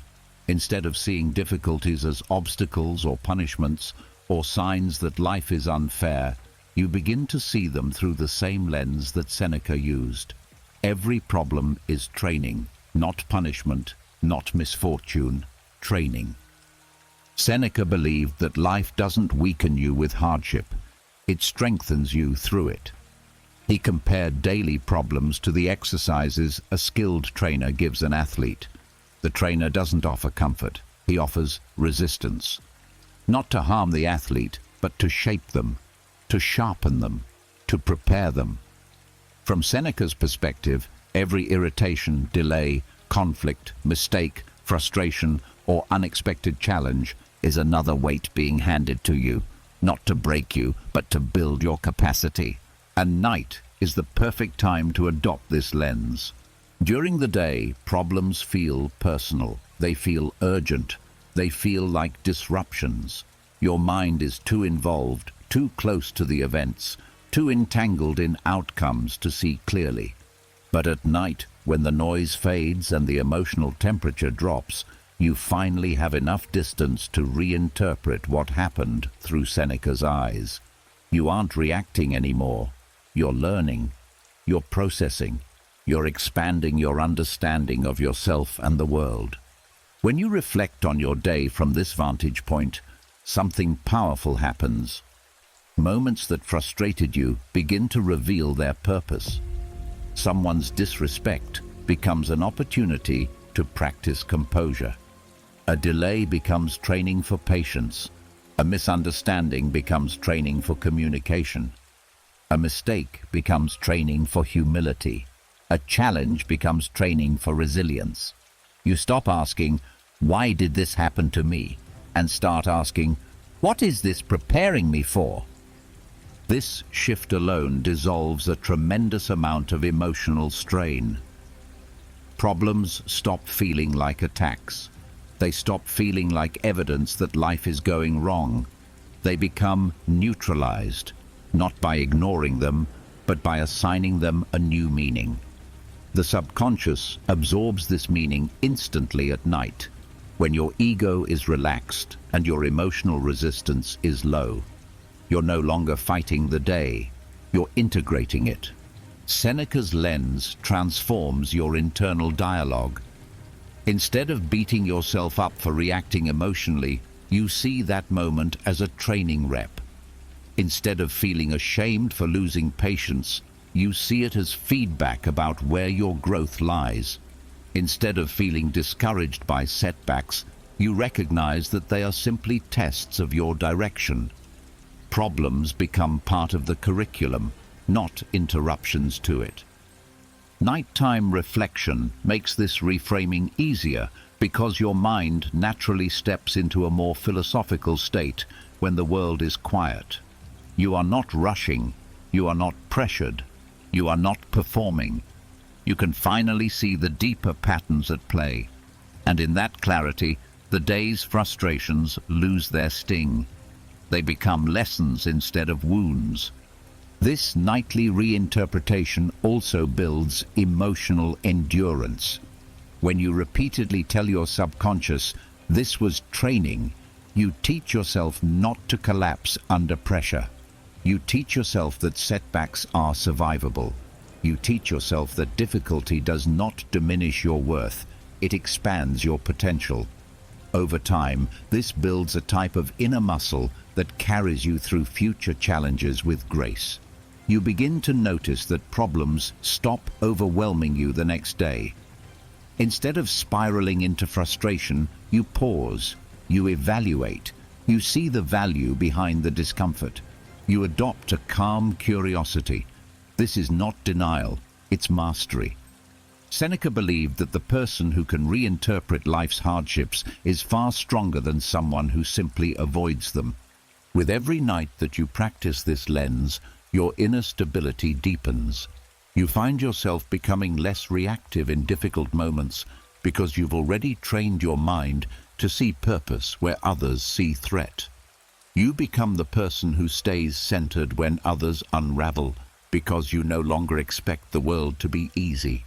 You expect the world to shape you. This nightly practice also protects your self-esteem. When problems are seen as training rather than evidence of inadequacy, you stop internalizing failure. You stop treating every mistake as personal collapse. You stop assuming that difficulty means you're incapable. Instead, you begin respecting yourself for facing the very challenges that are building your character. Seneca's lens leads to a quiet confidence, one that doesn't depend on everything going right, but on your ability to handle things when they go wrong. That confidence grows silently while you sleep, as your subconscious reorganizes the day through this new meaning. You wake up feeling less afraid of the world because you've taught yourself that the world is shaping you, not breaking you. In time, daily problems stop feeling like burdens you dread. They become practice you accept. They become opportunities you recognize. They become the very experiences that strengthen your emotional, mental, and spiritual muscles. You stop wanting an easy life. You start wanting a meaningful one. And meaning is built in the moments that challenge you, not the ones that comfort you. Night after night, as you integrate the day with this Stoic perspective, your life shifts from something you endure to something you learn from. You begin to see the hidden curriculum behind every inconvenience. You begin to trust the process behind every difficulty. You begin to appreciate the strength quietly building inside you. This is Seneca's lens. This is training. This is how daily problems become the very foundation of your growth. All understood, all reframed, in the quiet wisdom of the night. As you begin to see daily challenges as training rather than punishment, something subtle but powerful starts to evolve inside you. The capacity to shift perspective quickly. Not hours later, not at night during reflection, not after emotions settle, but in the moment. This ability is one of the rarest skills a human can develop, and the Stoics considered it a form of mental agility that separates those who are easily overwhelmed from those who remain steady no matter what happens. And the interesting secret is this: the habit of immediate perspective shifting is not built during the day. It's built at night, when your mind is soft enough to learn, flexible enough to absorb new responses, and quiet enough to imprint new reflexes. During the day, it's difficult to shift perspective quickly because emotions rise faster than reasoning. Stress, ego, expectation, fatigue, they all pull you into narrow thinking. You see only the surface of the situation. You interpret events through your emotional state rather than through clarity. But at night, when everything slows down and your subconscious becomes receptive, you have the perfect environment to train the mind in advance. You rehearse the shift so that tomorrow, in the heat of a moment, you can do it automatically. This practice begins with reviewing moments that felt emotionally heavy or distorted during the day. Instead of judging yourself for reacting, you use the quiet of the night to teach your mind a different angle. Maybe you got frustrated at someone. Maybe you took something personally. Maybe you felt overwhelmed. At night, without the heat of the moment, those situations lose their intensity. You can see them from above, not from inside. And from that vantage point, new interpretations reveal themselves. You might realize, I was tired, that's why I reacted. Or, they were stressed, it wasn't about me. Or, this wasn't a disaster, it was an inconvenience. Or, this won't matter in a month. Or, there was another side I didn't consider. These subtle shifts are not excuses, they are clarity. They remove emotional fog. They teach your subconscious that every moment has more than one angle. And the more you practice recognizing these angles at night, the faster your mind will find them during the next day. The subconscious learns through repetition. Every time you shift your viewpoint during evening reflection, you are rehearsing for tomorrow. You are creating mental grooves, pathways the mind will follow automatically under stress. Perspective shifting becomes a reflex instead of a struggle. What used to take hours now takes seconds. What used to overwhelm you now becomes manageable. This nightly practice also helps dismantle emotional rigidity. Most people react strongly because they believe their first interpretation is the truth. But true calm comes from recognizing that your initial perspective is often the least accurate. It's tied to emotion, fatigue, insecurity, or old conditioning. By training yourself at night to challenge your first interpretation, you weaken the belief that your immediate reaction is the correct one. This creates space between stimulus and response. And that space is where wisdom enters. As the habit forms, you notice the shift during the day. A stressful event happens, and your mind pauses instead of spiraling. A rude comment appears, and you feel curiosity instead of defensiveness. A problem arises, and your first thought isn't, "Why me?" but "What's the actual perspective here?" This is the Stoic mind at work, not through force, but through training quietly in the background each night. Perspective shifting also softens the ego. The ego wants to be right, to be validated, to feel safe. But when you teach yourself nightly that there are always multiple interpretations, the ego loosens. It stops assuming, it stops attacking, it stops panicking. The mind becomes flexible, open, and adaptive, qualities that make you emotionally strong in a world that constantly tests you.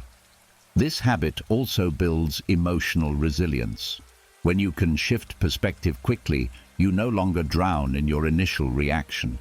You don't get stuck in narrow thinking. You don't repeat old emotional patterns. You regain control of the narrative inside your mind.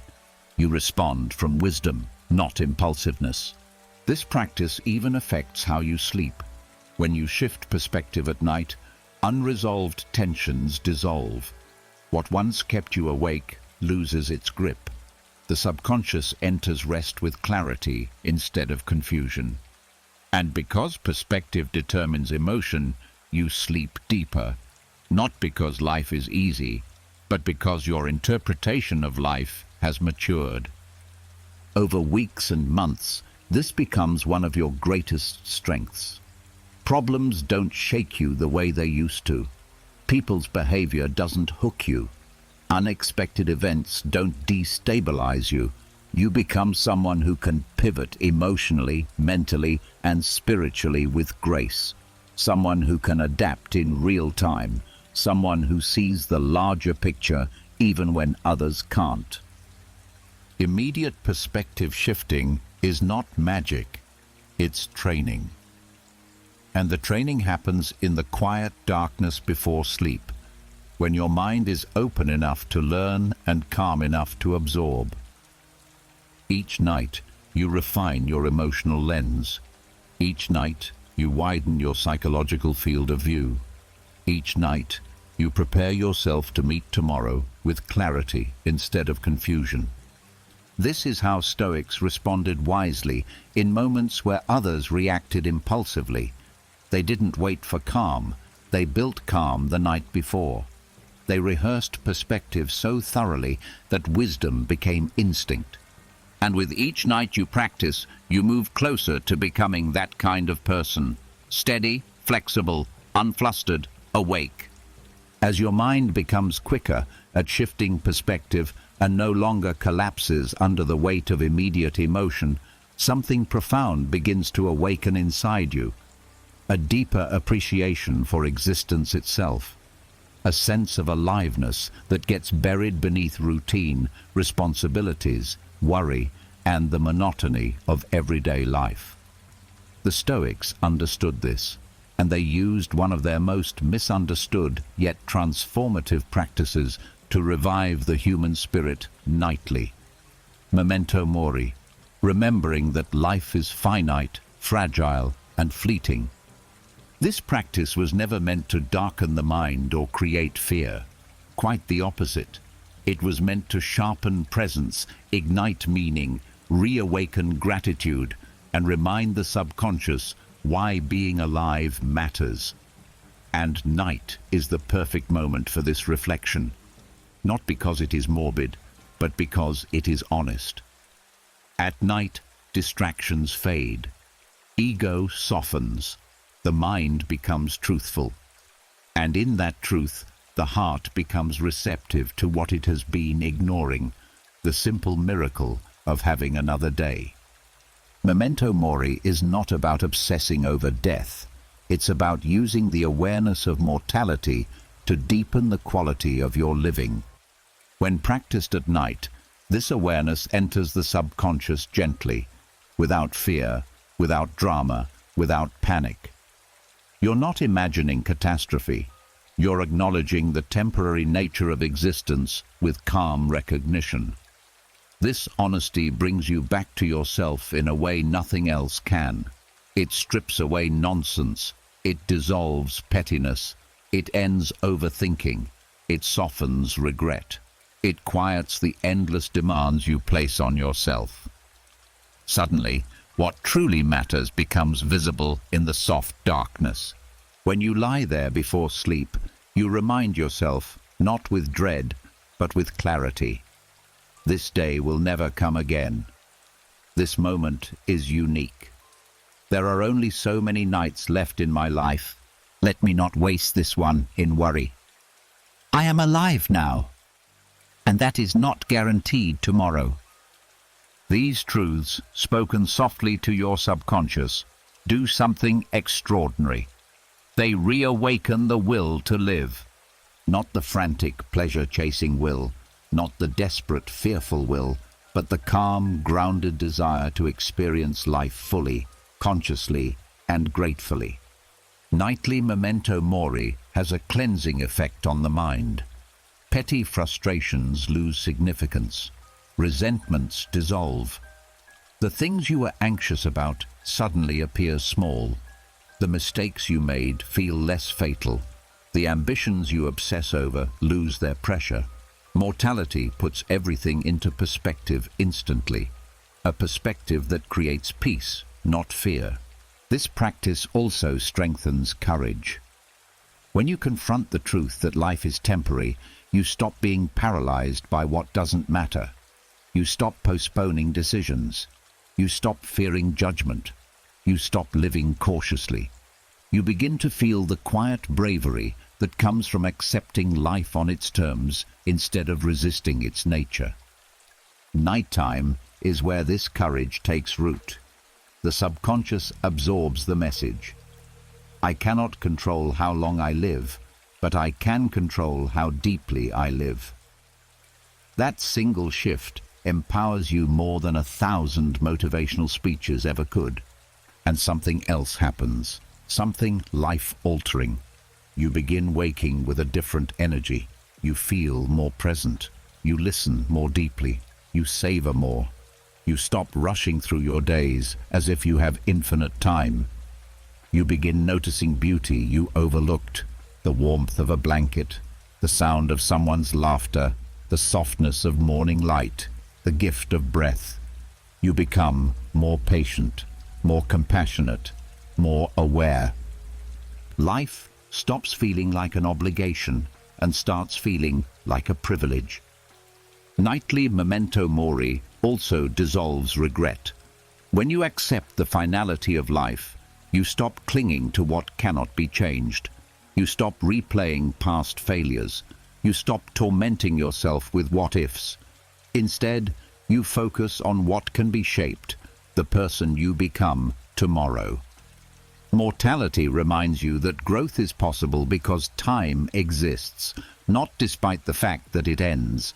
And in the quiet of night, this realization becomes emotional truth. You whisper to your subconscious, I still have time to change. And the mind believes you. The greatest gift of this practice is the strengthening of your values.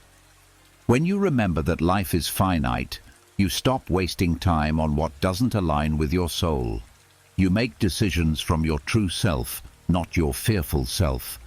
You stop living for approval and start living from authenticity. You begin creating a life you would not regret losing. Over time, memento mori becomes less about death and more about depth, less about endings and more about intention, less about fear and more about gratitude. You end each day with a renewed sense of purpose, not because you're afraid of running out of time, but because you are aware of its preciousness. You fall asleep with a heart that is awake, not dull, not numb, not overwhelmed, but alive. Night after night, as you gently remind yourself of life's impermanence, you build a mind that cherishes, a heart that appreciates, a spirit that engages fully with each moment. This is the Stoic way, not to fear death, but to let its shadow brighten your life, not to dread the end, but to let it sharpen your presence, not to mourn the finite, but to let it inspire you to live deeply while you can. Every night, memento mori becomes a quiet invitation to wake up, not just tomorrow, but inwardly, today. As nightly memento mori reawakens your appreciation for being alive, a new kind of spaciousness opens in the mind, a wider field of awareness that the Stoics stepped into deliberately. It's the ability to zoom out so far that your problems, fears, and pressures shrink into their true scale. This is the art of thinking in centuries, not days. A mental shift so vast that it dissolves anxiety, sharpens clarity, and changes the way you move through life. During the day, your mind is trapped in immediacy. You think in hours. You think in tasks. You think in deadlines, messages, expectations, and moments that feel urgent simply because they're happening now. The human mind defaults to short-term thinking because short-term thinking feels important. But urgency blinds you. It inflates small problems. It makes temporary setbacks feel permanent. It makes today's emotions feel like they define your entire existence. The Stoics trained themselves to zoom out, and night is the perfect time to practice this mental expansion. When the world grows quiet and your breath softens, the grip of immediacy weakens. Your mind becomes more receptive, more philosophical, more capable of seeing beyond the narrow boundaries of the day. In this openness, you begin to stretch your perspective across years, decades, even centuries. Thinking in centuries means lifting your gaze far above the crowded thoughts of the present moment. It means seeing your life not as a collection of stressful days, but as a long unfolding, a story that stretches far beyond today's frustrations. When you lie in bed at night, you remind the mind gently of a truth it forgets under pressure. Most of what feels overwhelming right now won't matter in a year, let alone in a lifetime. And when measured against centuries, almost nothing matters except how you lived, how you loved, how you grew, and what you contributed to the world. This shift isn't meant to diminish your life, it's meant to expand it. When you think in centuries, you stop demanding that today be perfect. You stop expecting life to unfold neatly. You stop assuming that every moment must feel meaningful. You recognize that significance grows slowly, like trees. That wisdom accumulates through seasons.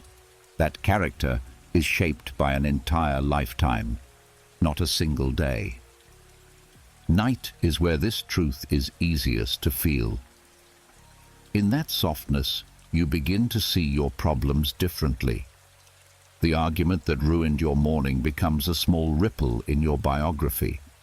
The mistake you made becomes one sentence in a long chapter of growth. The fear you carried feels less threatening when viewed across the span of decades. The future becomes something spacious rather than suffocating. Thinking in centuries also frees you from the pressure to rush. Short-term thinking makes you impatient. I should be there by now. I'm falling behind. Why isn't this happening faster? But when you zoom out, you see that life is long. Growth is slow. Mastery is slow. Healing is slow. Wisdom is slow. Nothing meaningful is built in a day. The Stoics knew this intimately. They planted seeds knowing they would never see the full forest. Nighttime is where you teach your subconscious this patience. You remind yourself that you're not behind. You're not late. You're not failing. You are simply in your season.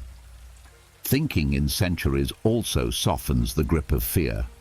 When your perspective expands, fear loses its urgency. You realize that uncertainty is not the enemy. It's the environment in which all great lives unfold. You realize that you don't need to predict everything. You only need to move steadily through time. You realize that the pressure of the present moment is often just a trick of perspective. This mental expansion gives you emotional space. Space to breathe. Space to think. Space to detach from the noise of the day. Space to choose your response instead of reacting impulsively. It also brings humility, not the kind that shrinks you, but the kind that frees you. You understand that you are part of something larger than yourself, larger than your fears, larger than your struggles. You begin to sense the long chain of humanity behind you and ahead of you, each person living their small slice of time, worrying about things that, when stretched across centuries, barely register at all. This takes the pressure off your shoulders. It softens the ego. It lightens your load. And as this practice deepens night after night, something beautiful begins to happen during the day. You stop collapsing under the weight of temporary emotions. You stop making decisions from impatience. You stop defining yourself by today's outcome. Instead, you begin acting from a long-term self, the version of you who thinks in decades, not minutes. You choose growth over gratification.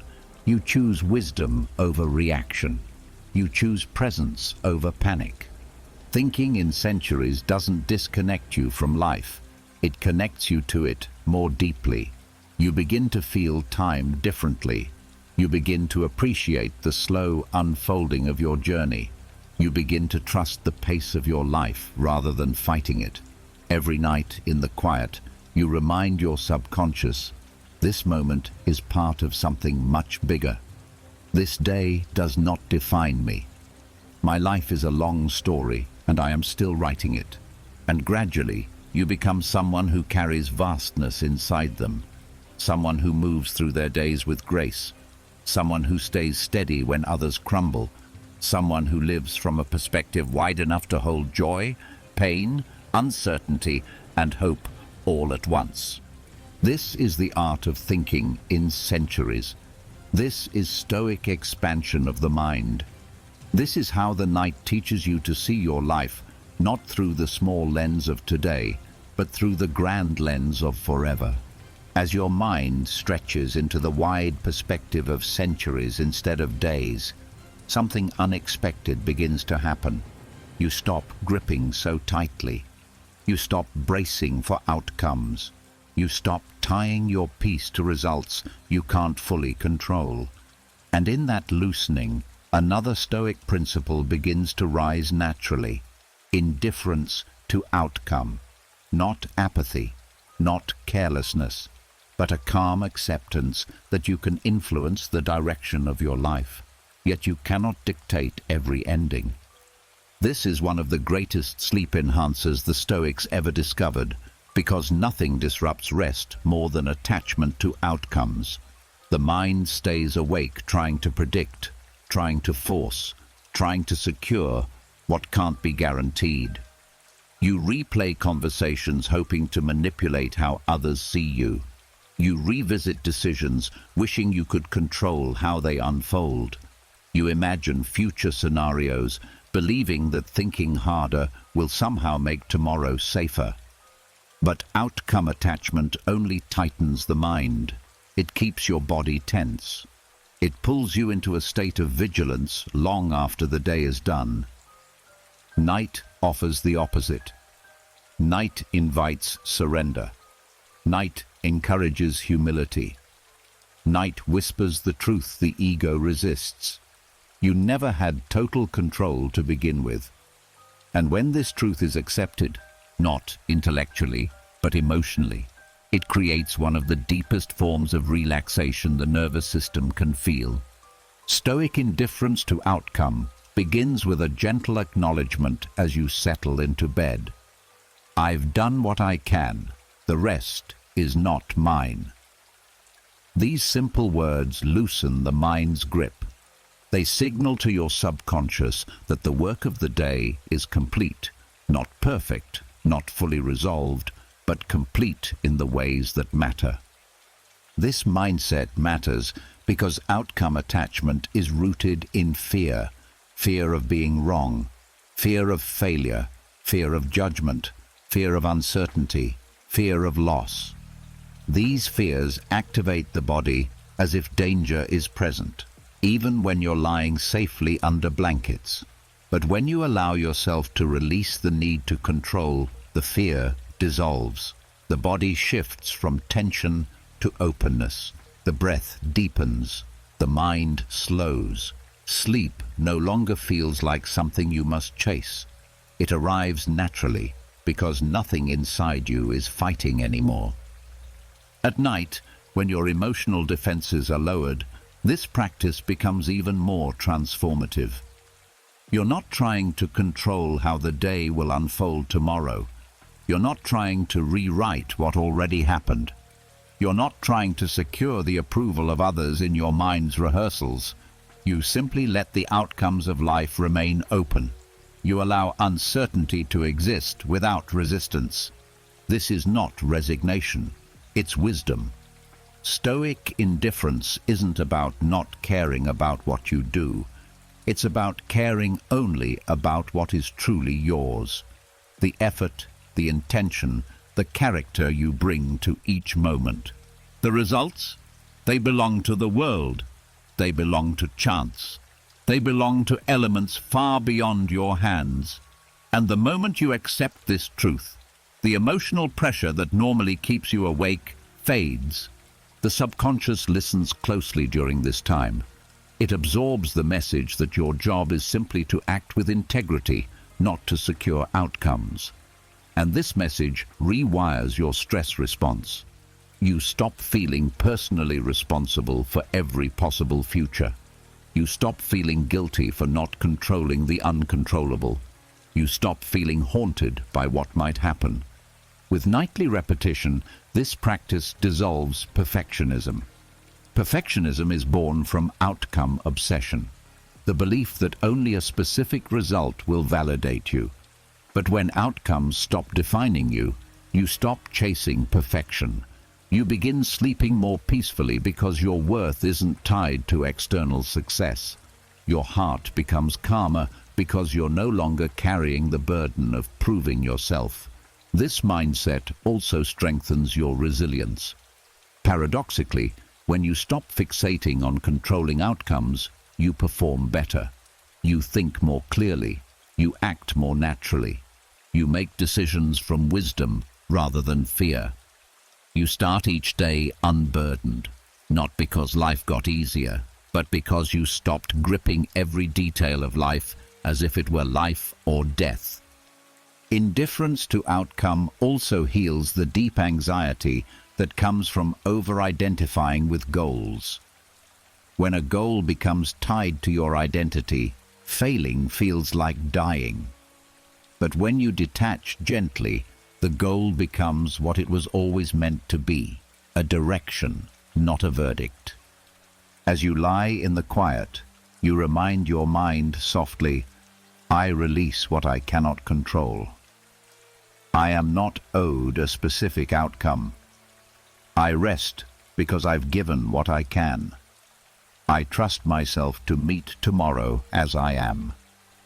These phrases are not affirmations, they are permissions. They give the mind the safety it needs to shut down its vigilance system and drift into deep rest. And something beautiful happens. Because you stop demanding certainty, you sleep with ease. Because you stop forcing life to bend to your will, you wake with clarity. Because you stop grasping for results, you regain your freedom. Night after night, this gentle indifference becomes part of your emotional foundation. You begin living from a place of calm commitment rather than anxious control. You act fully but release outcomes easily. You become someone who cannot be shaken by uncertainty because you no longer cling to guarantees. This is the Stoic way, a quiet acceptance that opens the door to profound rest, a soft surrender that strengthens your spirit, and a deep trust that gives you back your peace. When you finally close your eyes tonight, remember this. Mental strength isn't built through force. It isn't built through intensity. It isn't built through pressure. It's built through the small, silent shifts you make as the world fades and your inner world comes forward.